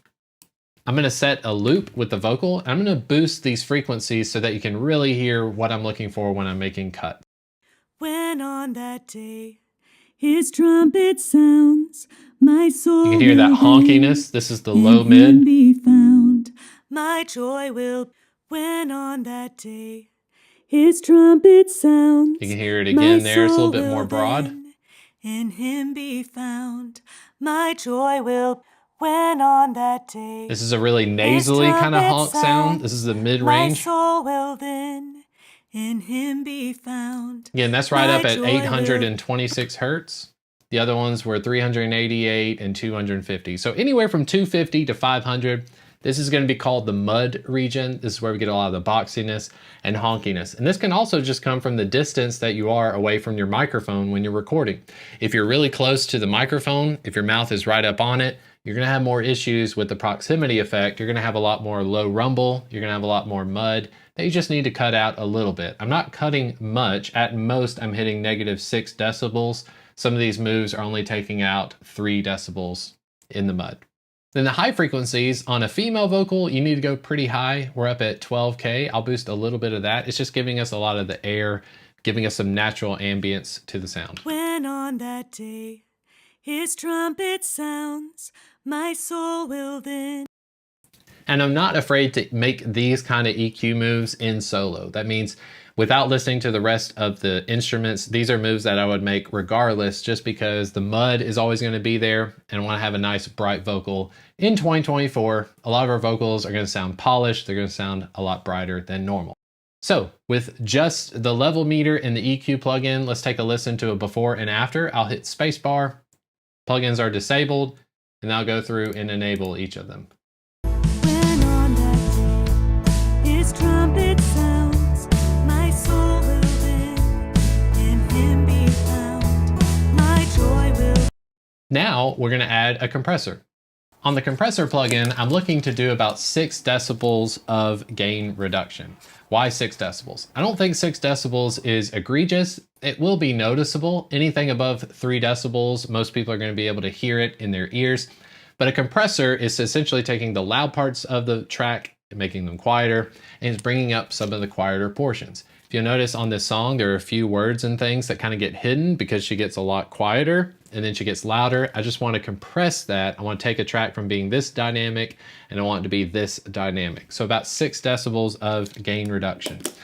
On the attack, I've got the attack time set to 1 millisecond. The attack time is going to be the initial hit of the S's, T's, the beginnings of the words. If your attack time isn't fast enough, those things are going to get through and it's going to sound quite distorted. The release time is set to 10 milliseconds, which is kind of medium. And we got the threshold pulled down so that a 2.5 ratio should be getting us about 6 decibels of compression. Let's take a listen. When on that day his trumpet sounds, my soul will then in him be found. When you're using this kind of compressor, make sure you've got the makeup gain accounted for. So if you're compressing a vocal or compressing an instrument, it's by nature going to sound a little bit quieter. But the makeup gain is where we can bring the overall volume of the track back up again. So let me bypass the compressor and then I'll turn it on. My joy will, when on that day his trumpet sounds, my soul will then in him be found. My joy will. Just as an added, if you want to put a de-esser plugin, usually after doing compression, some S's and T's can get a little bit out of hand and stuff can sound a little bit harsh.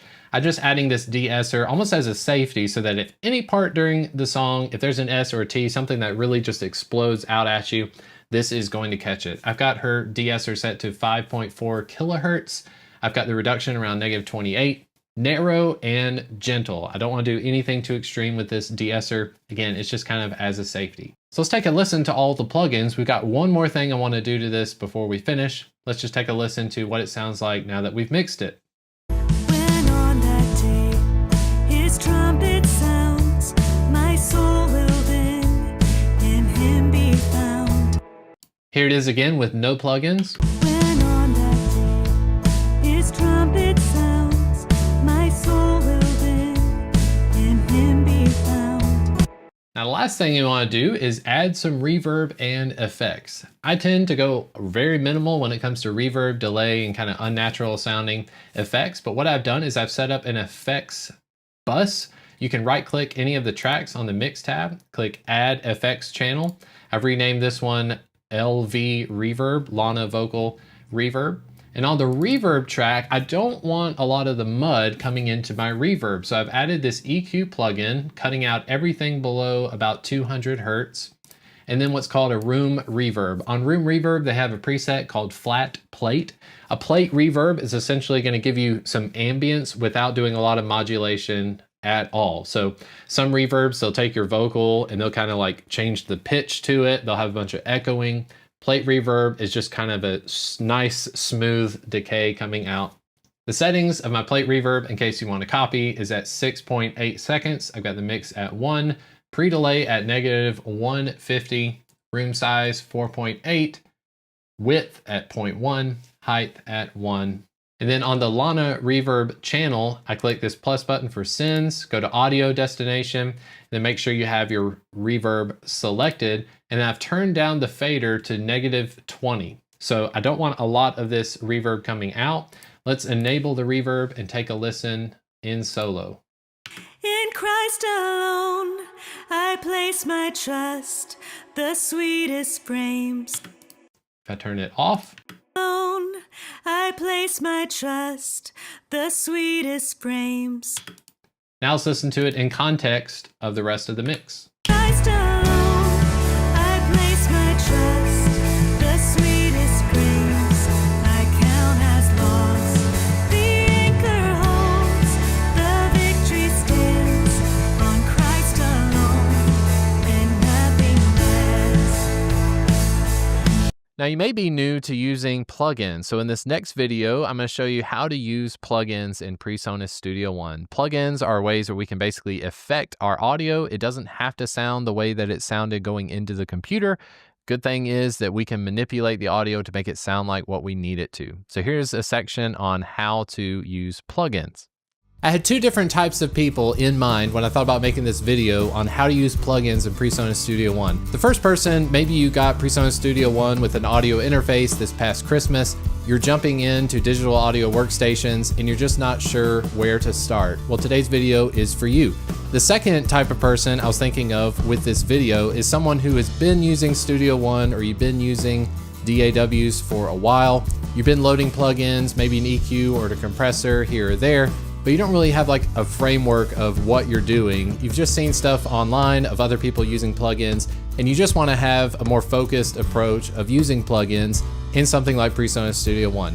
Well, this video is also for you, so I want to encourage you to watch all the way to the end. You might pick up some tidbits of things that are going to set you on the right path for success, so you can have more fun when you're recording music, specifically at home. My name is Chris Green. My whole channel is practical tips for playing and recording music at home. If this is interesting to you, I want to encourage you to hit the like and subscribe buttons for more videos just like this. If you haven't jumped into PreSonus Studio One ever, I would encourage you to watch a few other videos on my channel. I've got a couple of them where I record a song from beginning to end. One of those specifically goes into mixing, so you can watch that and then come back to this video at a later time. If you're watching this video, take it in chunks. I'll try to put chapters in the bottom of the timeline so that you can navigate where to go from here. So let's jump in. I've got a session in PreSonus Studio One, and let's talk plugins. Your song might have a bunch of vocals. Your songs might have brass and synthesizers. It's going to really be specific to the song that you're using. But what I want to talk about today are the philosophies of why you use plugins and why you might want to start using plugins when you're mixing. There are a couple of things I want you to keep in mind when you go to add plugins to your mix. That is going to the dentist. I want you to think about when you last went to the dentist. What did the dentist do? Did they start putting whitening strips, or did they start whitening your teeth as soon as you sat down in the chair? Probably the first thing that they did, if you haven't been in a while, they probably took x-rays of your teeth to find out what's going on in your mouth. Then what they would do is they take all their tools and they start scraping off all the plaque and they try to clean your teeth. Then at the end, they try to polish it up and they try to whiten your teeth. Well, what does that have to do with mixing audio? I want you to keep two things in mind when you're mixing, when you're going to add plugins. I want you to ask yourself, am I cleaning or am I coloring? Okay, so a good mindset to have when you go in and you sit down at a mix or you just recorded something on the computer is I want you to ask yourself, how can I clean this up? Cleaning involves things like, is this too loud? Does it need to be quieter? Is there a hissing sound? Is there something that's distracting me from the instrument? If I've got a bass guitar and I hear this sizzling, like humming sound, maybe there was a grounding issue on the recording, that would be something that's involved cleaning. So I need to use plugins that are going to help me clean up the track. Now, second part, other than cleaning, is coloring. Ask yourself, do I need to color this track? By coloring, I mean giving it a vibe, making something happen that didn't happen during the recording. If you've got a bass guitar track and you want it to have a chorusing effect, well, adding chorus is more of a coloring than it is cleaning, okay? So a good mindset is to start with cleaning. Make sure all your tracks are proper. That involves, like when you get an x-ray at the dentist, we can use metering, like VU meters, to let us know, did we record something too loud? Does it need to be quieter? And then coloring is like, do you want your song to sound like it was recorded straight to tape? That is something that colors the mix. Do you want to add reverb? Do you want to sound like, if I sang something in this room, this is a very small room, if I add a reverb as if I'm in a cathedral, that's very much a color mindset. So cleaning and coloring. Now let's jump into PreSonus Studio One. Now here on the screen, I have a really simple song. Now all the red tracks, these are my drum tracks. I have a kick track, snare drum, tom 1, tom 2, hi-hat, and ride cymbal. The blue track is bass, and then my yellow tracks are my acoustic guitars. Okay, we don't have any vocal in this. But the first thing is you go through and you make your production. So I'm assuming at this point, you've already got your recorded song, you've already got your production, you're just looking to start mixing. Well, this is where we need to start with cleaning our tracks. A lot of times you're so used to hearing polished and produced music, you're not hearing raw tracks. So all of these tracks have been recorded into my computer. I'm not using any compression, there's no EQ. Basically all my drums are going into the Sapphire Pro 40. It's a very clean preamp, doesn't have any compression, any effects going on. And then a couple of these tracks, like the acoustic guitar and stuff, we're going straight to my RME Babyface Pro. Again, I'm not doing any EQ, no compression, no reverb. These are just the raw tracks. I'm gonna pick somewhere near the middle of this song, and I just want you to hear what all these tracks sound like when they're just at full blast. So if I open up the mix tab, as you can see, we don't have any plugins loaded. All the faders are set to 0. Let's just take a listen to what's happening in this song.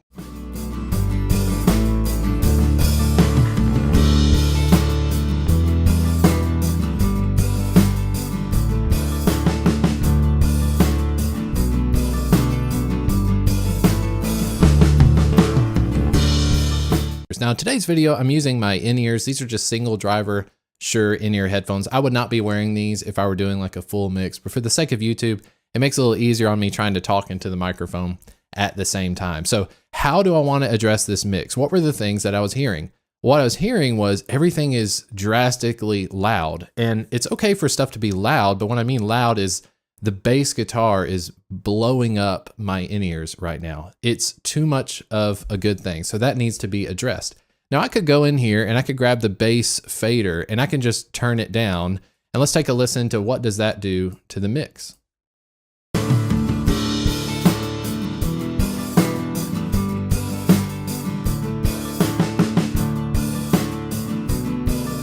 Now, if you're a purist, you can just go through and don't use any plugins on your mix. Just have all the faders move to where they need to be. If the bass guitar is too loud, just turn the bass guitar down. That's not an unacceptable thing to do. It's just whatever style of music you're in and whatever would be appropriate. You may just be a person that just wants to move the faders. My personal recommendation when you're getting started is save all of your fader moves for last. I say that because when you start adding plugins and you're affecting the EQ, the compression, you start adding reverb and all this kind of stuff, your fader move is going to mean something different later on in the mix than earlier on. So we're going to save our fader moves for later. I'm going to go back up to these, like on bass guitar, where it says negative 19.5. I'm just going to click. I'm going to type in 0, hit enter, bring it back to 0. Same thing from the snare drum, because I believe that there are other ways that I can correct this before I go to the faders right away. Now, the first thing I want to recommend to you is when you're going through the process of cleaning your tracks is that you make use of the solo button. Now, this might be controversial because a lot of people will say, don't use the solo button. It's all about the grand mix. But when you use the solo button, you're able to isolate each of the tracks and find out there might be a track that was just poorly recorded. You won't know where that sound's coming from unless you isolate each of the tracks individually. So now's the time to make use of the S key. The S key is on the keyboard, and any track you have selected, if you hit S, you can solo. Like here is the bass guitar soloed. I'll make a little loop region. Let's listen to the bass.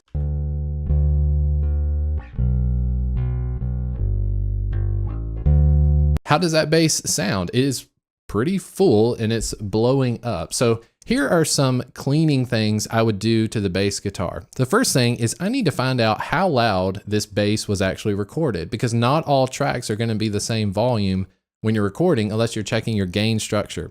So I've got the bass soloed, and I'm going to look down here at the meter and see what are we hitting right now.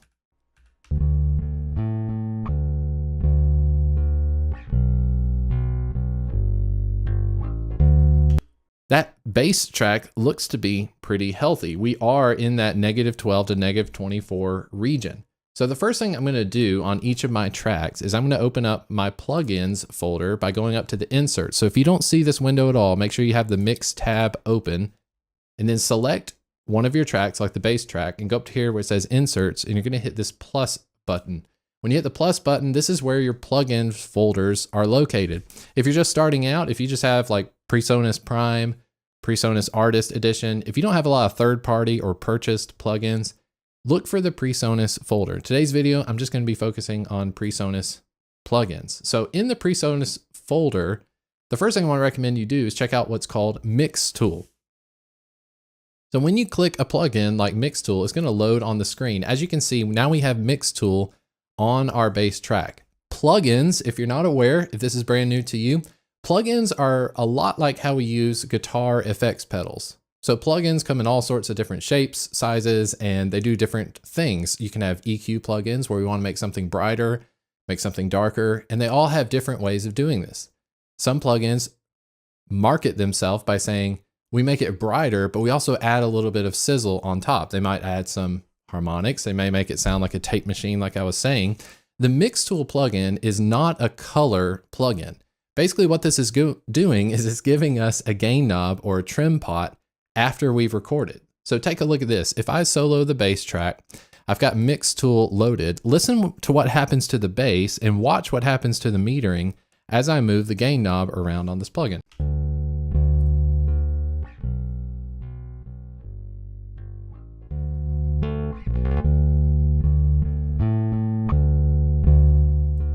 So the first plugin I'm going for when we're trying to clean up these tracks is always going to be the Mix Tool plugin. Mix Tool plugin allows us to make some corrections that might have resulted from mistakes when we were recording. Or if you weren't recording the track, use this Mix Tool plugin. Now, why wouldn't you just go up to the track and start messing with clip gain? The reason you wouldn't mess with the clip gain is because it becomes hidden in the track. Now we've got this blown up bass guitar track, and we don't know really what happened to it. On the Mix Tool plugin, if I don't like what I did with the Mix Tool plugin, I can click this little power button indicator next to it, and now the plugin's bypassed. Now it's as if it's not there. With clip gain, it's a lot more difficult to get clip gain to reset back to 0, especially when you have a lot smaller audio files, like a bunch of little clipped samples all over the place. It's just gonna be a pain trying to get back to 0. So I use the Mix Tool plugin because I can just remove the plugin, click this little arrow right here. If you don't like it, just remove it. You can start fresh again. Clip gain is something where it's just a little more difficult to get it back to where it was supposed to be. It's not about having the finished mix right away, but these subtle moves are going to add up over time. On the Mix Tool plugin, on the bass track, I have -3.36 decibels. That's not going to make or break the song, but I'm looking at the metering because at this point, I'm just using my eyes. I'm going to do the same thing for all of the tracks. What you can do is take this Mix Tool plugin, and if I click and drag and I drop this over on the ride track, for instance, it is going to duplicate that plugin and all of its settings to the next track over. That can be useful, but I'm not sure I want the ride channel to be -3 point whatever decibels. I need to set it independently, but for now, I'm just going to highlight this mix tool. I'm going to add a mix tool plugin to all of my tracks. Now I've got mix tool loaded on all of my tracks. I'm going to go through as it's playing, and I'm going to make fine adjustments to each of the tracks so that no matter if it's the hi-hat or the snare drum or the kick drum, I need them to stay within that -12 to -24, because again, I'm not coloring, I'm just cleaning at this point.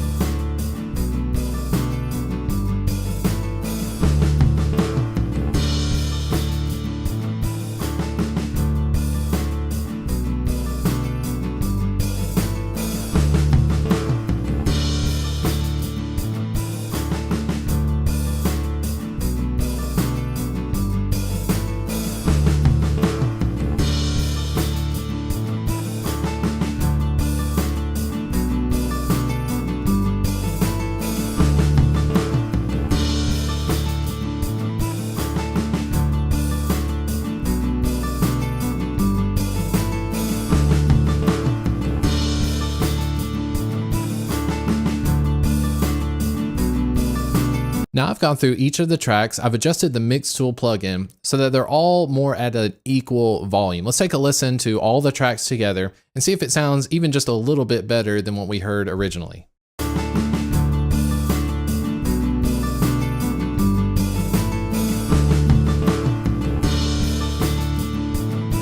The most egregious track was the snare drum, and that's going to be pretty common. When we hit the snare drum's very loud, so the snare drum was turned down by -7.92 decibels. If you click over on the tom track, it was down -3 for the floor tom. The hi-hat cymbal was only down like 0.72. The ride cymbal, I need to find a section of the song where I'm actually hitting the ride cymbal so that I can more accurately hear, because the ride cymbal mic is also picking up the hi-hat. So let's go to a ride cymbal section and take a listen.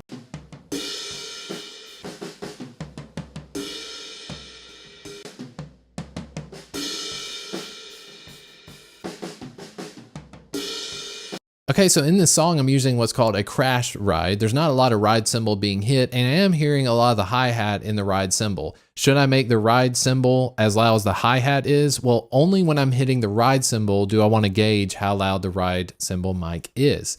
So if you're not hitting the snare drum, don't turn up the snare drum mic when it hears the kick drum, because then when you go hit the snare drum, it's going to be way too loud. The next plugin I want to talk about is the Gate plugin from PreSonus Studio One. This should come with the artist version. The Prime version, I believe, has Gate as well. A noise gate is going to mute the track whenever that instrument's not being hit or moved. A lot of times we're using these on drums. So I'm going to put this on the kick drum. The kick drum mic that I'm using can sometimes pick up the snare drum. It can hear the cymbals, and I don't want it to get all that bleed, is what they call it. So I'm using the Gate plugin to mute my kick drum for me.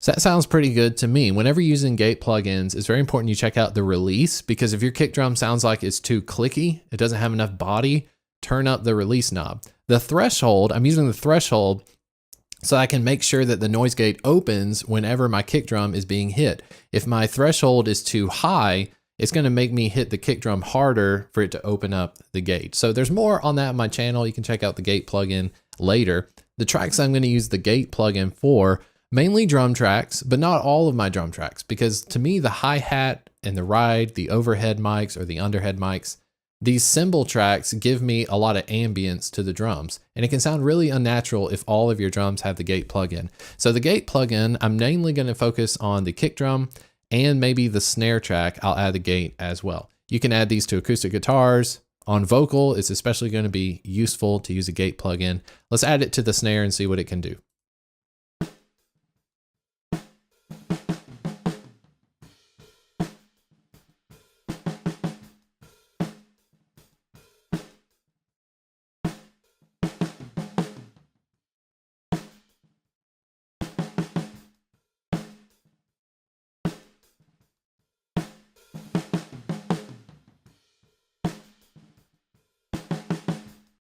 Now with the snare drum track, I loaded a preset called SD1, and I'm mainly messing with the threshold because I want to make sure all those grace notes that I'm hitting on the snare drum, I want to make sure that those don't get lost in the mix. We're still in the cleaning phase, so we've added the mix tool plugin, which is kind of like a trim or a gain pot. We've added a gate plugin. The gate plugin is going to mute the tracks for us when we want them to be muted.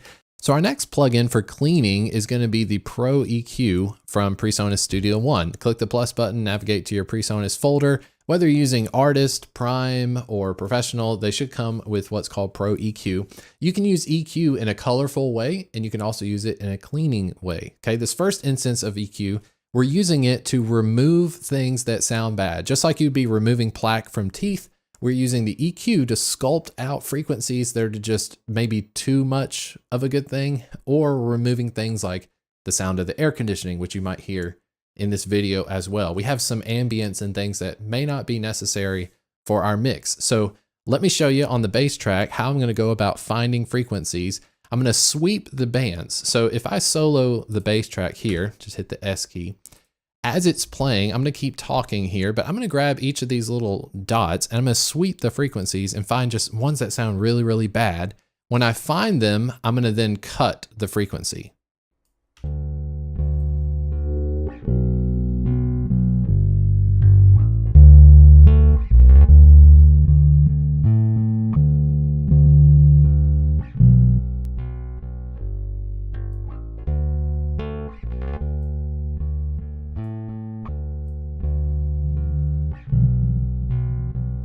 Hey, that one sounds really, really bad. This is the painful part.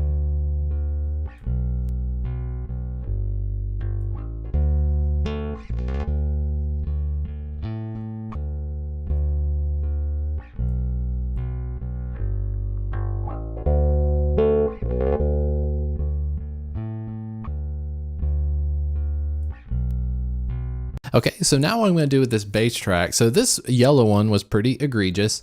The Q that's on these EQs, the Q is basically how wide or how broad the sweep is, and then how narrow it is. So the lower the frequency, I want to encourage you to have a more narrow band to it. And then the higher you go up, maybe use a wider Q, because as the frequencies go up, they're more trebly. That's kind of more like air and stuff.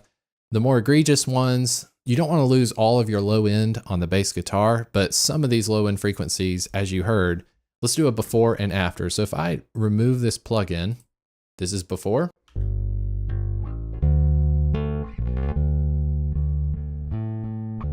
Here's after.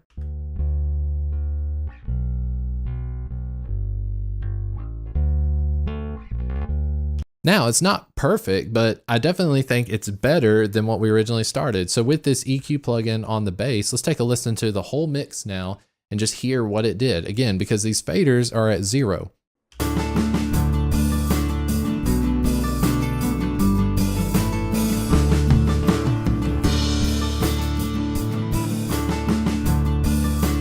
So what I'm going to do now is I'm going to add an instance of Pro EQ across all of my tracks, and I'm just going to look around for, are there some frequencies that I want to go ahead and cut so that later on in the mix they don't end up being so much of a problem.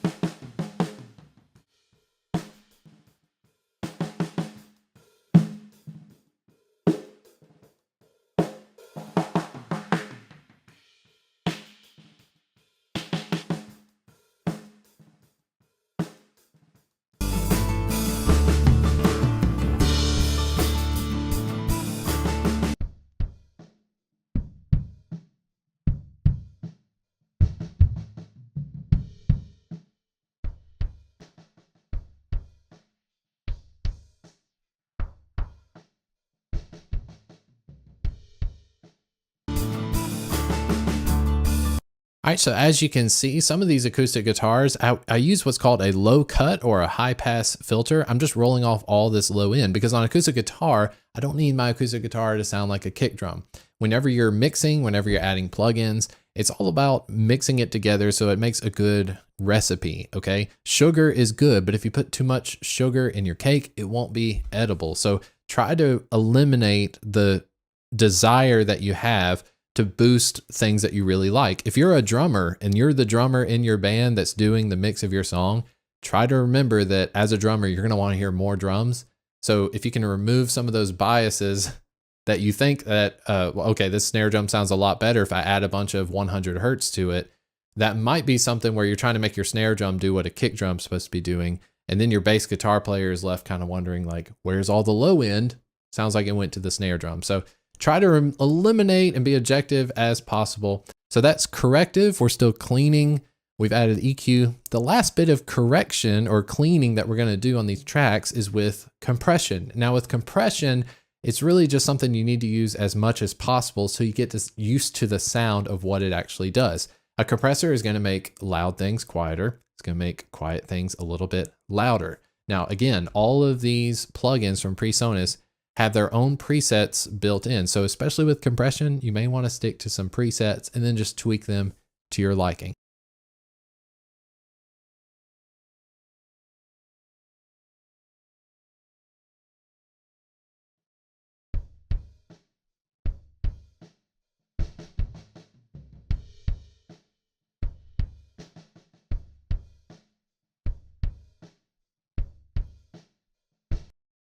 So here with this kick drum, the thing you want to notice whenever you load a preset, you're going to have to mess with the threshold. Bring that threshold down until you start seeing something being affected on the meter. There's a yellow meter here that when I play the kick drum,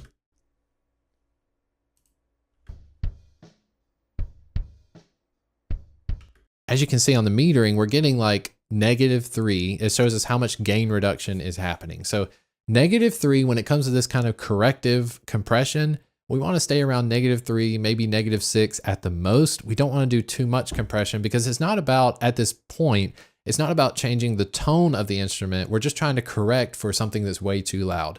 So if you have something that's just blasting loud and then gets really, really quiet, you might need to use more compression. Now, the built-in compressor with PreSonus Studio One, just like with Pro Tools, these built-in compressors can sound transparent, if I can use that word. But I use this a lot, even though I've got other compressor plugins, because this isn't about giving it a color just yet. It's not about giving it vibe. It's more surgical. So I'm okay with using a stock compressor and getting about 3 decibels of gain reduction. Now let's go through and add some compression to some more tracks.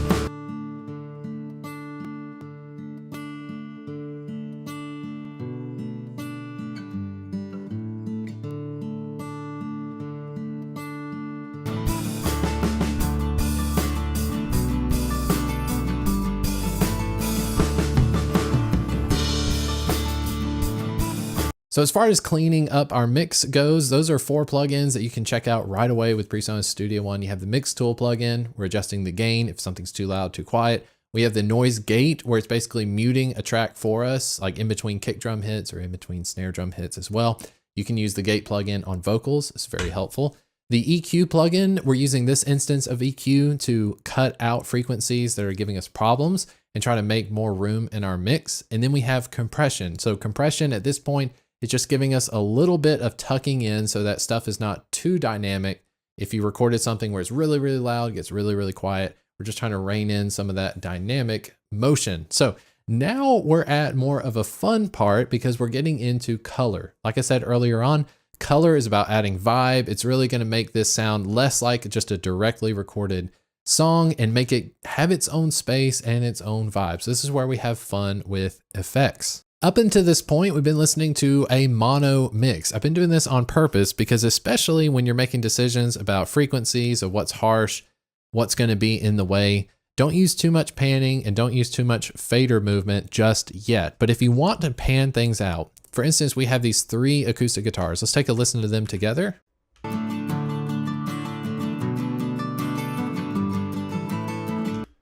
Okay, sounds great. Let's spread them out so they all have their own space. This one's called Acoustic High. Let's take a listen to that. To pan things out, you have at the bottom here where this blue vertical line is, I can either click and move this thing around. We'll take a listen to that.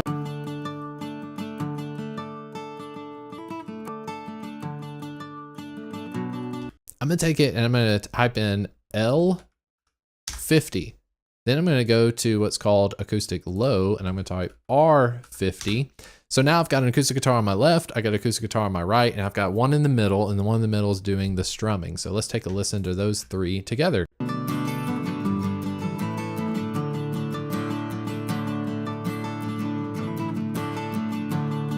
So already in the mix, if I go through, like my ride cymbal is on my right, I like doing drummer's perspective. I'm gonna do the same thing. I'm gonna send my ride cymbal to the right 50, my hi-hat's gonna be go left 50, my floor tom, I'm gonna go right 50, my rack tom, left 50. So let's take a listen to all the tracks together. Now we've done the correctiveness, we've cleaned up our tracks, and now we've panned them out. Let's take a listen.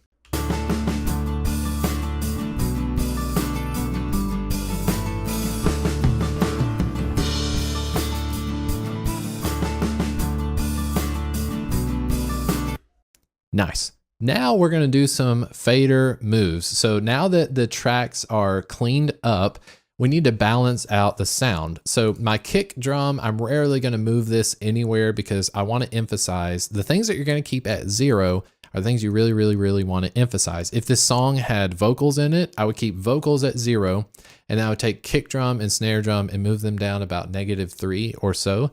So let's go ahead and do that. I'm going to click here just above the fader because this is a little bit more precise. I'm going to type in -3 and hit enter. Snare drum, let's go -3.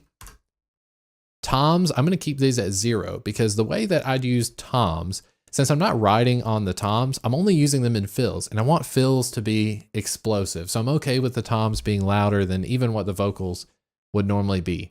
Hi-hat and ride cymbal get decimated. So on these, it's really okay to turn these down way more than the others. Let's start off at -12 on the faders for the hi-hat and ride cymbal. I really want these two to work together because though I didn't record them stereo, I want them very much to act like stereo. Bass guitar, I'm going to go to about -6. Acoustic guitars, starting out, let's do the same thing. Try to use increments of 3. So -3, -6, -9, -12. You'll find a lot more use out of getting jumps of -3. If you're moving something by -1 decibel, people have ears for it, but it's not as perceivable to me. So I found it's just better that if you're going to turn down your hi-hat track, try to use increments of 3 because you'll spend all day long doing 0.5 moves here or there. Take a listen now to all these fader moves have been done. And this is literally just from experience of me using this drum set, being in this room. Take a listen to how moving the faders makes the mix sound a whole lot better because now we have some sort of, we're going for a vibe. We're going for more of a balanced mix. Specifically, I want you to hear how the toms, when I hit the toms, they really come out at you because we have the toms being loud during the fills, and we've got kick, snare, bass, and acoustics down there. Let's take a listen.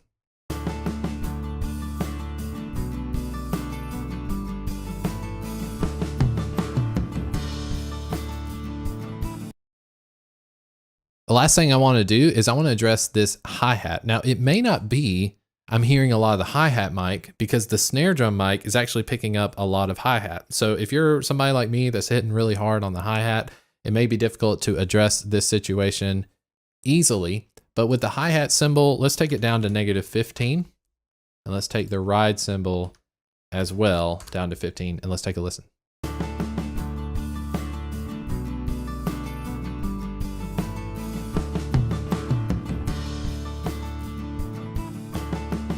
Sounds good to me. So now we're at the stage of color. And the first thing I want to show you is how to add buses. So a bus is basically going to filter all of these tracks are going to get bused to their own specific groups. We're basically grouping these tracks and sending them out together in a bus. So if I hold shift and I select from the kick track all the way to the ride, if I right click, it'll give me an option for add bus for selected channels. This bus is now you can see the output of all these tracks is going to a bus. I'm going to call this bus. I'm going to click down here. I'm going to retitle it drums. And then from my drums bus, I want to go to another bus and I'm going to call this mix bus. Okay. So now I'm going to go to the bass guitar track. The bass guitar track, I can go down here where it says main.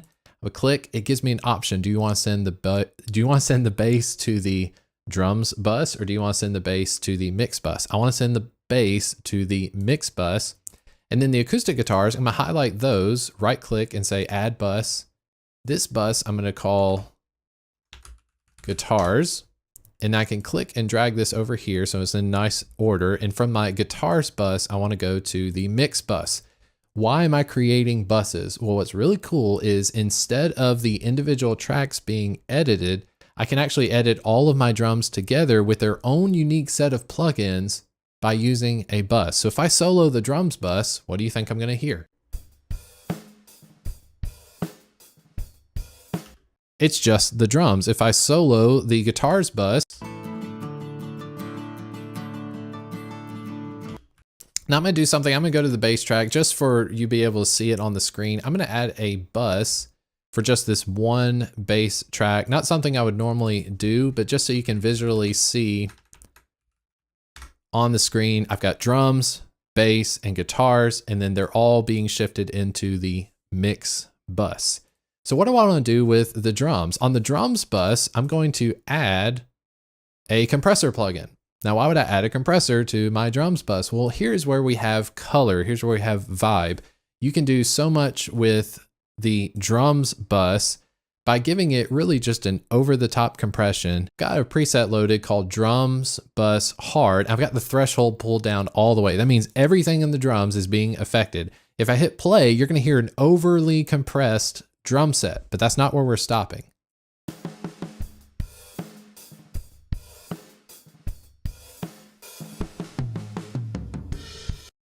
So this trick is normally known as parallel compression, but with Studio One, you have these mix knobs, and the mix knobs, what they allow you to do, as I pull back the mix knob, you'll hear less of the processed drums, but it'll be mixed in with the uncompressed drums, giving us a thicker sound. So let me play that, take a listen.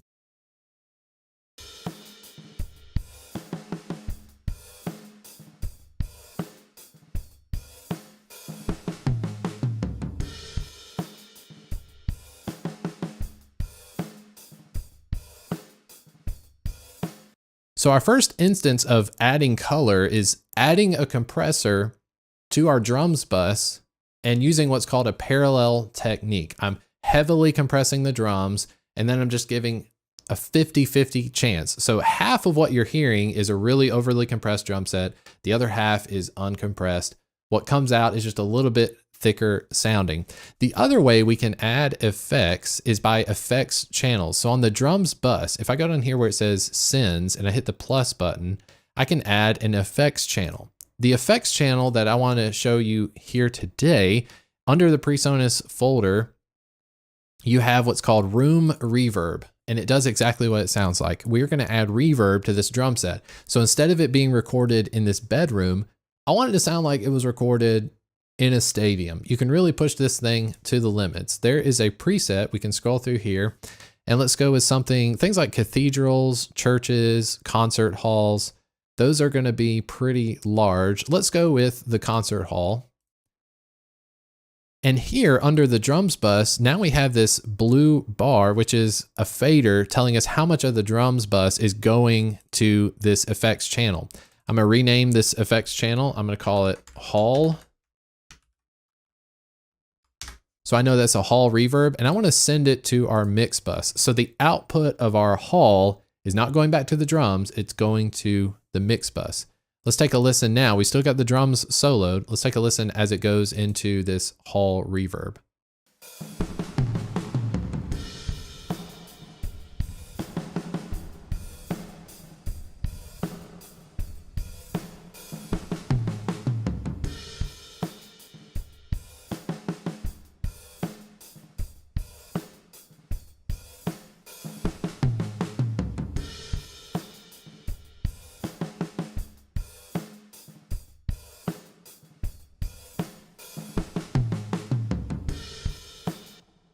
So a lot of times when I'm using a reverb plugin like this, like a hall reverb, I'm just trying to add some ambience to it. So I'm making it sound like it was recorded in a hall, but I have control over it, because if you do record in a cave, it's going to be really difficult. All your microphones are going to have that sound of the cave glued to the track. So when you use plugins like this, you're faking the sound of a big hall, and you have a lot more control over how much of that hall you're hearing. So try to be subtle with it, so that you know it's there, because when you mute it, it feels like something got sucked out of the recording.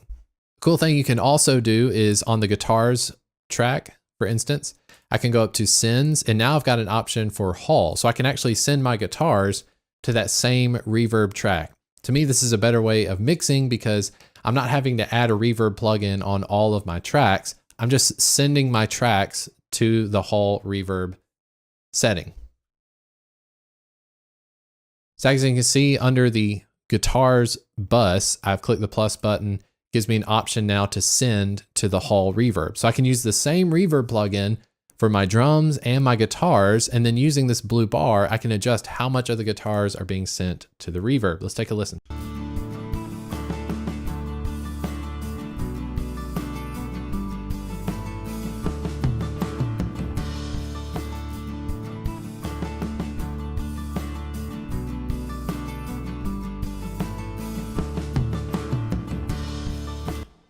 Now, of course, you can go nuts with this, and you don't have to add just reverb, right? So if I right click here and I say add FX channel, I can add something that's very unnatural. PreSonus has one called analog delay. So this is a fun one that you can use. I want to send this analog delay straight to the mix bus. But let's go over here to the individual track. Let's say I want to send my snare drum track to this analog delay. Under sends, I can click the plus button. I can go to FX1. I need to rename that so it says delay. So now my snare drum and my snare drum only is going to this delay plugin. So let's take a listen to the snare drum.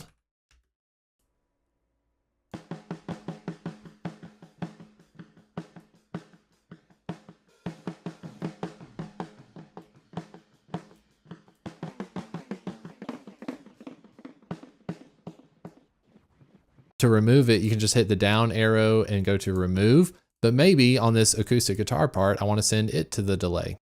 Let's take a listen.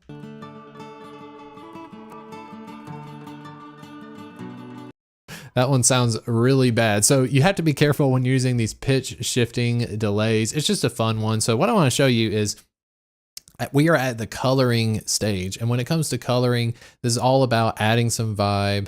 There is going to be a setting on these delays where if you want to mess with it, if you want it to do some pitch shifting, if you want it to sound very unnatural, if you have a singer who's by themselves and you want that singer to sound like there's a choir behind them, you can achieve these kinds of things with reverb, with delay, with chorusing, all sorts of fun stuff. But it doesn't end there. Not quite yet. If you go over to the mix bus, this is, of course, if I solo the mix bus, what you're going to hear is the entire song.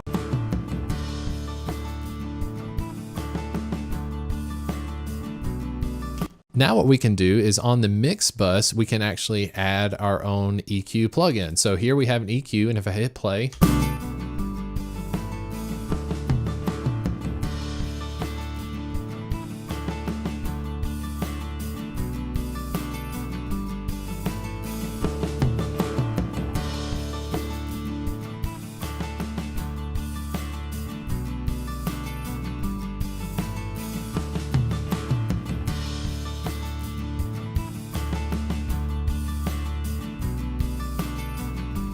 we've actually EQ'd the entire song at this point. And this is where you can have fun on the mix bus. A lot of times you're adding a lot of treble, you're adding some weight, you're adding some bass. It's not exactly unnatural, but this is where you can have fun by adding some color. Of course, if you've got a tape simulator, you can add stuff to your mix bus plugin. It's going to affect everything together.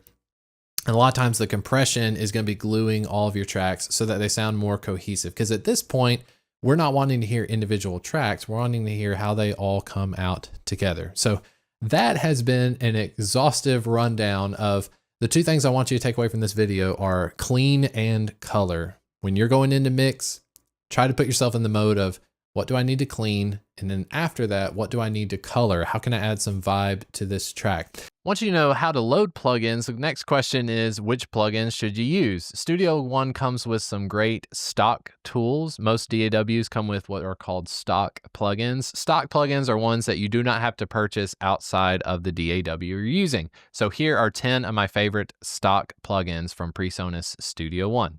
For years and years, I've spent hundreds of dollars on what are called third-party plugins. Third-party plugins cost money, and they come from companies like Universal Audio and FabFilter. They do sound great, and I don't want to discourage you from getting third-party plugins, but don't gloss over what are called stock plugins. Stock plugins come with your recording software. So if you have PreSonus Studio One, I'm running PreSonus Studio One version 6 Professional. You should have access to these great stock plugins. And in today's video, I'm gonna break down for you the 10 most useful stock plugins you can use in PreSonus Studio One.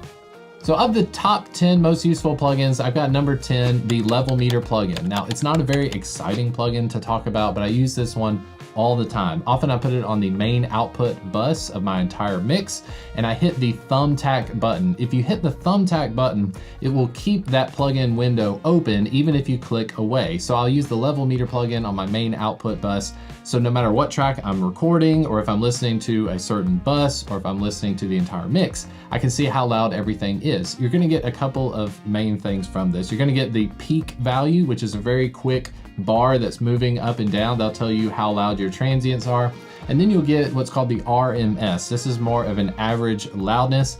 In either situation, I want to be hovering between -12 and -24 on the meter with an average of about -18. Especially when I'm recording, this makes sure that I have plenty of headroom so I'm not clipping my tracks. And then when I go to mix, I can often take this stuff from -18 and bring up the volume before I export. Number 9 on my list of top 10 useful stock plugins in PreSonus Studio One is the Mix Tool plugin. If you've seen any of the videos on my channel, you know that I'm always going for the Mix Tool plugin because it's just a convenient little Swiss Army knife to use on your tracks. It allows you to have a trim pot or a gain knob to use on your tracks that have already been recorded. So if I recorded something that's too loud and it's reading it's too hot on my Level Meter plugin, I can use the Mix Tool plugin to bring the entire track's volume down. Now, why wouldn't I use clip gain? I do use clip gain, but you have to be careful with clip gain because if your track is broken down into multiple sections, like my drum track here in PreSonus Studio One, I've got different audio tracks making up different takes within that track. So if I use clip gain, I'm only affecting one audio track within the greater track itself, if that makes sense. When you use a Mix Tool plugin, it's gonna affect everything on that track at the same time. And if you wanna go back and undo your changes, you can of course just remove the Mix Tool plugin. It also has a phase invert. So lately when I've been recording my bass amp here in the room, my bass amp and my bass DI track, often I have to flip the phase of one of them so that they're in phase together.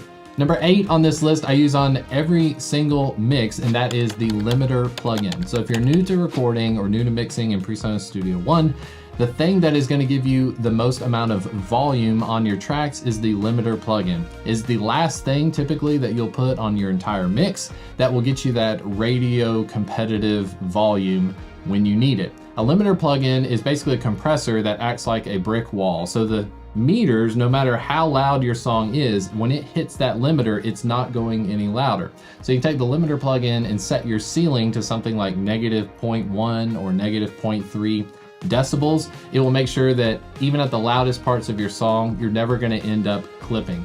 When you export your song in PreSonus Studio One, if you get this error message all the time that your signal was a certain amount of decibels over 0 dB, you'll have to re-export your song typically because you don't want to be clipping. We'll put a limiter plugin on there and make sure the ceiling of the limiter is set to about -0.1 decibels, and you shouldn't see this error message quite as much. So make use of the limiter plugin to give you that last bit of boosted volume. Typically on my sessions, if I'm recording everything at about -18, the limiter plugin is going to give me at least 6 decibels of volume before I export a track.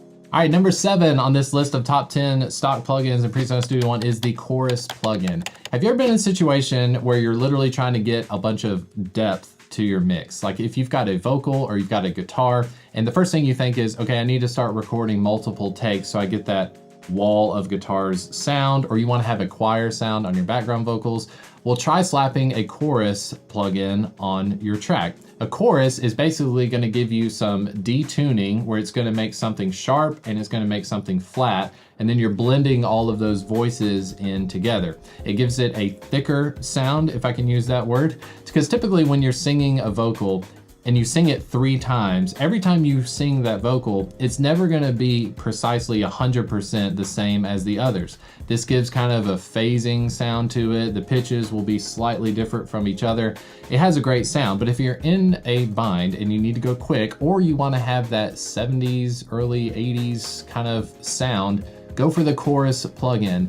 Big thing with the chorus plugin is you wanna make sure you're on some sort of stereo track when you're using chorus. The chorus effect is going to sound best whenever you have a stereo set, so make sure you're using a bus that's set to stereo, or you can use this trick of opening your inspector window, going to whatever track you're using, like a bass guitar DI, and you can actually switch it from a mono track to a stereo track. So when you switch it to a stereo track and you drop that chorus plugin on the track, you'll hear it in your headphones, you'll hear it in your speakers, everything sounds a lot wider. So make sure you're using stereo signals when you're using plugins like chorus. All right, the next few ones are like staples. You're gonna use these all the time. Number 6 is the compressor plugin. The compressor plugin is gonna take dynamic sections of your track and it's gonna squash those dynamics. So your loud parts get quieter and your quiet parts get louder when you use makeup gain. Now, compression is one of those where it takes a really long time to be able to hear compression in action. I just remember starting off and loading a compressor plugin. I would see the meters doing a bunch of things, but I couldn't really hear what was going on. I want to encourage you, and you don't hear this a whole lot, make sure you're using the presets that are built into all these plugins. So if you're new to using compression, don't be afraid to click that preset folder and load up a compressor setting for something like snare drum. So if you've got drum tracks, you want to use some compression. If you feel like things are too spiky, throw a compressor on it, load up a preset, and then mess around with the threshold knob so you can see how much compression you're actually getting. More extreme uses of compression, you'll start to hear the effect of it, and then of course you can back off the compression later. Compression is going to allow you to make things louder or perceivably louder because you're squashing those dynamics and then you're bringing up the entire volume. Make sure you're using that compressor. Just like the compressor plugin in number 6, number 5, the Pro EQ is a plugin you'll use all the time. So the EQ plugin from PreSonus Studio One, literally you're going to use it on every single track. One thing I want to recommend is that you stick to cutting frequencies rather than boosting. So when you're boosting frequencies, like you want to get some more treble, you want to get some more air on your microphones. If you're using something like the EQ plugin from PreSonus and even the FabFilter EQ plugin, the Pro Q3, these kind of plugins are a little bit more surgical. So when you're boosting, it's not really adding a lot of flavor, it's just boosting those frequencies. I much prefer using these EQ plugins to make cuts. So if you're using a low cut or a high pass filter or a high cut filter, anything that's removing frequencies, just go ahead and use the stock version of the EQ plugin in PreSonus Studio One. If you're looking to do boosting and you want to bring out some character and flavor, I've got some more plugins on this list that we'll get to in just a minute for boosting and adding character, but that's the EQ plugin from PreSonus Studio One. Number 4 on the list of top 10 most useful stock plugins in PreSonus Studio One is the analog delay plugin. I really enjoy this analog delay because if you're looking for a vibe or you're trying to add some movement to your mix, there's no better way to do it than to add a delay plugin, okay? Just be careful with delays, what you have your timing and your feedback set to. So if you're going for an overtly like over the top delay sound, mess with the parameters so you get something really chaotic. But again, just like I mentioned with the chorus plugin, you need to be on a stereo track. So make sure you're putting this analog delay plugin either on a bus or a specific FX track, and then send your tracks to that so you have an eighth note or a slapback delay set up already. The newest look to the analog delay plugin kind of reminds me of like an old guitar pedal. It's got a lot more modulation and more vibey effects. So if you haven't taken a look at it already, put an analog delay plugin on a stereo track and have fun adding some color to your mix. Number 3 is the Room Reverb plugin from PreSonus Studio One. For this one, I do want to say that when you're looking at third-party plugins, I'm really interested in things like reverb because I think reverb is one of the more difficult things to emulate in software. A lot of the plugins from UAD where they have like Capitol Studios, you have some chamber reverbs and you have plate reverbs, they sound real, they sound 3D. I think the Room Reverb, which is the stock version that comes in PreSonus Studio One, I think if I'm going for something that's just a little bit of ambience, like I'm trying to make my drums sound like they're recorded in a studio, or I'm trying to take a direct guitar sound, trying to give it some ambience, I think those minimal uses of reverb, I'll reach for the Room Reverb 9 times out of 10. If you're doing something for like a lead vocal, something that's going to be more prominent in your mix, you may want to check out some third-party plugins, but don't discount the Room Reverb until you've tried it. Go through the different presets, particularly there's one on a plate, and then there's also one that's like cold cellar. I think those have some really cool sounds to them. And if you have less modulation and less reflections happening, it's gonna be hard to tell a difference between the stock reverb and some of the reverb plugins like from FabFilter who do the same kind of thing.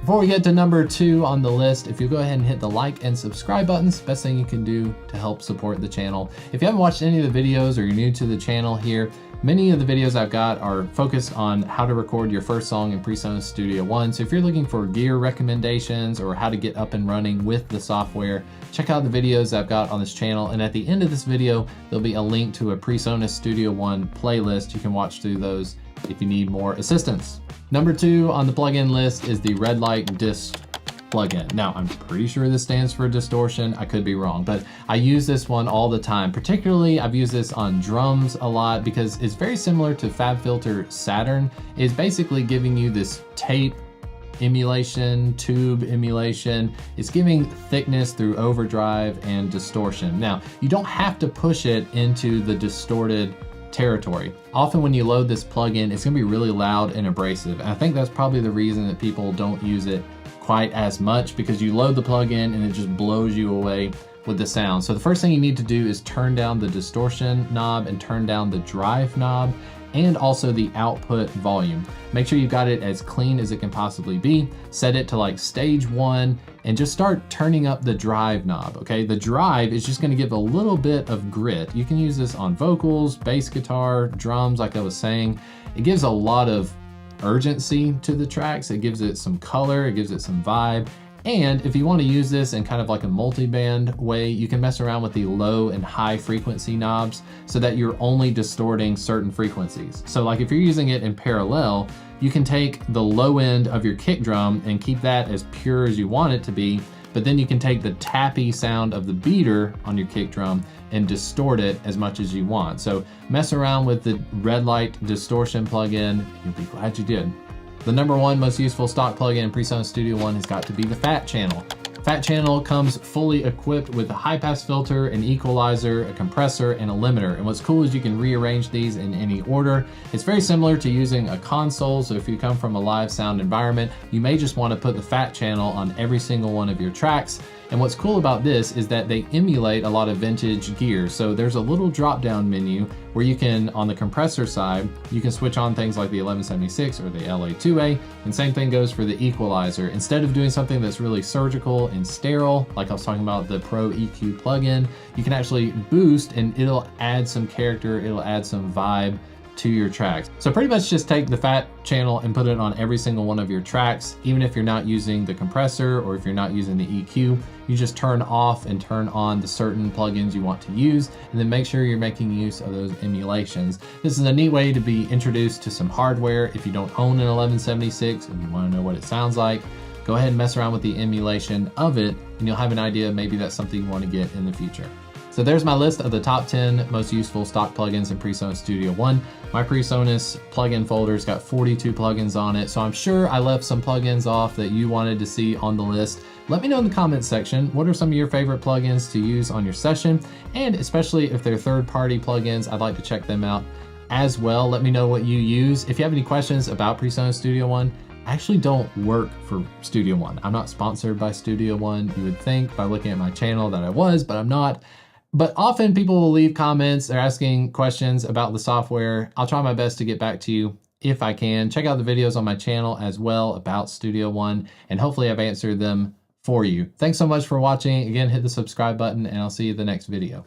As you're getting more comfortable using Studio One, there are a lot of helpful features that can speed up your workflow. In this next section, I'll highlight some of the tools and tips that can really make a difference in your productions. Here on the screen, I've got a brand new empty session in PreSonus Studio One. You're used to seeing this whenever you're creating a new project. First thing I want to draw your attention to is this tab on the right side of the screen.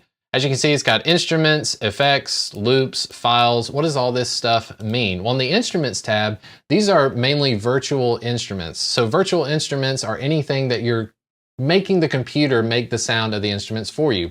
I have a drum set here in my room. I've got guitars. I can sing into this microphone. That is not going to be covered in the Instruments tab. Instruments tab on PreSonus Studio One is referring to computer-generated instruments. Now, when you download PreSonus Studio One, one of the best things you can use is called Presence. Now, you need to make sure you go through the installation process to have this enabled, but if you drag and drop any of these instruments onto just an empty space, as you can see, it's created a new track for me, a new instrument track, and Presence by PreSonus Studio One is now visible. If I go to the presets folder where it says default, I click this, now I can choose what instrument I want to have. Let's say I want to have a strings, let's go to violins and violin full. It's going to take some time to load the instrument. If you have a MIDI keyboard plugged in, you'll be able to hear this or use it as you're playing. I've got a video covering MIDI instruments. Watch that if you're not sure how to set those up. If you just want to sample really quick just to hear what they sound like, you can click any of these keys down here, play around, you can hear a sound, and then of course you can navigate to a different sound entirely. If I want to go to an organ, whatever organ 8 is, I can now hear what that sounds like. So again, the Instruments tab in PreSonus Studio One is referring to instruments that are being generated by the computer itself, not instruments that you're recording with in the room. So in a way, think of the Instruments tab as being virtual or digital instruments. The Effects tab refers to your plugins. Plugins are things like compression, EQ, reverb. Any plugins you've got installed, PreSonus Studio One comes with a lot of them built in. You can see a compressor is right there. You got a fat channel, which is kind of like channel strip type stuff. You've got a delay plugin and more. Those are going to come default with PreSonus Studio One. And you can also, this is where you would have all of your third-party plugins installed. Like if you have any universal audio plugins, FabFilter has some great ones out there. These will cost money. You can get some and add to your list as well. The same thing applies that we did with the virtual instruments. You can click any of these plugins, like I have Pro Q3. This is an EQ plugin from FabFilter. If I drag and drop this onto my virtual instrument, now I have a plugin loaded, as you can see, on my virtual instrument. I can sit here and manipulate the virtual instrument if I want to. Okay, so the drag and drop feature, PreSonus Studio One, if in doubt, try dragging and dropping because most likely it's going to be able to do it. The Loops tab is not something that I use a lot in PreSonus Studio One, but what it allows you to do is come up with some great ideas. If you've downloaded the loops in PreSonus Studio One, you'll have a lot more loops available than what I do. But what you can do is go through and sort your loops by instrument. That would probably be most useful to start with. You can go through and find loops that are drums. I want to go to a hats loop, electronic, and you can find any of these loops here. These are just audio files, and I'm dragging and dropping them onto my session. So once I let go, now we've got a hi-hat loop. I can hit D, as long as I've selected any of these audio files, I can hit D on the keyboard and it duplicates them. So the loops are going to give you, if you're a songwriter, you're looking for some stuff, you can spend a lot of time down here in the loops tab. The files tab is essentially like a finder or a file explorer tab here in PreSonus Studio One. You can have your documents, your music folder, have some of the shortcuts set up already in PreSonus Studio One if you need to drop in your own external files. I don't really use that one a whole lot. I also don't use the cloud function in PreSonus Studio One. If you're somebody that collaborates with other people, maybe you'll find more use out of the cloud as well. They have their PreSonus shop you can go to. The pool tab is very important, especially if you have really dense sessions. So the pools tab is going to be a location for all of the files that I'm using in PreSonus Studio One. So I've used the Hammond is referring to the organ that we loaded earlier. And then we've got this hat classic basic. That is the loop being used right here. So any file that you have recorded, as you start recording tracks in PreSonus Studio One, this pool tab is going to become populated with a lot of audio tracks. So if you accidentally delete something, or if you recorded something and then you recorded over it and you just can't find it in your session, go to the pool tab and search through all the audio files, because most likely it's still there. It's just not visible to you within your session. So one of the things I'll do is the first time I open up a session, it'll be on this home page. I'll go down here to the browse tab and I'll just close that tab on the right. I'm just somebody visually, I just want to see what's happening in the recorded space area. But if you need to access the browse tab, click that on the bottom right. Next, in PreSonus Studio One, in the top left, I got to talk about this I, which is the inspector window. The inspector window is super important for having a shortcut to access things like plugins or to really dive into what's happening on each of the tracks. So any track that I click, as you can see on the left in the inspector window, it's going to change the information that it's giving me. This allows me to avoid having to open up this mix window at the bottom. I can click this hi-hat track that I've got. I can access the fader down here on the left. I can access the pan tool to pan this thing left and right. I can access the record enable and record disable button. I can access the monitor input and output right here. I can solo the track. I can mute the track. Right here where it says inserts, I can click the plus button and access all the plugins. So if I want to load a plugin on this hi-hat track, I can go to my PreSonus folder. I can load a delay plugin. I can click the plus button again, go down to PreSonus. I can load a Pro EQ, which is their version of an EQ plugin. And then when I have the plugin window open, I can jump from my delay plugin to the EQ plugin simply by clicking these tabs. So the inspector window is definitely something that you might want to consider keeping this open all the time. Just make sure you click the I key. Next up here, I've got this short, quick access to the arranger tab, the marker tab, and so forth. One of the things we talk about a lot is the tempo function. Down here at the bottom right, you can change your tempo from 120 to something like 80. Type it in and hit enter. You can also tap tempo your way into whatever you want it to be. So I've got a tempo now of 257. But what if you're dealing with something that wasn't recorded on a click track? Well, that is where up here at the top, next to your add tracks button, familiarize yourself with the tempo view, because this will essentially allow you to change the tempo of your session, or it'll allow you to make the click track fit something that wasn't recorded to a click track. So right now it says 257. I can click here and change it to 80. And then you can go in and click these dots. Everywhere I click, I can potentially change the tempo of that region. So if I click right here where it's got 80 and I turn this up, I can now have the tempo or the click track ramp its way up from 80 beats per minute up to 178 You can change it from linear to being more exponential or logarithmic.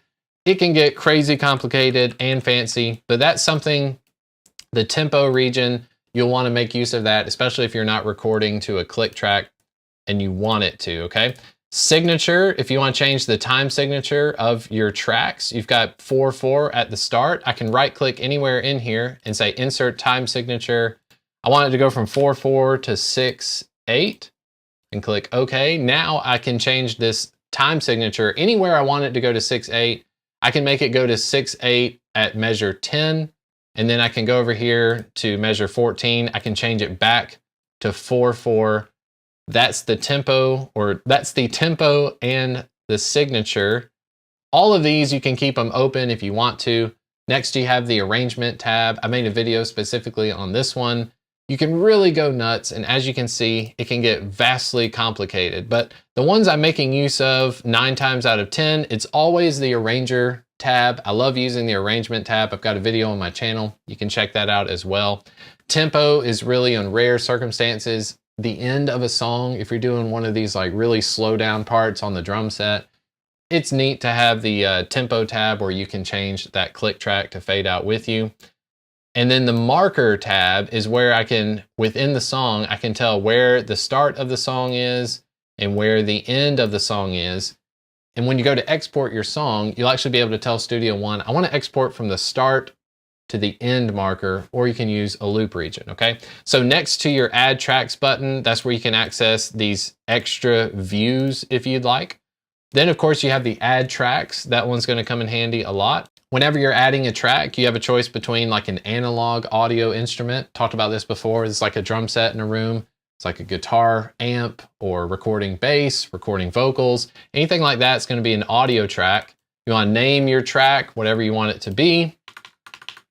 You want to tell it how many of those tracks you want to create. 9 times out of 10, it's just 1. You want to tell it what color. I highly recommend you color code your tracks when you can. Then you tell it what input you want to use. I've got more videos on that kind of stuff. Instrument tab is just what I talked about earlier when we were going through the browse tab. Instrument's going to be things that the computer itself is generating the sounds, like organ, piano, xylophone. Any of that stuff is going to be generated from the computer, not actually something I'm playing in the room. So that's an instrument tab there. Now I want to get into some basic editing functions, and to do that, I'm going to open up a song I've already recorded, Georgia's Still on My Mind. So here I've got the song Georgia's Still on My Mind. Here's some basic editing and functions that I like to use whenever I'm editing. Above the song itself, up here where the measures are, this is where I'm going to zoom in and zoom out. If I click and hold, like next to where it says 33, measure 33, if I click and drag down, I can zoom in to where I can get up to like a 30-second note's worth of information. If I'm still holding the mouse button and I pull up, I'm now zooming out. This is happening all the time. I don't even think about it. I just zoom in, zoom out, click and drag, but you need to make sure you're clicking wherever the measures are listed above the arrangement view or above the tracks that you're recording on, okay? So I want to zoom in. First of all, I want to zoom in on this bass track here. And as you can see, as I zoom in, we're getting more information left to right, but now everything looks like it's really squashed in.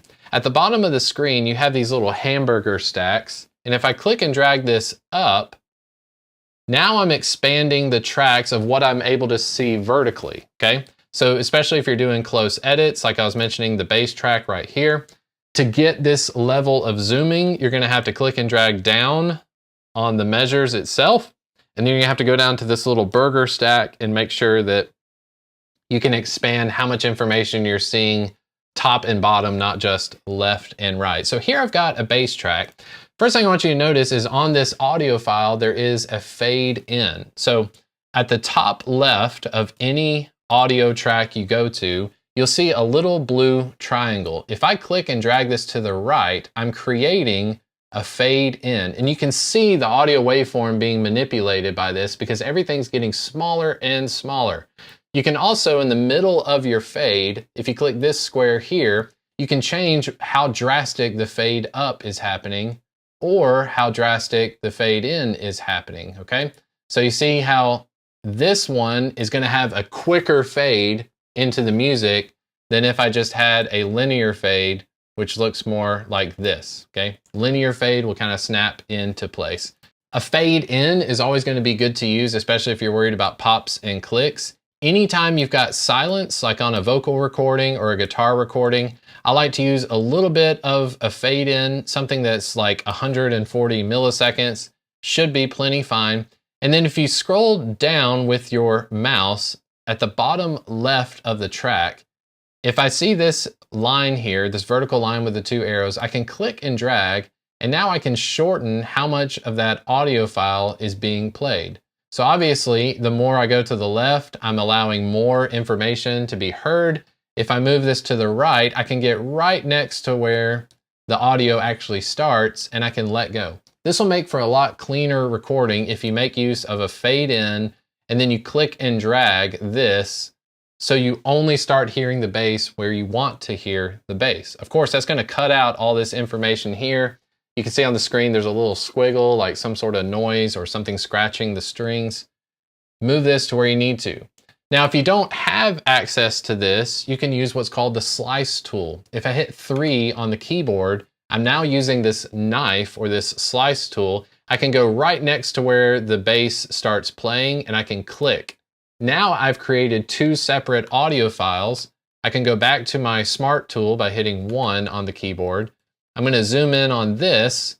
I'm going to create a fade in right here, and then I'm going to zoom out, click this audio region that was originally sliced, and I can hit the delete key or backspace on your keyboard, and now I've deleted it. Control Z, I can go back to where we just had one waveform or one audio file. I can create a slice here. I can click this audio region, and instead of deleting it, let's just say I just want to mute that audio track. I can hold Shift and hit M for mute. Now this grayed out region is muted. We won't be able to hear it. A lot of times, especially when you're starting to edit your music, I would recommend that you use this process of muting your track or muting the region rather than deleting it. When you delete it, you forget it's there. You may want to start cutting things and removing things. You don't want to get too far into your song edit and then realize that you deleted something and now you can't find it. So hold Shift, press M, and you can mute selective regions. I can mute the bass track there, mute and unmute. To unmute, you just hold Shift and press M again. It'll toggle that back and forth. Another edit that you're going to want to use a lot is called clip gain. So the size of these waveforms can kind of give us an idea of how loud these tracks are. If I zoom out so you can see more audio files here, you can see that the bass guitar, proportionally to this acoustic guitar, looks like it's a little bit louder because those blobs are a little bit smaller. I can click this little blue square in the middle of the bass track. I can click it, hold my mouse, and if I drag up, I'm now increasing the clip gain to the bass track. So now this bass is going to blow up the speakers. It's just way too loud. I can also drag it down to decrease the clip gain. And what I can do is if you want to try to mix with your eyes, you can look at the acoustic guitar track and you try to match the size of these blobs so that they have more of a comparable size to them. If they look similar in size, then you know that volume-wise they're going to be a little bit similar as well. Down here, I've got an electric guitar that's making some sort of noise. Let me put my headphones on. To solo this electric guitar track, I'm clicking the track. I'm going to hit S on the keyboard. So now we're just listening to what is this guitar doing. All right, let's listen to that in context of the rest of the song.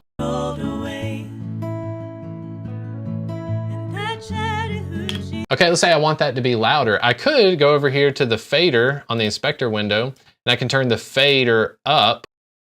That would be one way of making it louder.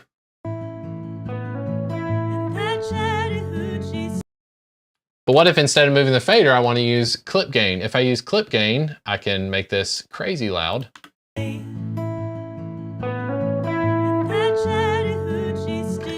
Okay, undo, Control Z.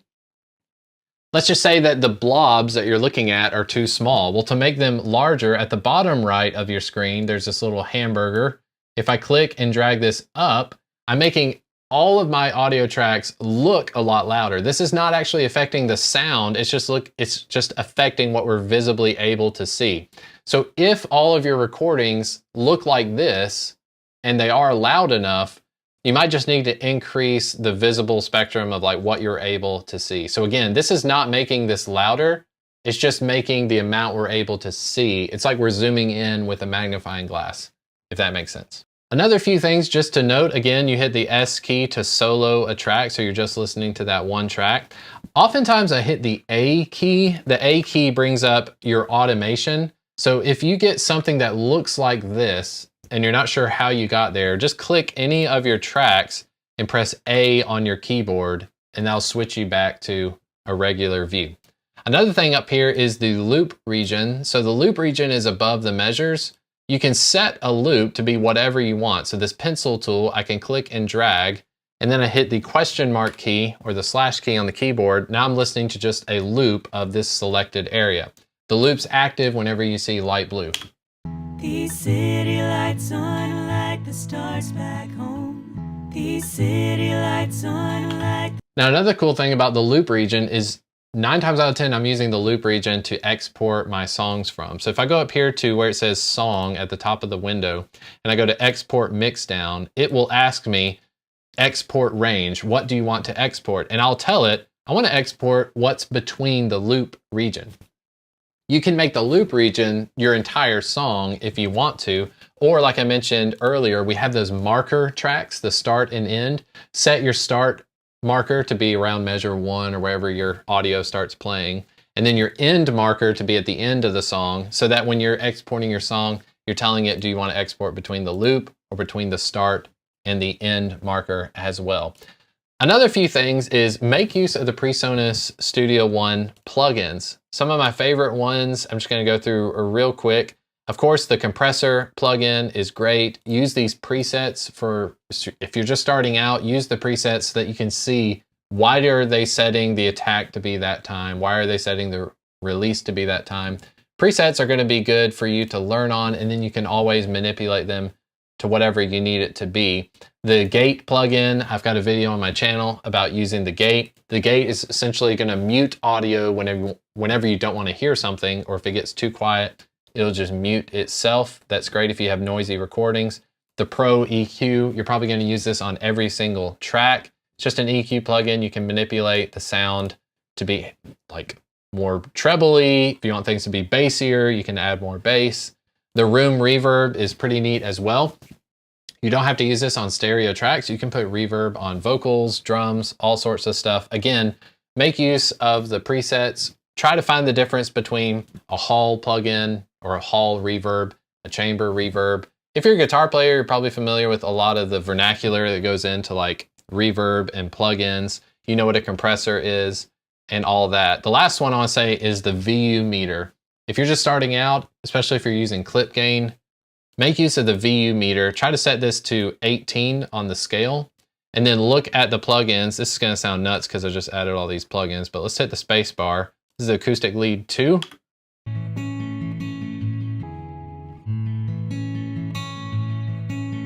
Whenever you're trying to gauge how loud something is or how quiet something is, the VU meter is going to give you kind of a more scientific approach about how loud you're actually listening to it. Because if I turn up my headphone volume, I can make myself think that something's really loud when in fact it's really quiet, okay? So make use of that. Finally, once your mixing is done, you'll want to give it that polished, loud, released, ready sound. In this last section, I'll show you how to use the limiter plugin to finish your track and get it ready to share. There are 3 questions I want to answer in today's video. The first one is, how loud should you be recording? The second one is, how do you make your mixes as competitively loud as the professionals out there? And the third question is, how loud is too loud? These are questions that come up a lot in the YouTube comment sections for my channel, and I want to make sure I answer them as much as possible. The best thing you can do to support the channel is hit the like and subscribe button right now. And when the video's over, head over to my website, heychrisgreen.com, join the free newsletter. So every time I've got a video coming out, usually once or twice a week, you'll get an email from me about a new post that's up. Thanks so much for watching. Now let's jump into these 3 questions.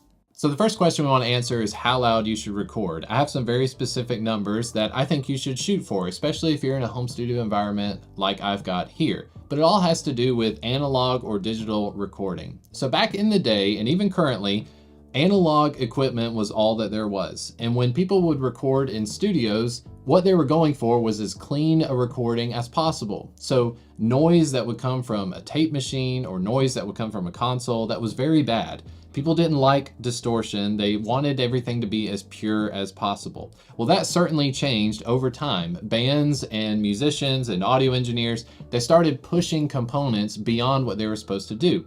Think about the guitar amp, for example. Nowadays, an amp that doesn't have distortion or doesn't have those tubes that are heating up and giving us some grit, they're known as clean or they're too sterile. Well, back in the day, they were trying to keep things as clean as possible. So the recording level was all about the ratio between distortion and noise and something that was clean and pure.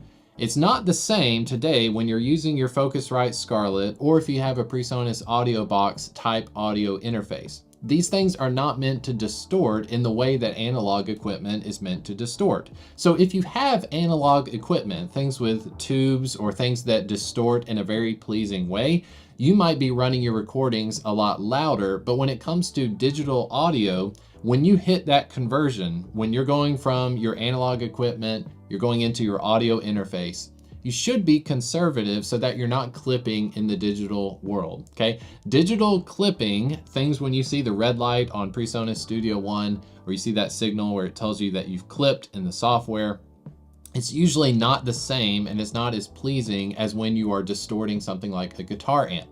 So if you're somebody that's using analog equipment and you want to push that guitar amp to be a little bit louder than it normally is, that's totally fine. But when you go to record in software, whatever signal is going into your computer, you want to make sure that you're not clipping your converters, because things like the Scarlett that I was talking about, or the interfaces from PreSonus, some of these more affordable interfaces, they're not meant to be pushed in the same way that guitar amps are meant to be pushed. So here we're going to get a little bit nerdy. When you're creating a new session in PreSonus Studio One, did you know that below the sample rate, where you're choosing between 48 kilohertz, 96 kilohertz, and so forth, there's a drop-down arrow next to settings where you can change the resolution. So the resolution is going to have options on it like 16-bit, 24-bit, 32-bit, and so forth.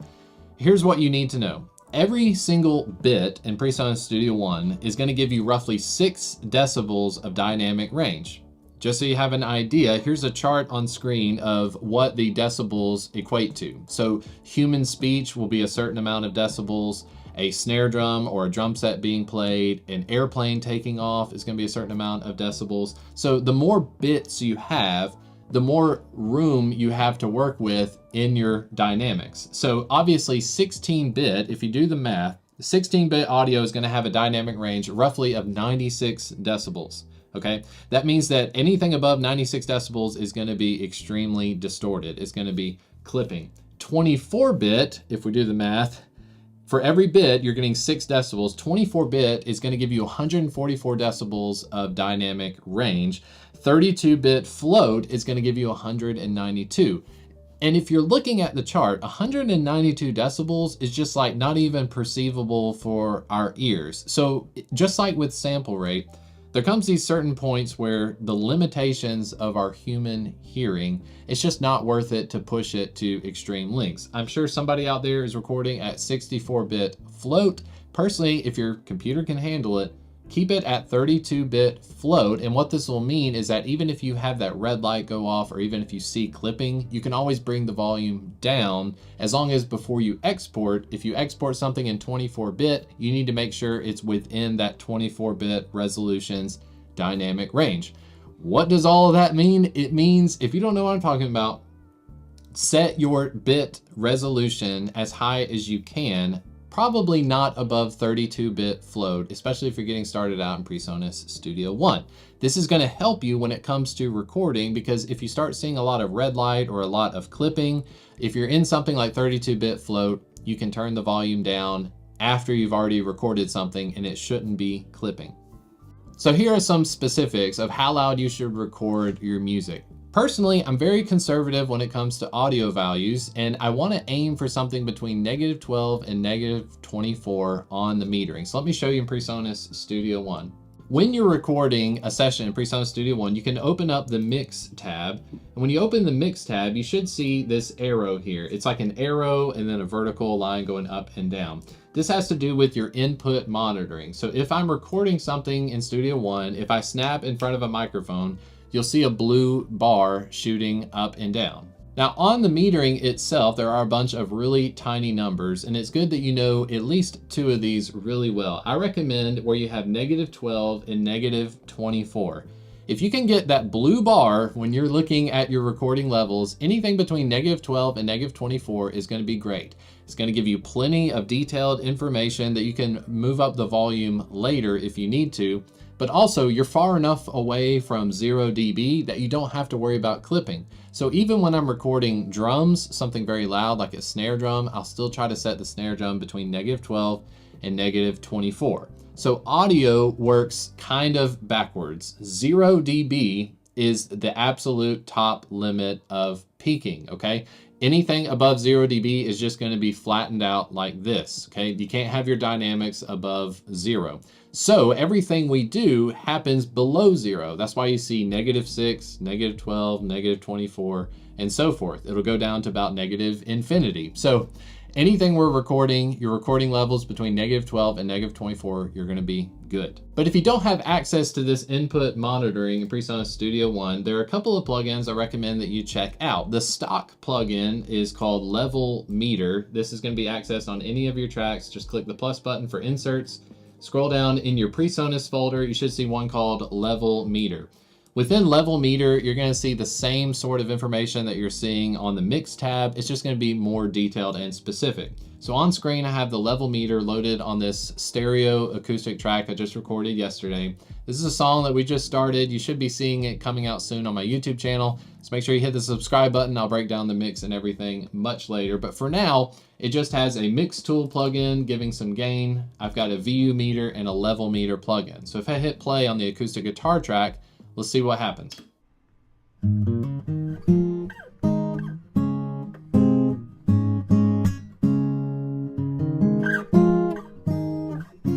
Okay, on the Level Meter plugin, you saw a couple of things happening. You saw the blue bar, and the blue bar was moving very quick, okay? The blue bar is giving us what's called peak value, okay? So the peak value is very quick, and it's gonna measure every instance of dynamics that comes through. So each level that comes through as I'm playing a guitar, you're gonna see the blue meter moving like this. There is a white line that as the blue bar is moving, that white line is moving much slower. The white line refers to RMS. RMS is much more similar to what our ears perceive as average volume, okay? So what I tend to do is I want the peak value to, of course, hover between -24 and -12 as much as possible.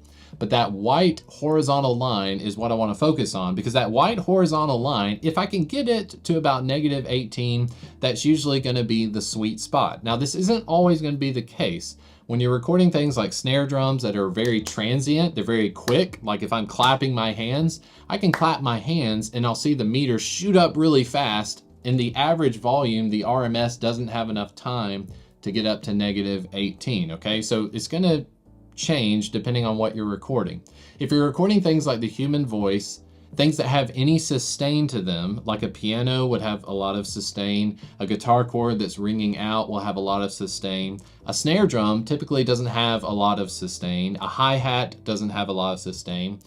Things that are very quick, like hi-hat and snare drum, I want to be looking at the peak value to set my levels as much as possible. And then things that have that sustain, like I was talking about, the voice, the piano, the guitar, I'm looking at that RMS value, because RMS is looking at things over a period of time.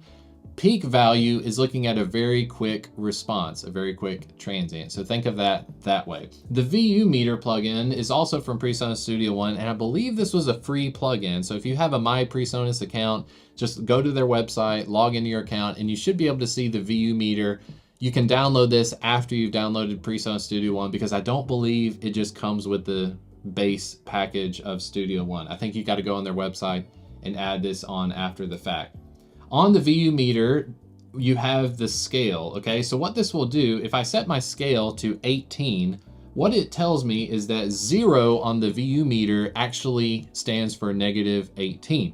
And the needle that moves on a VU meter, it moves much more aligned with an RMS rather than a peak value, okay? A VU meter moves much more slowly. So this time when I hit play, both of these meters are metering the acoustic guitar, but I want you to notice the RMS value on the level meter being the white bar going left and right.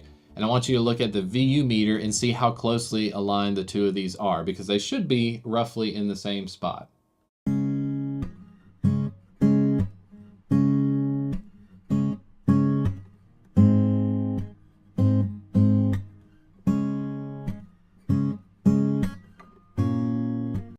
So as you can see, I'm somebody who, I guess because visuals of it, I really like VU meters. In fact, back in the day when I bought the Warm Audio WA2A, a lot of it was because if you put a VU meter on something, like I'm just a sucker for VU meters. I like seeing VU meters.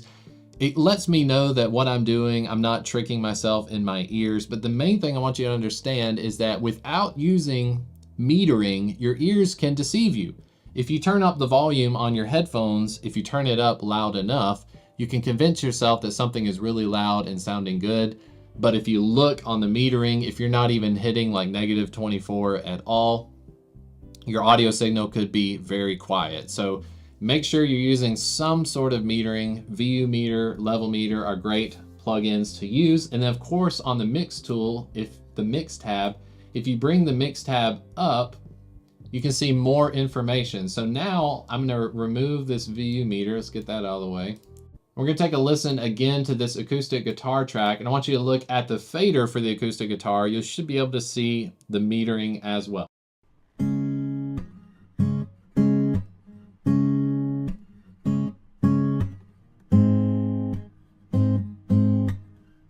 If you right click anywhere on the fader, you can have it show just the peak value if you want without any RMS.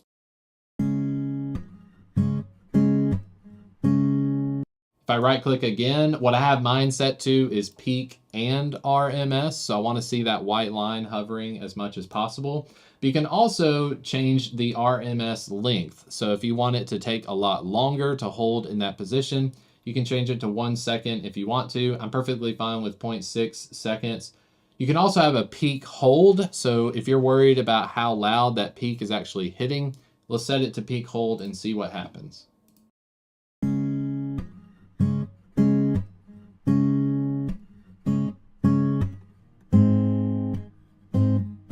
Okay, so peak hold has got these little blue bars. So again, this is a stereo acoustic guitar track. The blue bars that are horizontal at the top, they're holding in place, letting me know where I'm at. That's pretty nifty to have. So now we need to discuss how to make our mixes competitively as loud as professional mixes out there. And it all comes down to limiting, okay? So if you're somebody that really avoids compression, limiting, and distortion, you may find that a lot of your mixes, they are gonna sound more natural, they're gonna sound more dynamic, but they're also not gonna sound as competitive as stuff that you would hear on the radio or on Spotify, okay? If you're listening to stuff that's in pop music or country music or rock music, you're definitely gonna have to make use of what's called a limiter. So if I go to my main output bus and I insert a limiter plugin, the limiter plugin from PreSonus Studio One is basically a brick wall compressor that's not gonna allow audio to go above a certain point. The benefit of this is we can really squeeze out as much of the track as possible, giving us more volume. So on the limiter plugin, I like to set the ceiling to about -1 at least. It just makes me feel better that I'm not going anywhere near that clipping. And then essentially you just want to take the gain knob and keep turning up the track so that it gets louder and louder, keeping an eye on the reduction, because the amount of reduction is how much limiting is happening to the signal. So most people out there, when they're loading a limiter plugin, they're gonna turn up that gain volume until you start to see a little bit of reduction, maybe like 1 or 2 decibels, but not much, okay? That's gonna get you as competitive as you can be without squashing your mix. So a lot of times, like I mentioned, Taylor Swift, Adele, Ed Sheeran, a lot of these pop artists and people that are in these massive studios, they are squeezing every single dynamic that they can out of a track. by using mastering plugins. And they can do this with a very, I don't want to say transparent way, but they can do it with more transparency than what most of us are capable of doing in a home studio environment. So if you're just using the PreSonus limiter plugin, aim for about -1 to -2 decibels of gain reduction. I'm going to push it to its limit so that you can hear what that gain reduction sounds like if it's too much. When you start limiting stuff too much, it just sounds really bad. So let's take a listen to that. I'm going to gradually bring up the gain volume so you can hear how loud we can get this acoustic guitar track.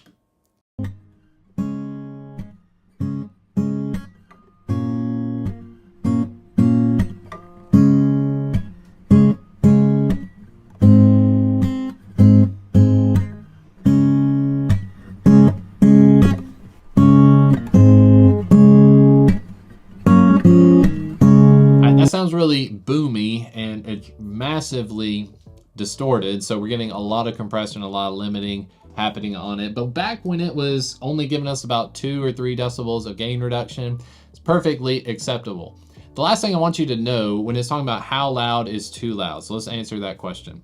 In modern day recording, we have so many apps like Spotify, iTunes, YouTube. They are all actually using programs to change the volume of your tracks. Now, it used to be a lot more controversial because you would go on YouTube or you'd be on Spotify or iTunes and you would listen to one person's song, and when you went to the next song, there would either be this massive drop off in volume, or from song to song, some would be really loud, some would be really quiet. And this was bad business for the streaming platforms. People were complaining about how they would be listening to something and all of a sudden their ears are exploding because track to track, artist to artist, the volumes aren't the same.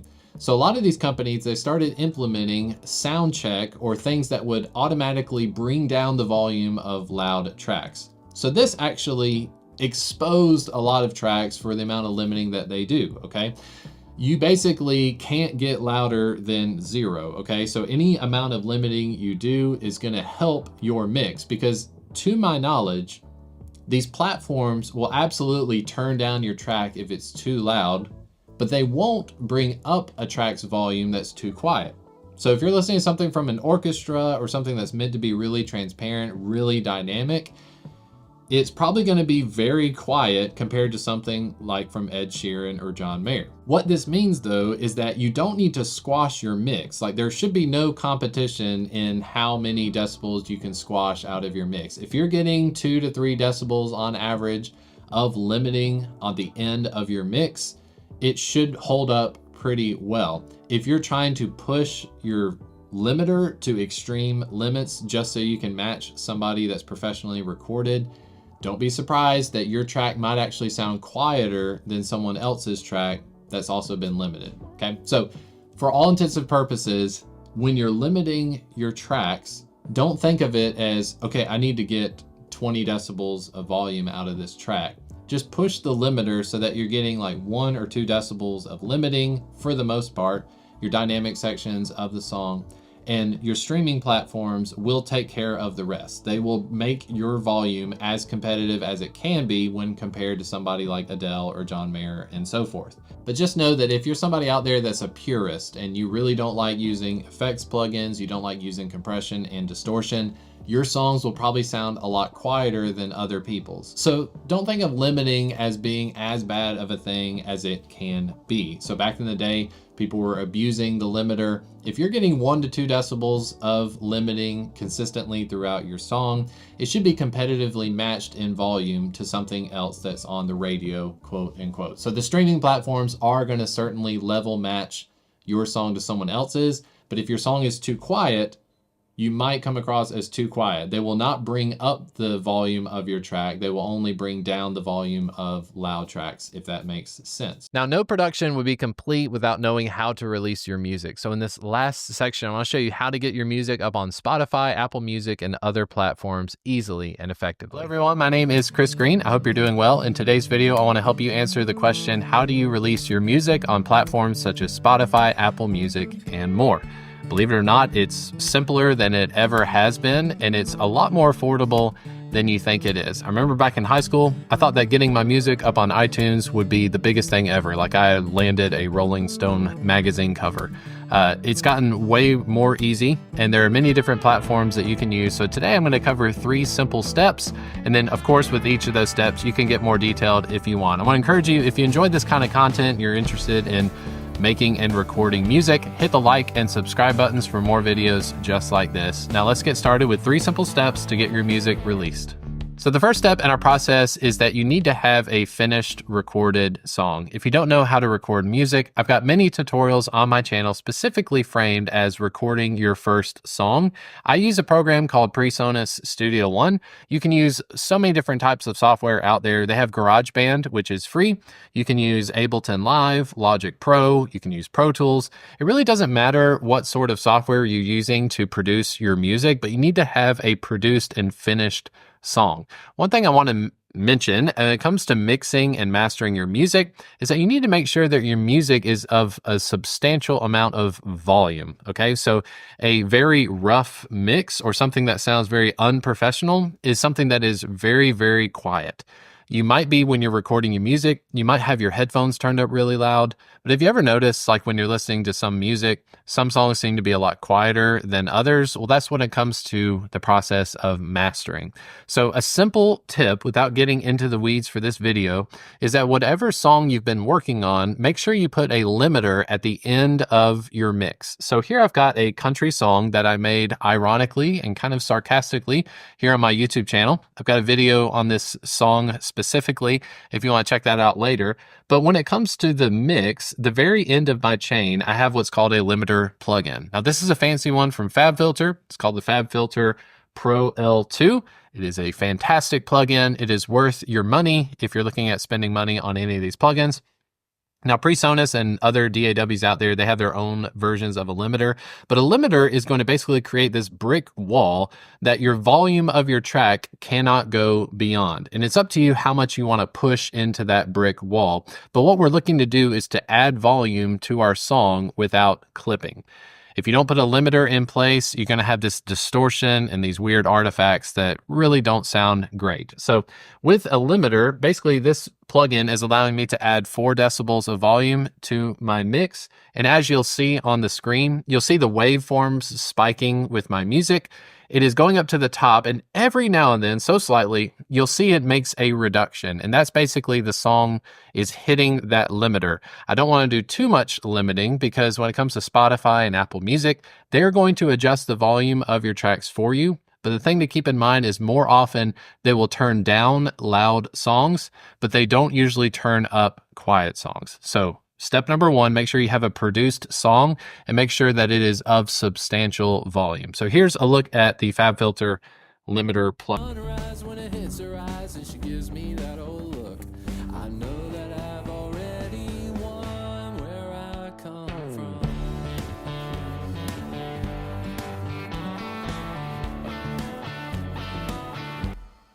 So on PreSonus Studio One, when my song has a sufficient enough mix, it's got the limiter in place, so I'm getting a little bit more volume out of my track. I basically want to export my song. When I export my song in PreSonus Studio One, I'm just going to hit Song, Export Mix Down. I'll give this a name. This song's name is Where I Come From. Now I've exported this previously already, so I'll call this one Final Version 2. Very catchy.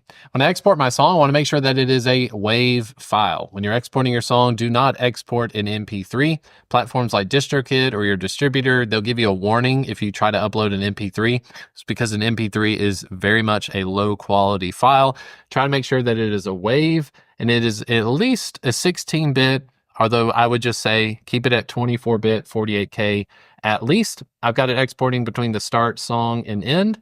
If I click OK, now Studio One is going to give me a digital file that I'm going to be using when it comes to uploading this song to the platforms. So as you can see on screen, Studio One has given me my WAV file, and this is what I'm going to be using when it comes to uploading to DistroKid for release. Now I've got this file and you can put it wherever you want. You can send it to your desktop. Just make sure you know where that file is because we'll need to come back to it later. Now, step number 2, we need to talk about your album artwork. This is something that we don't hear talked about quite a lot here on YouTube, but I do want to show you the process of how I'm making my album art cover using a program called Canva. All right, when you first get into Canva, you very much can use just the free version. The pro version has a lot of fluff, has a lot of extra elements that you may find useful in the future, but for now you can get by with the free version. I'll show you how to build this album artwork from scratch. I'll show you my process and you can adapt it to as you need. I know this is very opinionated. Your album artwork should and probably doesn't look the same as mine, but in Canva, I want to go to create a design. You can type in something like album art if you want, and it will give you recommendations. I recommend you stick to 1400 by 1400 because the dimensions of your artwork do need to be a square, okay? Needs to be a square. So 1400 by 1400. When you create your design, it's probably going to look like this, where it is just a white square. First thing I want to mention is you may want to just use a template. So in order to use a template, you're going to go over here to design. And then on the design tab, you have the templates selected. You can type in whatever you want. If I want my template to be based on moon, I can type in moon. And then when I do a search, it has all these pictures of the moon and all these templates that I can definitely put to use. If I click this one here, it will load all of the elements for that artwork here on Canva. I can go in and edit this text. I can put where I come from. I can put my name down here. I can make it say Chris Green.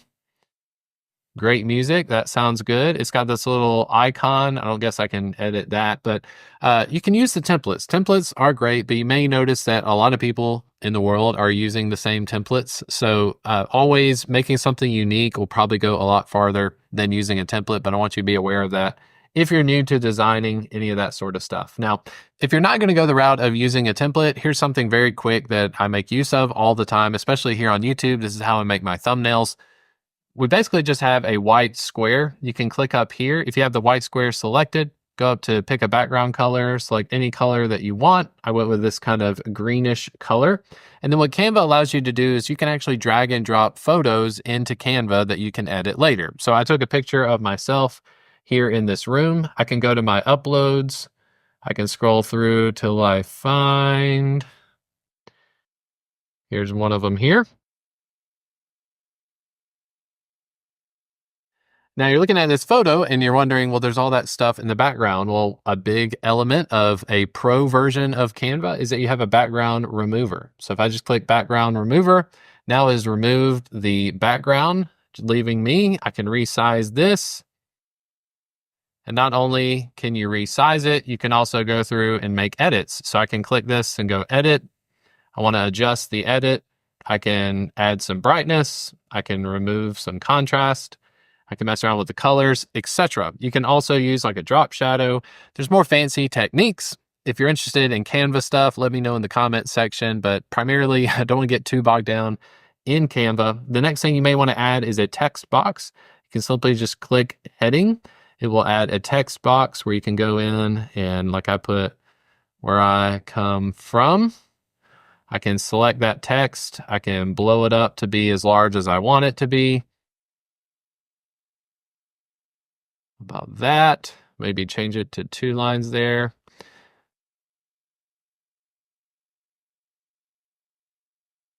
I'll take this text and I'm going to change the text to white.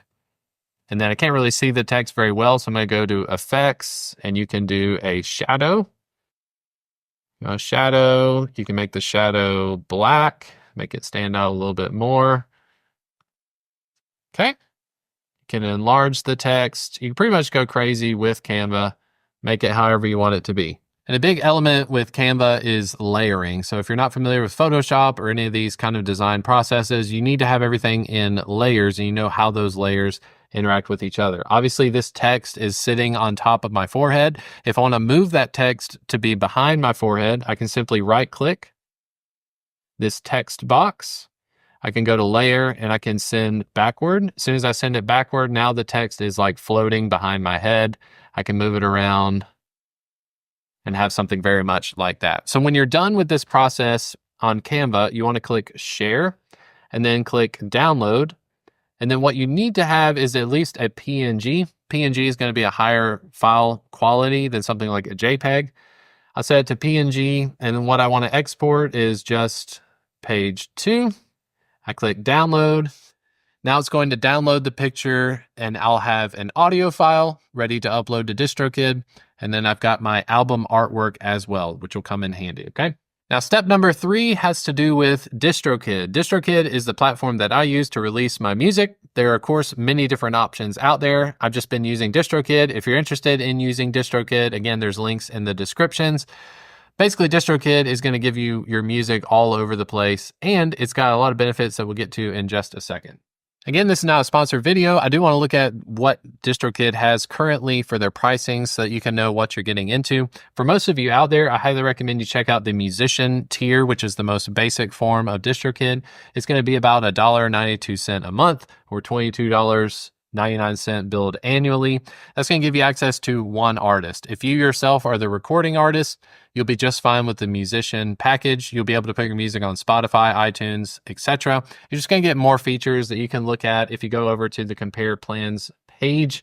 My wife and I are 2 different people and 2 different artists. So if I want to upload something as Chris Green and she wants to upload something as Lana Green, we obviously need to have a plan that covers more than one person. So we go with the 2 artists plan, and it's been working out pretty well. Now, when you have your DistroKid plan, you need to go to upload. So if you want to upload, we want to upload our music. First thing first, it's going to ask, where do we want to upload our music? Personally, I don't see any sort of negative in you uploading to many different platforms, but something I did with this recent release of Where I Come From, just so I could try it out, I basically wanted to limit the amount of places that I'm having the music uploaded. So I'm personally sticking to something like Spotify, Apple Music. I'm not uploading to YouTube Music for my own channel's sake. I'm uploading to iTunes and Amazon. Those are the biggest ones. Everything else, it just gets really finicky. So if you don't have a social media presence or a social media profile on those websites, like I personally do not use TikTok, so I don't want my music on TikTok because I'll never know what's happening with it. If my music is getting stolen, or maybe they're making a bunch of money off of my music on TikTok, I'd have no way of knowing about it because I don't even have the app. So go through and select which of these you want to have uploaded. Obviously, Spotify, Apple Music, YouTube Music, Tidal perhaps, and then iTunes. Those are going to have some of the biggest numbers coming from those. Next is going to ask you, how many songs are you uploading? So for most of you out there, it's probably going to be a single. If you're just doing a single release, it's obviously going to be one song. But if you're doing something like my wife's hymns album, I believe we had 12 tracks. I would be selecting 12. But for this, it's just one song. Has this song or single previously been released? No, it hasn't. If it has been, if you're doing like another version, like a radio edit or some sort of remix, then you probably need to check yes. Now it's going to ask you the artist or band name. Obviously, my name is Chris Green, but this is the name that you want shown on the profile. So when you go on Spotify, if you don't use your name, like instead of Chris Green, if I wanted to go as Country McGregor, if I had like a fake name that I wanted to use, I would put Country McGregor. It's asking what artist name do you want to be visible on the profile. All right, now it's asking you, do you already have a Spotify artist page? Do you already have a music page? It says we're all set. If you have something associated with Apple Music or any of these profiles already in YouTube Music, you need to make sure you select it, or you can select Chris Green doesn't yet have an artist profile in Apple Music. Already on Instagram, no, Chris Green doesn't have a profile on Instagram. No, Chris Green doesn't have a profile on Facebook. Now it's going to ask you your release date. Release date is very important. Do not release your music the same week that you upload it. Why? Is because the distributor, it takes a long time for this music to get sent. So you at least need to be, I would say, at least 10 days out from your release. So at the time of this recording, it is December 20th. I would be setting this release for somewhere around January 2nd or January 3rd. It also has to do with marketing. If you want to spread the word about your music being released, you need to give yourself time for these platforms to have the music uploaded. It doesn't happen instantly, but you will get emails along the way. It'll say, hey, your music's ready on Apple Music. Hey, your music's ready on Spotify. Just give yourself at least 10 days out for everything to be set up. Record label, you can simply just put whatever you want. We use Green Family Music. Language is English. Primary genre, where do you want your music associated? So with this one, I would put country music, and then I will not put a secondary genre. All right, here we go. This is where we want to have our album cover. This is the artwork that we made in Canva. It's recommending that you upload a 3000 by 3000 JPEG format. So if you're using Canva, you want to go in and use 3000, that's fine. Click here to upload the image. We can select the image that we created. Click OK. There we go. Track title 1. This is the name of the song. I'm going to name this one, Where I Come From.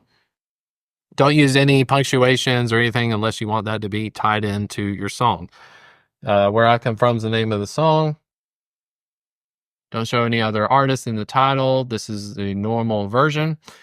It's going to give you kind of a preview of what the song is going to look like on Spotify and other platforms. Now we need to upload the audio file. This is the file that we got from PreSonus Studio One. So I'm going to select the audio file. I can go into Songs, Country Song, in my mix downs, and here we have Where I Come From. This is the WAV file. I'll click Open. And before I upload it, it's got a few more questions here. Dolby Atmos, no, it is not. Singer, songwriter, cover song. I wrote this song. It's very important. If you're going to do a cover songs will cost you extra money. It's because you're covering someone else's song. This happened on the Hymns album. My wife sang the song Because He Lives, which is a Bill Gaither song. So in addition to our normal upload process, if we're doing a cover song, she had to add another like $12 or so for it to be up for the year. Since this is an original song, I don't have to mark that. Singer-songwriter's real name, music, and lyrics. Christopher Green. Explicit lyrics. Do you have any language or cussing in there? You can put yes or no. No, the song is clean and always has been. Instrumental. The song contains lyrics. You can answer those questions as you're going. Now, I believe on the basic package, you cannot set your pricing for iTunes other than 99 cents, but for the most part, 99 cents, $1.29, it's not going to make that big of a difference. All right, it wants me to add credits for the song on release, and then it's going to give you some extras if you want to add those on. You totally don't have to do this. If you've already spent money on the musician plan, you don't want to spend any more. Just scroll all the way down to the bottom, check off these check boxes, click continue, and then it's going to ask you if you want DistroKid to master your music. It's totally up to you. I've never done the mastering process, but just keep things simple. Continue all the way through. It will upload your music ready for release.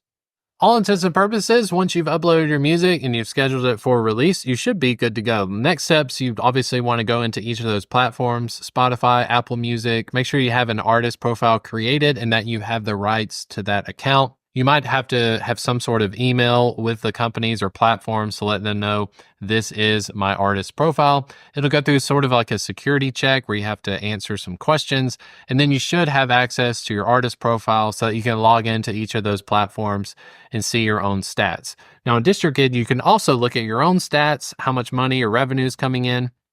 But just know when you're using DistroKid and streaming platforms, this is not a day-to-day updated thing. It's usually about a month or maybe even 2 months delayed in the stats. And what they're doing is they're basically checking in the background, making sure that you're not abusing the system and that it's not a bunch of bots running your music. It does take quite a while for you to start seeing some revenue coming in from DistroKid.